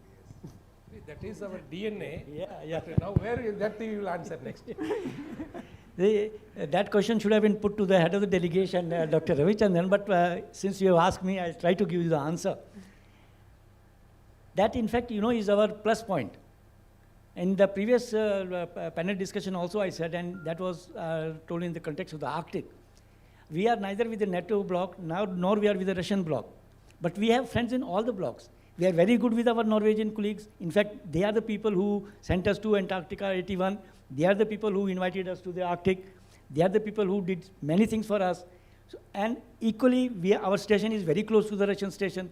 If they want rum, they come to us, and if we want something, we go to them. So it is something like a neighborly relation, and we are friendly with everybody. So we don't stand with any club, and people recognize that, and people appreciate that. That's why I will say that role of Dr. Pankaj Saran, when we had some sort of an impasse between the group so-called the Friends of Ukraine. Every day those people have a meeting in the hall, and they used to come up with a strategy, how they are going to deal in the ATCM. And our chair, Dr. Pankaj Saran, had a very good strategy. He used to call everybody to his chamber and start and solve the problems. That was the success of our ATCM. So that is where we stand. Yeah. Any further Yeah, questions? I have a Yeah, question. Dr. Yeah, Tamban, please. Yeah. No, you can take this mic, no?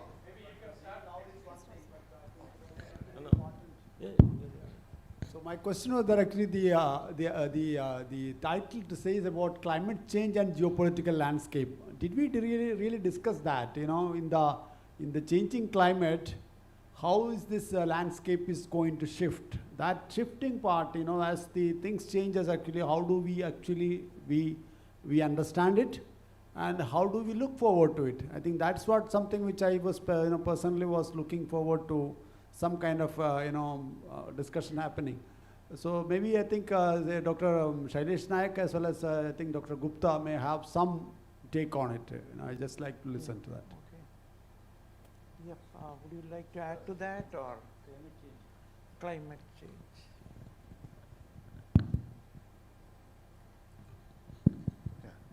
No, since there was not much time, I didn't told all the issues with the changing climate, but one about the permafrost I mentioned. The second, which is Kenny very beautifully explained about Antarctica, the Antarctic ice sheet melting, and if you have seen that image and the plots, the West Antarctica is in serious trouble, not the East one. East you are gaining in some places mass. Now, in my view, this is an issue which we need to understand. They say, why only West side is getting, though there is no major difference between these two. I mean, geographically, geologically, they both are quite different. So whether there is something else also, other than the temperature, is contributing to the melt. And many places in Himalaya also, we have seen the hot springs, wherever present, can melt much more. So the geography of a particular region and that change is very important. Now, the implications of this happening on any international relationship would be very difficult to understand. In my view, there are many stations on the west as well, on the east as well. We don't have anything on the west. Should we also have a station there? I would put that way as a question. And probably when you try to do that, I expect there would be some opposition. That side, lot of area will be claimed by Chile, Argentina, and those places. Yeah, even UK. Okay, so that I think we need to understand. So this I would call when the conflict arises because of particular location, and if you take a climate change, that way we try to understand. There may be many such examples we can give. But I think we first need to understand why there is a change in a particular place, and then it impact on us and as a general. Some of the issues which I also, since I got opportunity, I will tell. The Antarctica and UN has nothing to do. Antarctica is not owned by any sovereign country. So in my view, it is only the sovereign countries are the member. Antarctica is outside of it. So I don't think we need to mix up these two issues, the UN and the Antarctica. Okay. Because once you start mixing these two, that there is a lot of issues. The same thing is coming as a UNCLOS, because those who are in Antarctic treaty, they say whether UNCLOS is there or not, they don't care. So I think many things are quite different than what we think. And there may be different views. This is my view. That doesn't mean this is the only view, but there could be different views. And that's what we try to understand. And Ravi also mentioned today morning that we need to integrate science with the social aspects and the human aspects. So when we want to understand the geopolitics without understanding the social system of each country, the human system of each country, it would be very difficult. We have seen in US, the change of government suddenly change whole the perception. So those things are dynamic, and we have to keep in mind that how do we address them. But I'm sure that Arvind would be able to explain much better than me. I'll just make a small comment on what Dr. Tamban Melot said about the climate change and the change of political or geopolitical landscape. Just take an example of the Arctic. Earlier, of course, the Northern Sea Route has been in existence from 1931 onwards for the local trade in Russia. There were 3 ports. But today, they have identified 64 ports in those regions, or which they want to build up only 8 or 9, that's a different issue. But they've identified 64 ports which could give access from the sea to those lands and those areas along the route. So these are the changes that are coming in the landscape in that region. Once you start giving access to the landscape, the whole region changes economically, commercially, population-wise, everything it changes. Therefore, the climate change is bringing up changes in the landscape in certain regions, giving more accessibility, or maybe in some cases, the accessibility is being restricted. So those changes do come up, and that is. Taking from where Prasanna ji has left, today climate change is described as existential threat, which means it impacts every part of our existence. And climate change today is a major factor in the entire gamut of geopolitics. So the key issues, land he mentioned, but if you talk, energy was mentioned, food, water, connectivity, everywhere climate change has become important. So climate change is now overlays the geopolitics. Earlier geopolitics was only land. You go there, land, have maybe some kind of a route, that's it. But it is now far bigger than the military. And because the concept of security itself has expanded so much, so climate change is now geopolitics. You could say climate change equals geopolitics. So both are interacting with each other. But what is the answer? The point is, aren't we doing exactly the same mistake that we did 100 years ago? I'm talking, which is, okay, there are no resources, let's go and exploit resources. Some people require those resources, some people don't require. They are doing it because just to fuel their overconsumption. So as the Prime Minister has said, and I think we should start talking about it, the problem of the planets are really overconsumption by some and no consumption with others. So this inequality which is inbuilt, that is what we have to, so we are really fighting the nature. Today you are in Antarctica, tomorrow you are also on the moon now, you are also going beyond the moon, all in search of resources. But as Gandhiji said, there is enough for everyone, but not enough for greed. So I think our discussion also, that's why I mentioned the spirituality. The ATS, etc., we can say 50 years, okay, but 50 years later, people, whether it breaks down or no, I mean, revised or no is not a question. The question is, if it's a club, they might change the club rules under the pressure of these new people who are coming to the clubs. So I think today we are, the climate change, at the core of it, it is asking a question of this very lopsided consumption patterns that has developed in the world today, and that is what is impacting geopolitics. So we have to think broader also. Thank you, sir. Today, if you are saying that we are consuming the resources 2 or 3 times that of the resources available for the planet, then how long will it continue? Yeah. And another one, about this UN. The problem is that UN is increasingly becoming dysfunctional in all aspects. So that is why you have these regional blocs, regional clubs coming up. And now Mr. Putin is saying that BRICS should also have a station or, come into the Arctic. Now imagine BRICS means now how many, 12 countries? 12 countries. And of course the most important being China and Russia and the Arctic, etc. So it is essentially that bloc politics which is, and the bloc politics, my fear is that the bloc politics will come in the Antarctic also.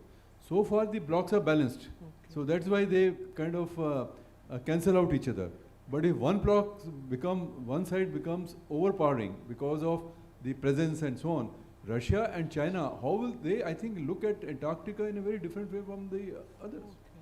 And they are today the ones who are driving in a very big way the overall international order. And so India has to find a place. So I entirely agree with what was said. Find a voice first and build your resources. And fortunately for India, India also has the other narrative.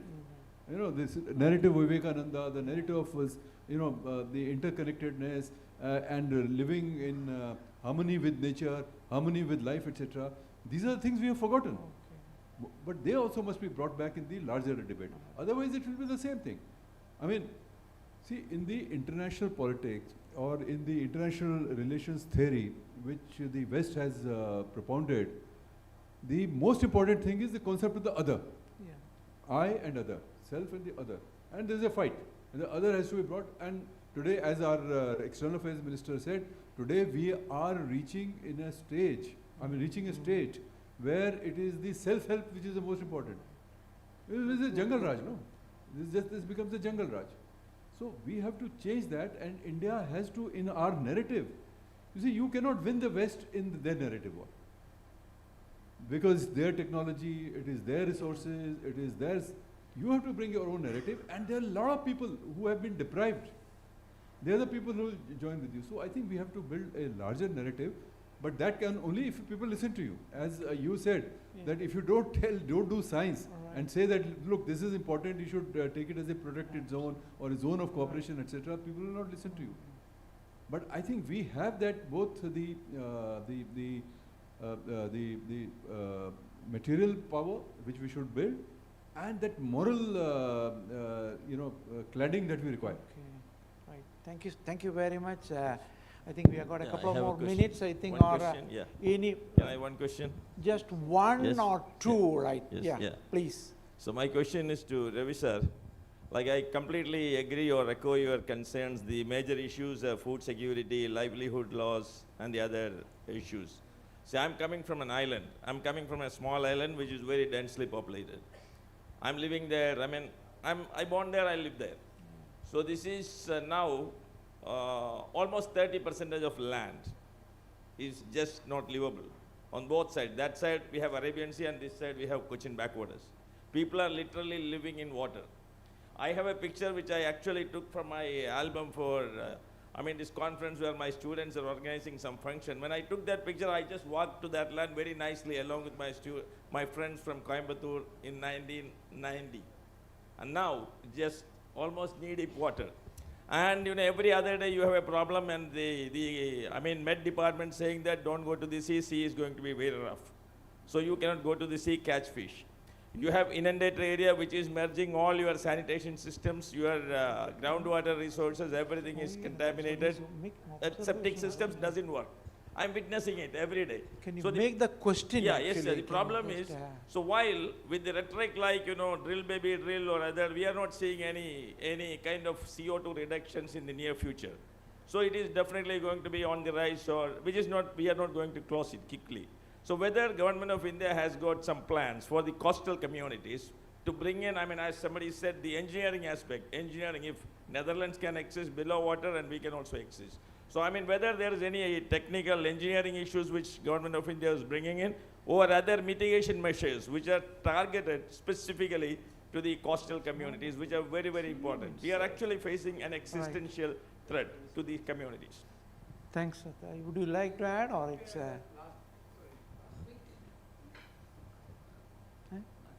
Okay, please. Maybe the answer is very long. Last week, parliamentary questions, all are both the Rajya Sabha and Lok Sabha the same questions. So basically, people are trying to address about the nature-based solutions. What are the things the NDMA is planning forward? So it is that big things has been planned.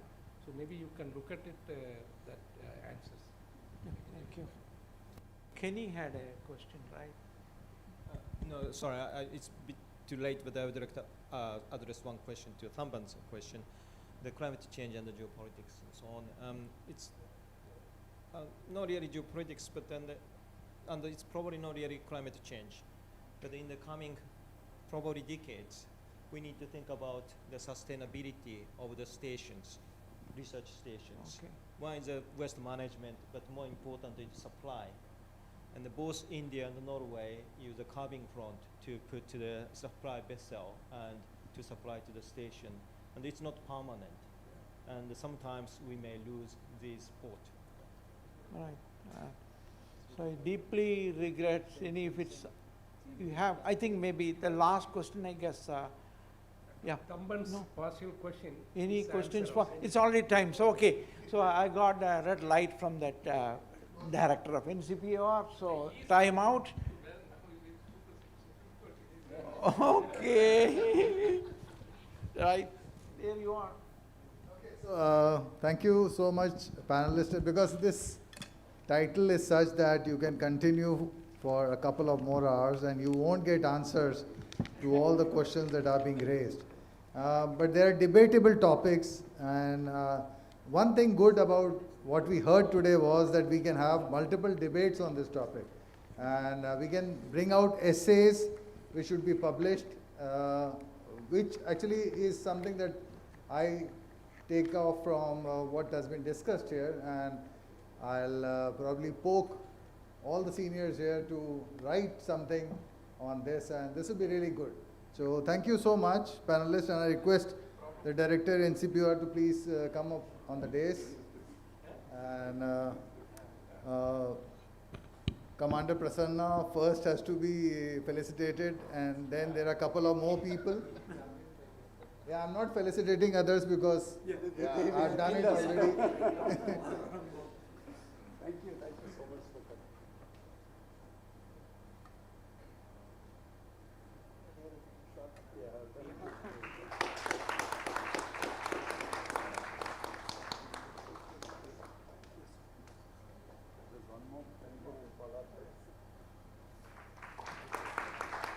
So Rear Admiral Prasanna, thank you so much for joining the panel and for having your viewpoints. So we have a couple of more people. We missed Professor Sunil Singh in the morning, so I'll request him to please come on the dais, please. And I'll request our Secretary, Dr. M. Ravichandran, to felicitate Professor Sunil. Yeah.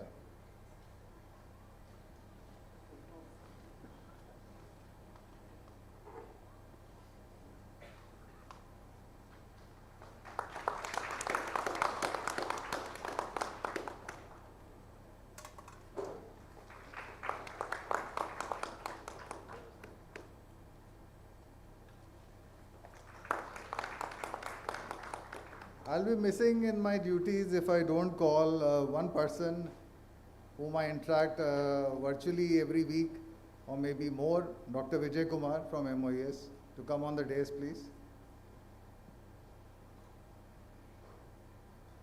So he's connected with NCPOR in all the different ways possible.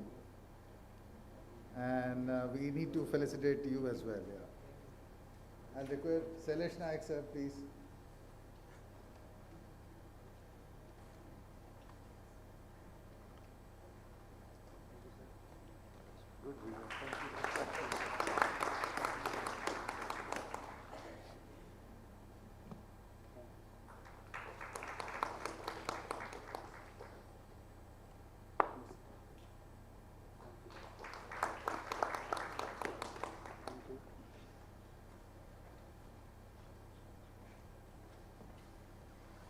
Sulagna, can you please come up as well? Because unless we felicitate you, will not get the books.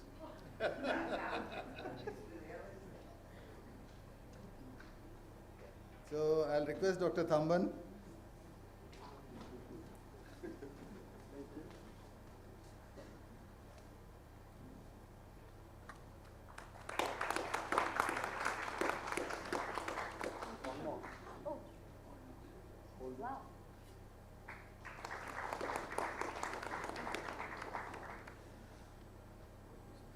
Okay, so I'll thank the panel.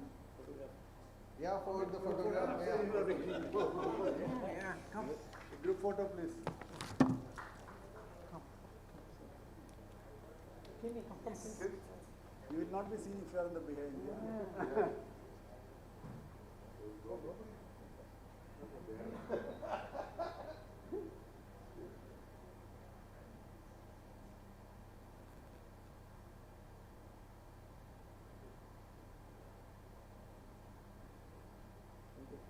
I request the secretary to please stay back. There is employees who have completed 25 years. So we need to. Some about traditional. Culture program के लिए you are telling me. Thank you so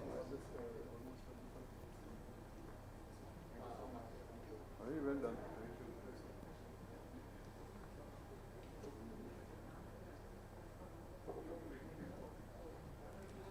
Okay, so it is always an honor to have people who serve you longer, and there are some people who have completed 25 years, some who will be very soon completing 25 years. So it was a clarion call that we give it to those who are also completing 25 years in a couple of few months, because then the next 25 years will be pretty long. So let's begin with somebody whom I met in an IO dormitory, 91, 92, Mr. Subramaniam. So Mr. MM Subramaniam is a key factor when you look at ship time, ship in the anchorage, ship outside, ship fitting. Come up. He's scientist E. He's scientist E. You'll be talking, so you have to come. So, and he has completed 25 years, dedicated work at NCPOR. A big round of applause. A very dedicated worker, a silent worker, and he has done all the duties that were given, including administrative officer, finance, everything he has done.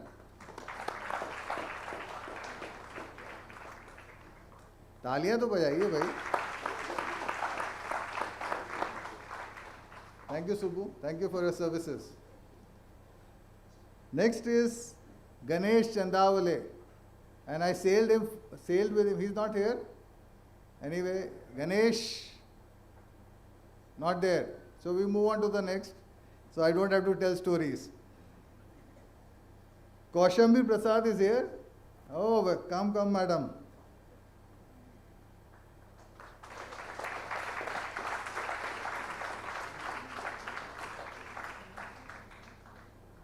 Kaushambi is from the finance section, and we have had tough times with her, but equally good times with her as well. Because finance is something that doesn't give peace to anyone.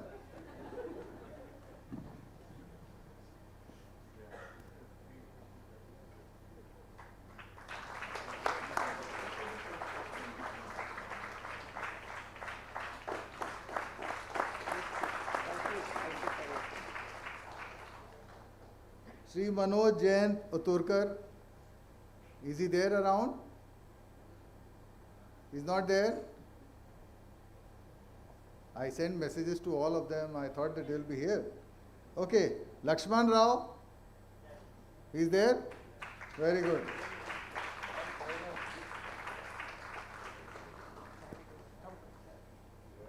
So he's still short by a few months, but still we thought that we'll... That's a good one, sir. I always tell him that.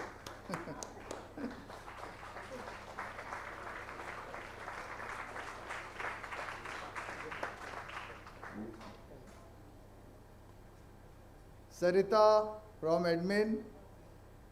Is she there? Yes, she is there. So Sarita has been with NCOR for pretty long now, and she has been the second in command in NCOR in the admin section. Silent worker. A big round of applause for Sarita.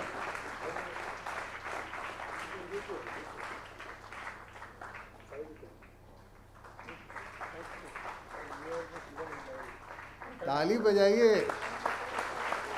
25 साल आसान काम नहीं काम करना। अब मैं एक ऐसी लड़की को इंट्रोड्यूस करना चाहता हूँ जिसने अकेले बहुत काम किया ऑपरेशंस और लॉजिस्टिक में। उसका नाम आप लोग जान गए होंगे, जो लोग लॉजिस्टिक एंटार्क्टिक की जानते हैं। उसका नाम है Reena.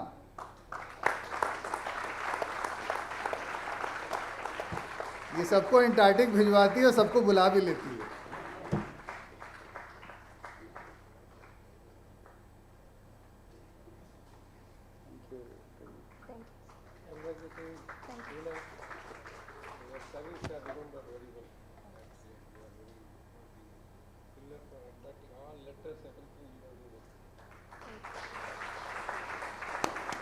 A big round of applause for Reena, please.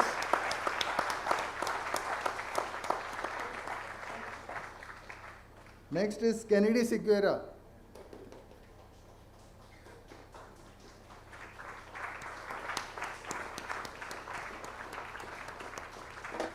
Kennedy currently is also with finance, but he has shifted gears many times.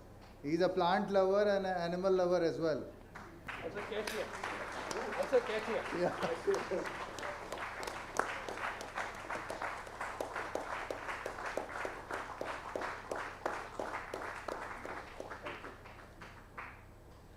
Okay, so there are some very key personnel who were handed over from MOES to NCOR. They have completed many, many years here.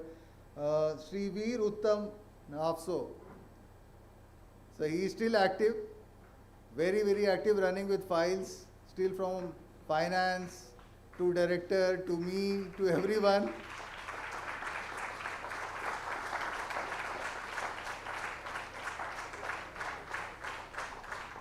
आज मुझे अच्छा लगा कि जूता डाल के आया। क्या 5 years younger? 5 years younger हो गया?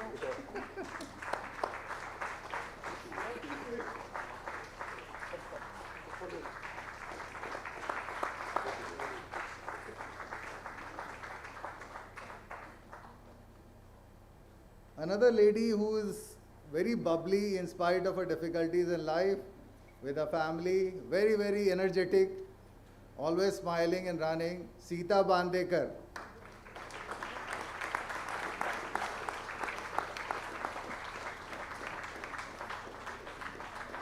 Sita, jaldi jaldi आओ.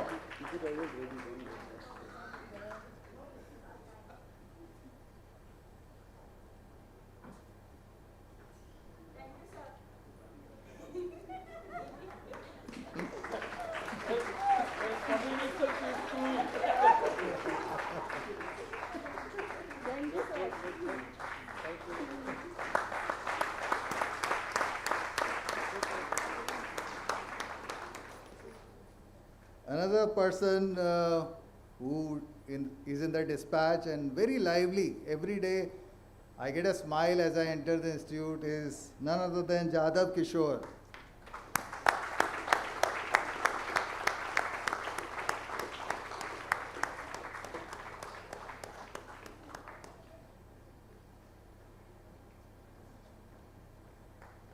तालियां बजाइए भाई प्लीज।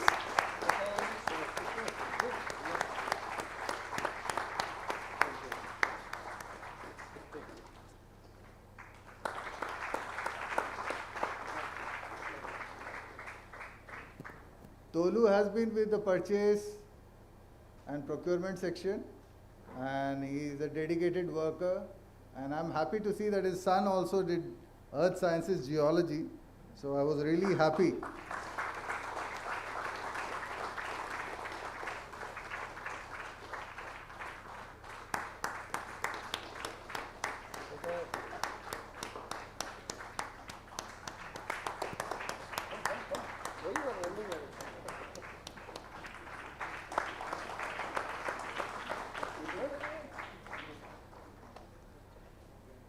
उमेश कहाँ पर है क्या आज? आ जाओ Umesh.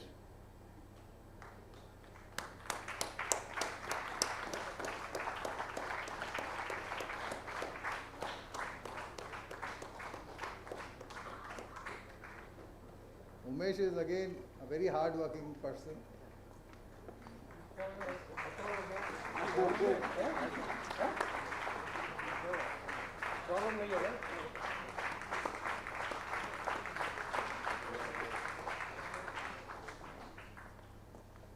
Thank you, sir. Thank you so much. Thanks to what? Thank you. I have to complete. No, you will complete. You have time. I think I just want to say a few words of thanks before just ending. Not only those all our people who helped us to make this institution, as well as to create support it, as well as the people who have been former directors, but also the people who have been with managing this program for last several months, I would say. And they have been extremely important to what you see in these 3 days. And first and foremost, I would like to say thanks to Dr. Rahul Mohan, and I would like to felicitate my director. Yes, sir.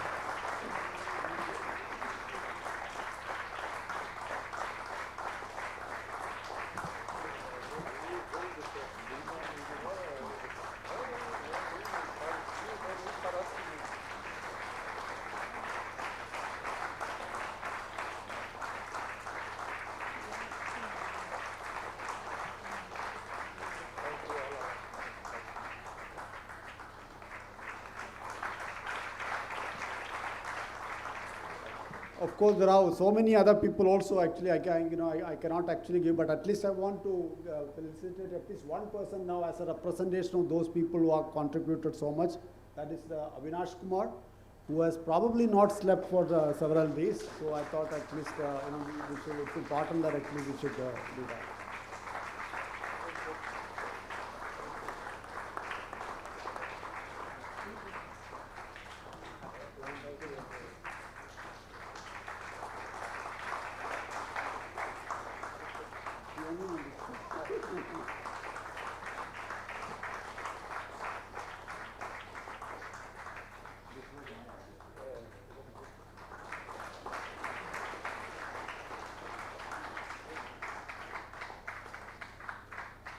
This was not in the agenda.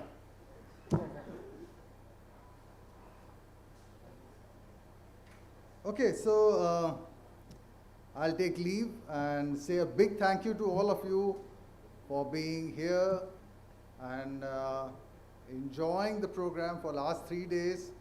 And this has been a program which we did it by heart, and I'm sure we have committed many errors and mistakes. So आपका सूत्रधार आज आपसे यहीं पर विदा लेता है, और अगर कुछ गलतियां हुई तो उसे माफ़ करिएगा. Thank you. I hand over to Avinash Kumar.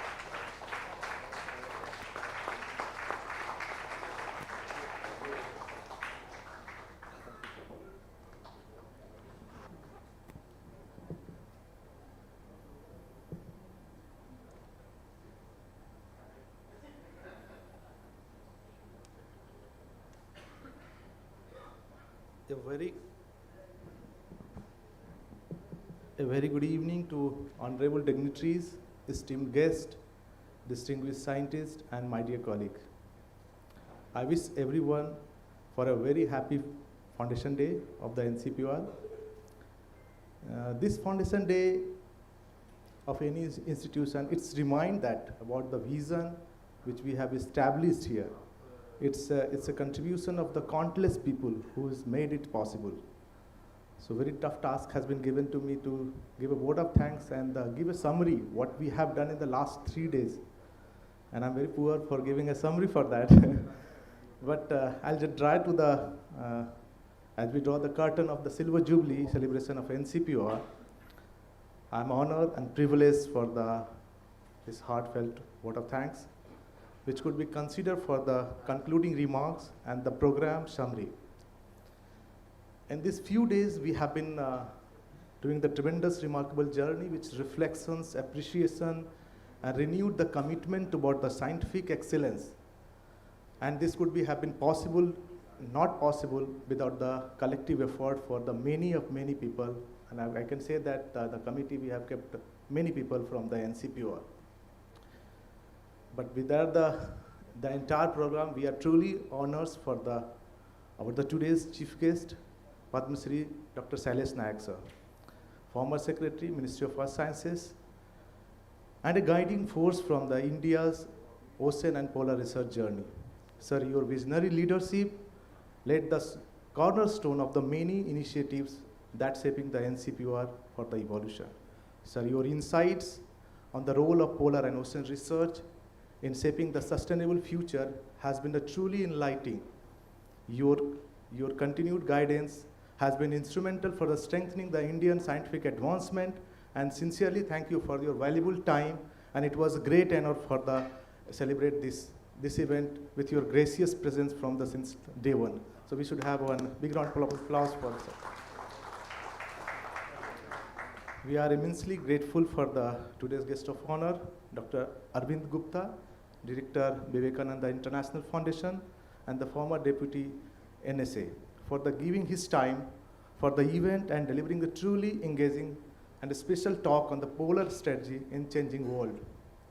Your deep understanding of the connection between the science, policy, and global politics, geopolitics, has been added a rich and the much needed dimension about the polar strategy. Sir, we are very thankful for your time and highlighting the NCPOR as a prominent institution, keeping in a category of VRC similar to the ISRO. Thank you, sir, for your great remarks and your word. We will keep motivated and add extra effort to gain the visibility. So thank you so much, sir, and we'll have a big round of applause for that. And a heartfelt thanks to our Secretary, Dr. M. Ravichandran, sir.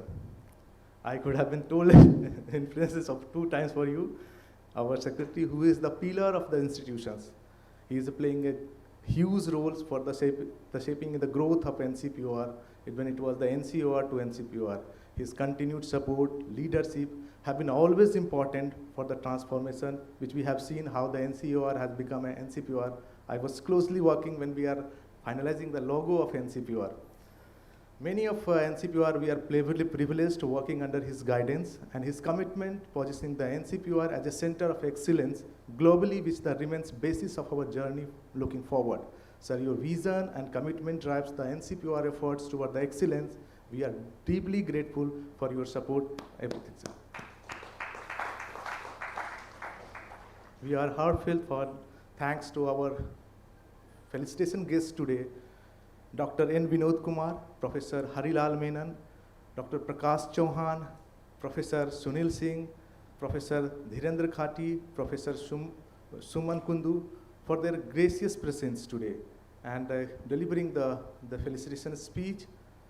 Your words and encouragement has recognized the NCPOR contribution in polar and ocean research have truly added the value with the grand celebration.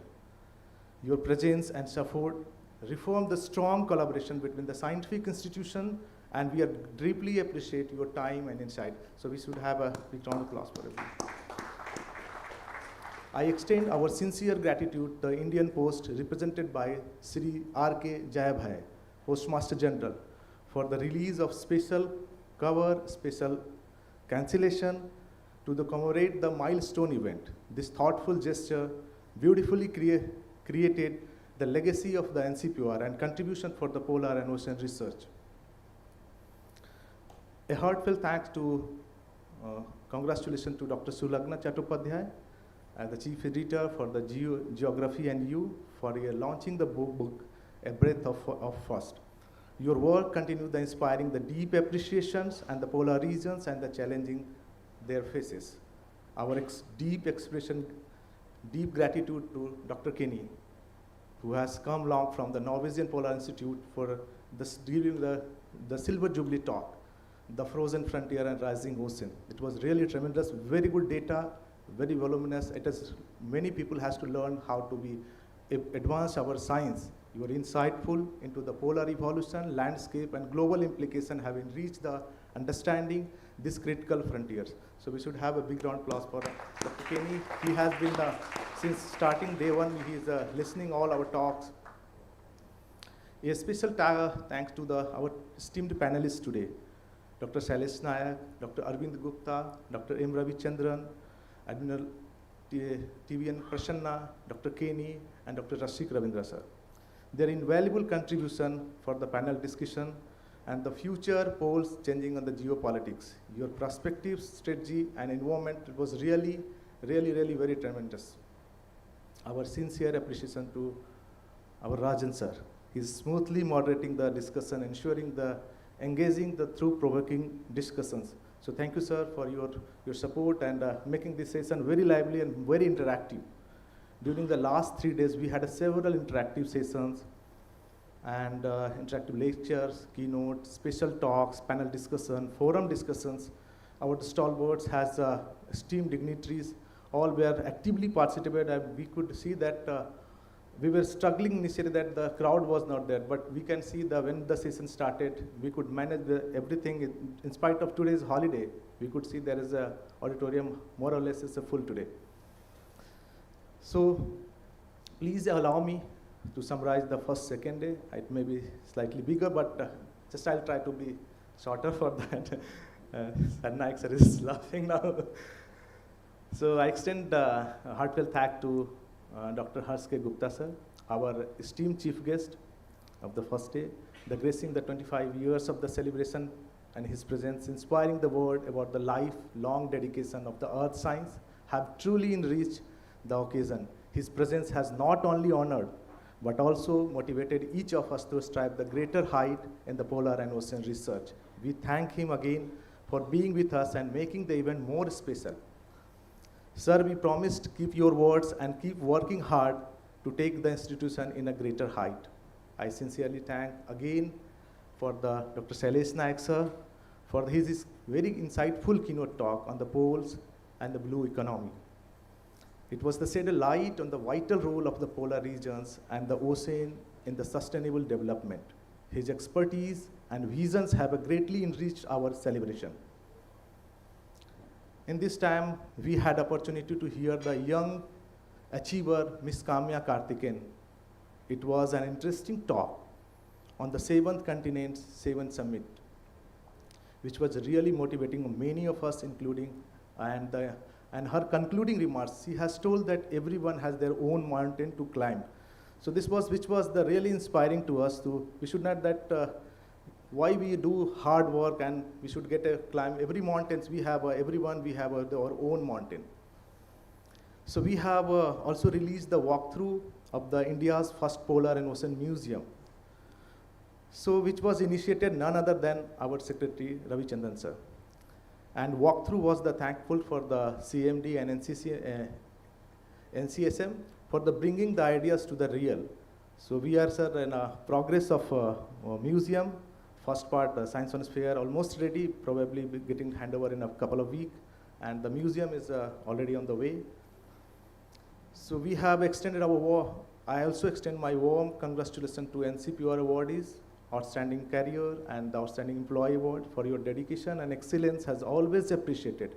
In the last 2 days, we had a 2 panel discussion, and 1 forum discussion. One has highlighted the first day, it was the thoughts-provoking panel, Poles and Ocean in Shaping the Vikshit Bharat. I extend my greatest and deepest appreciation to the esteemed panelists, Dr. Harske Gupta sir, Dr. Shailesh Nayak sir, Dr. Rajivan sir, Dr. Sunil K. Singh sir, Dr. Thamban Melot sir, for their enriched discussions and valuable perspectives. I also thank Dr. Rahul Mohan sir for expertly moderating the session and guiding the discussion with a great and depth and clarity. So it was very wonderful session, and I hope everybody has liked that one. I extend my sincere gratitude to the esteemed panelists of the panel discussion, NCPOR Opportunities and Challenges. The panelist was Dr. P.C. Pandey sir, Dr. Rashik Ravindra, Dr. S. Rajan, Dr. Thamban Melot, for their insightful perspectives of NCPOR journey and achievement and the road ahead. I thank Dr. Manish Tiwari for skillfully moderating the discussion and steering towards the meaningful reflections and the future possibilities.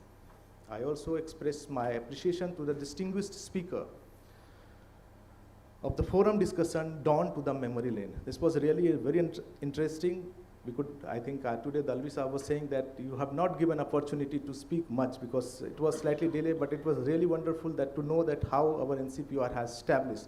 So panelist was Dr. P.C. Pandey, Dr. Arvind Mitra, Dr. S. Rajan, Dr. M. Sudhakar, Dr. N. Khare, and Dr. N.S. Dalvi, who has shared their invaluable experience, personal narratives, and cherished the memory, bringing the legacy of NCPOR. A special thanks to Dr. Rashik Ravindra sir for moderating this very nostalgic and inspiring session as a great enthusiasm.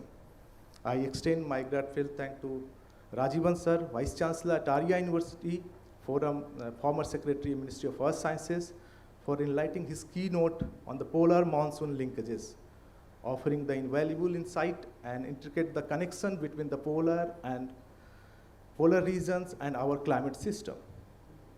Sir, it has been the key person to promote the Indian polar and ocean research. And personally, I bring to, when I get an outreach, he used to always ask me wherever that, what is the status of your virtual reality? So I could get it from the Ravichandran sir that the Secretary wanted we should develop such virtual reality which could attract the outreach and so that we have, in that cases, we have developed outreach that virtual reality of Antarctica and Southern Ocean. And it was tremendously using in all the exhibitions, and hope, I think all our experts has also been seen. If you have not seen, please go in the evening and just have a look that it's really mesmerizing experience.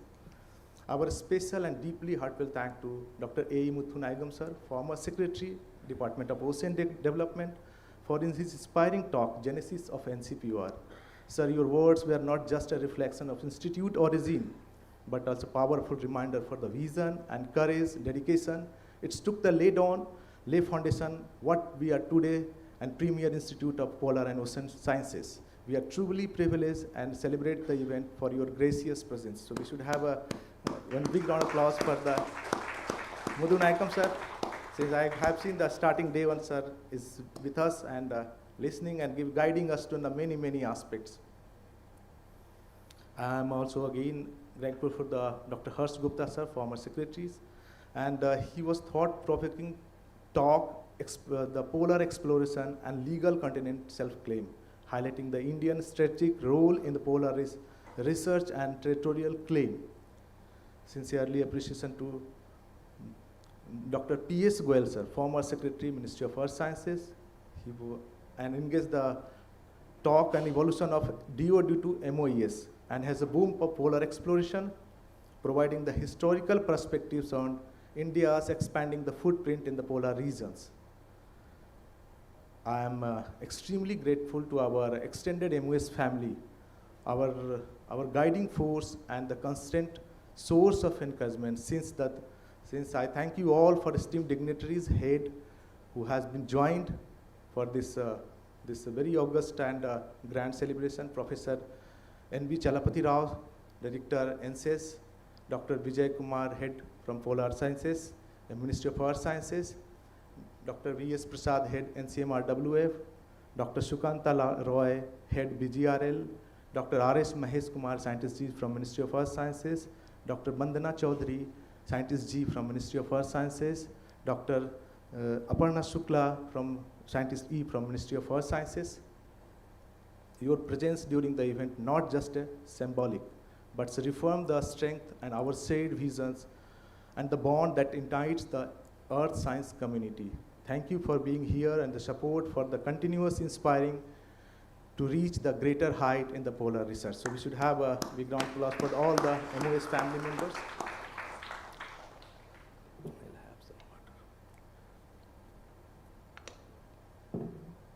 Just 2 to 3 minutes I'll take, sir, not much. आज हमारे सभी पूर्व सचिवों एवं निर्देशकों से मिलना मानो उन, सर आपको थोड़ा समझने में तकलीफ होगा, बट मानो उन दूरदर्शी पितृपुरुषों से मिलने जैसा है जिन्होंने हमारे संस्थान NCPOR की नींव रखी। वे केवल संस्थापक नहीं बल्कि हमारे मार्गदर्शक और हम उसे कह सकते हैं हमारे दादा समान हैं वो, जिन्होंने अपने परिश्रम और दूरदर्शिता से इस घर को एक ऊंचाई दी है और हमें ध्रुवीय और अनुसंधान की एक समृद्ध विरासत सौंपी है, जिसे आज हम उसी जुनून से, उसी समर्पण से आगे बढ़ाना चाहते हैं। A very special and heartfelt thank to our director, Dr. Thamban Melot, sir, the guiding force behind the event. Sir, your support, claim, calm leadership and encouragement has made the event is possible. Although you had been shorted many times to us, but definitely it was our strength. We have learned many things from you, that how to handle the big situation, and apart from the ATCM, and I could see this is also one of the half of a small ATCM I could see. So your has been quite energy working behind the science. I could see that whenever I went 1 o'clock also I message, I get a response and I get approval on the WhatsApp. So it is a great opportunity. The worker, the staff working with our boss, and you can get approval in a minute or second. So it is a good opportunity for me. On behalf of everyone from the NCPOR, from all the committee of NCPOR, we believe us that you are inspiring us, leading us such a grace and the wisdom. This Foundation Day has been truly special because of you. I would like to thank, sir, for your keynote, which you have told about the key accomplishment of NCPOR in the past 25 years. So we could know many things from you. Thank you so much, sir. So now I would also extend my second boss. It is here, sitting here. It's a deep appreciation. I can also, it's my big brothers, and always we are like he always supported Dr. Rahul Mohan. His invaluable contributions in my life. When I've joined with him, I can feel that what I am doing right now. So I am very happy. His unwavering support, he has tirelessly effort, and he is very good in planning. He always poke me, and sometimes I feel it's unnecessary he's poking, but it's really good for us. We could do the time before the given time. So it's always that. So I'm really happy to work with you, sir.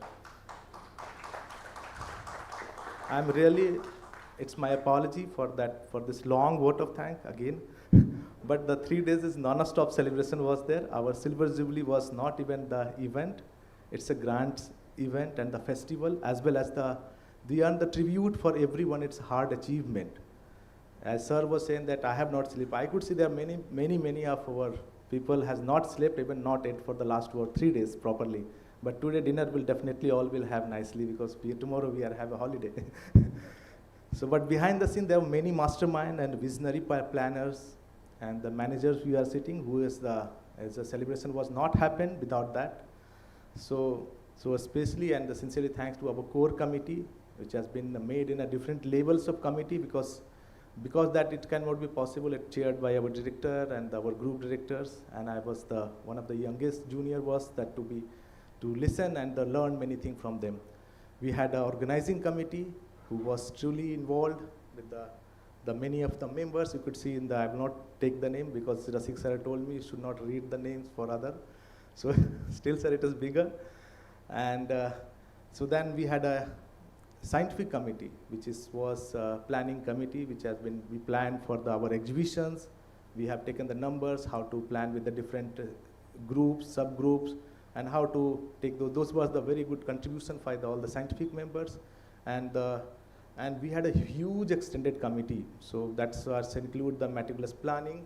You could see there is a travel looking by the lead, by the Pallavi, and we had a local transport. I think transport must not having any issue, because our head of transport manager Ajit is on the job. I never get a problem. So we should have a big round of applause. we had a exhibition. This was the really big, I can say it was big challenging for us to, first we were thinking that whether we will able to make that exhibition or not. If you make also whether visitors will be available or not, because this time Goa, it's going for a holidays and schools are, it's opening on the, I think, 7th only. But I can say that with the record which we got from the security, more than 2,000 students have already visited today. And the public, apart from the students, more than thousands, I can say that's around the 3,000 to 4,000. Still there is our people are, we were trying to extend, but they are completely tired for the last 3 days continuously speaking and talking to the members. So this was the committee exhibitions led by Dr. Vikas Kumar, Lechit and Jabir, but Vikas was the behind the force. Two members already in the sailing were expeditions, so Vikas has taken meticulously with his team. So this work was nicely, it has been taken care.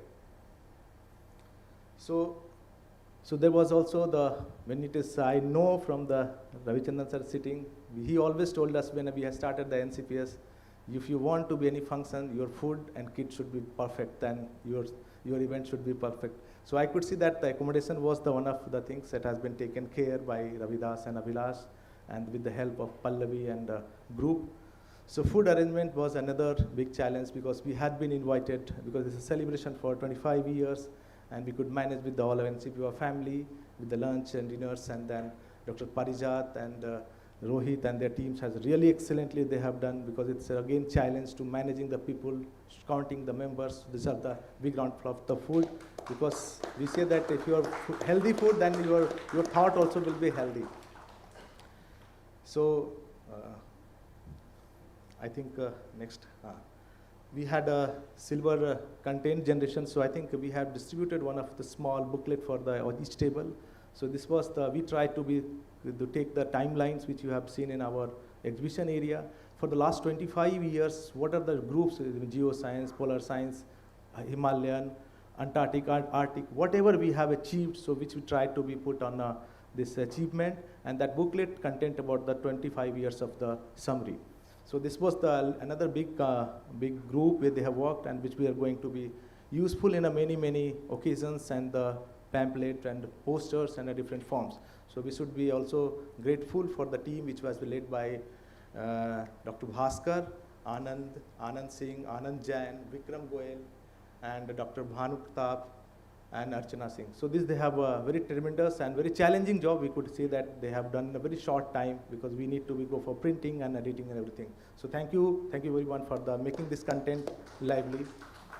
And the decoration and venue which you have seen, we are sitting, and the last few days we are enjoying the comfortability, the setup and all. So these are the committee which they have, definitely it has been done by our state head, Ravikant Sharma, which has been so many tenders and all we have done, and the Prince Prakash, Divya David. And this was the team, because we had several teams, the entire girls teams, they are managed by Divya, and the cultural also, she's looking very nicely, arranging everything. So we have to give a big round of applause for everyone. So it's very important that we have given a gift, it should reach in your vehicle. That's also important. They have a responsibility to take care of those things. Although designing gift, we have done media, and Dr. Luis alone, he's he's handling and sending. I could see they have sent several newspapers bites, and the descriptions are coming every day. Updates are there in media, in a Goan newspaper, in English, Hindi, and Konkani. And one of the big challenge, because this year it was so many constructions and big over there, our housekeeping was in a huge job. We had, we should say that I could see, I was there late night, and I could see all the boys were working, cleaning, and also we should give them big thanks for those people. They have done a nice thing. So, and I'll also have, I will give because since we are doing last 2 days, 3 days, we are doing the cultural program. So all the cultural committee and members who has performed, and the vibrant. And today also we are having one of the cultural program. So this is the important, and also I would like to thank our team from the outreach, and Avinash is standing because of them only. So these are the Juhi, Rakesh, Swati, Prafila. They were work like anything. Rakesh is behind me also, and Juhi and Swati, they have also not slept with me also. They were working day and night. So we should give a big round of applause for. And Rakesh has a creation of the outreach, the posters and other thing he has designed very nicely. So thank you Rakesh at least, and Juhi, Swati for giving a big support to us. And all the scientific exhibition that was, we had done extreme. So we had some of the few vendors and which were rightly, this the entire set of visual and audio by the Sivana they are doing. We have pavilion interiors plus the exhibitions. We have food by Figuri. So we have to appreciate each and every person. I also appreciate the media who has been covered our program and covering for Delhi and Delhi. And I am really, if I missed someone, please bear me. I'm doing for everyone. And thank you for doing it today. I'm concluding my vote of thanks now. And today we have a very colorful evening that is for nature. We have bought from the band from the Kerala, who is, they had instrumentalists. They will be playing with all the instruments from the bamboos, and who has been participated at ATCM, they must be knowing, but I think many of them has missed that, even including our secretary also. And even sir also, Shailesh sir, we also missed that because same day he has been flight. So we thought to be this is occasion to brought those people. So we took, I think I'm handing over to now Rahul sir. Thank you everyone to bearing with me for the longer time. Thank you, Avinash. Avinash doesn't improve. He wants to give long vote of thanks. He doesn't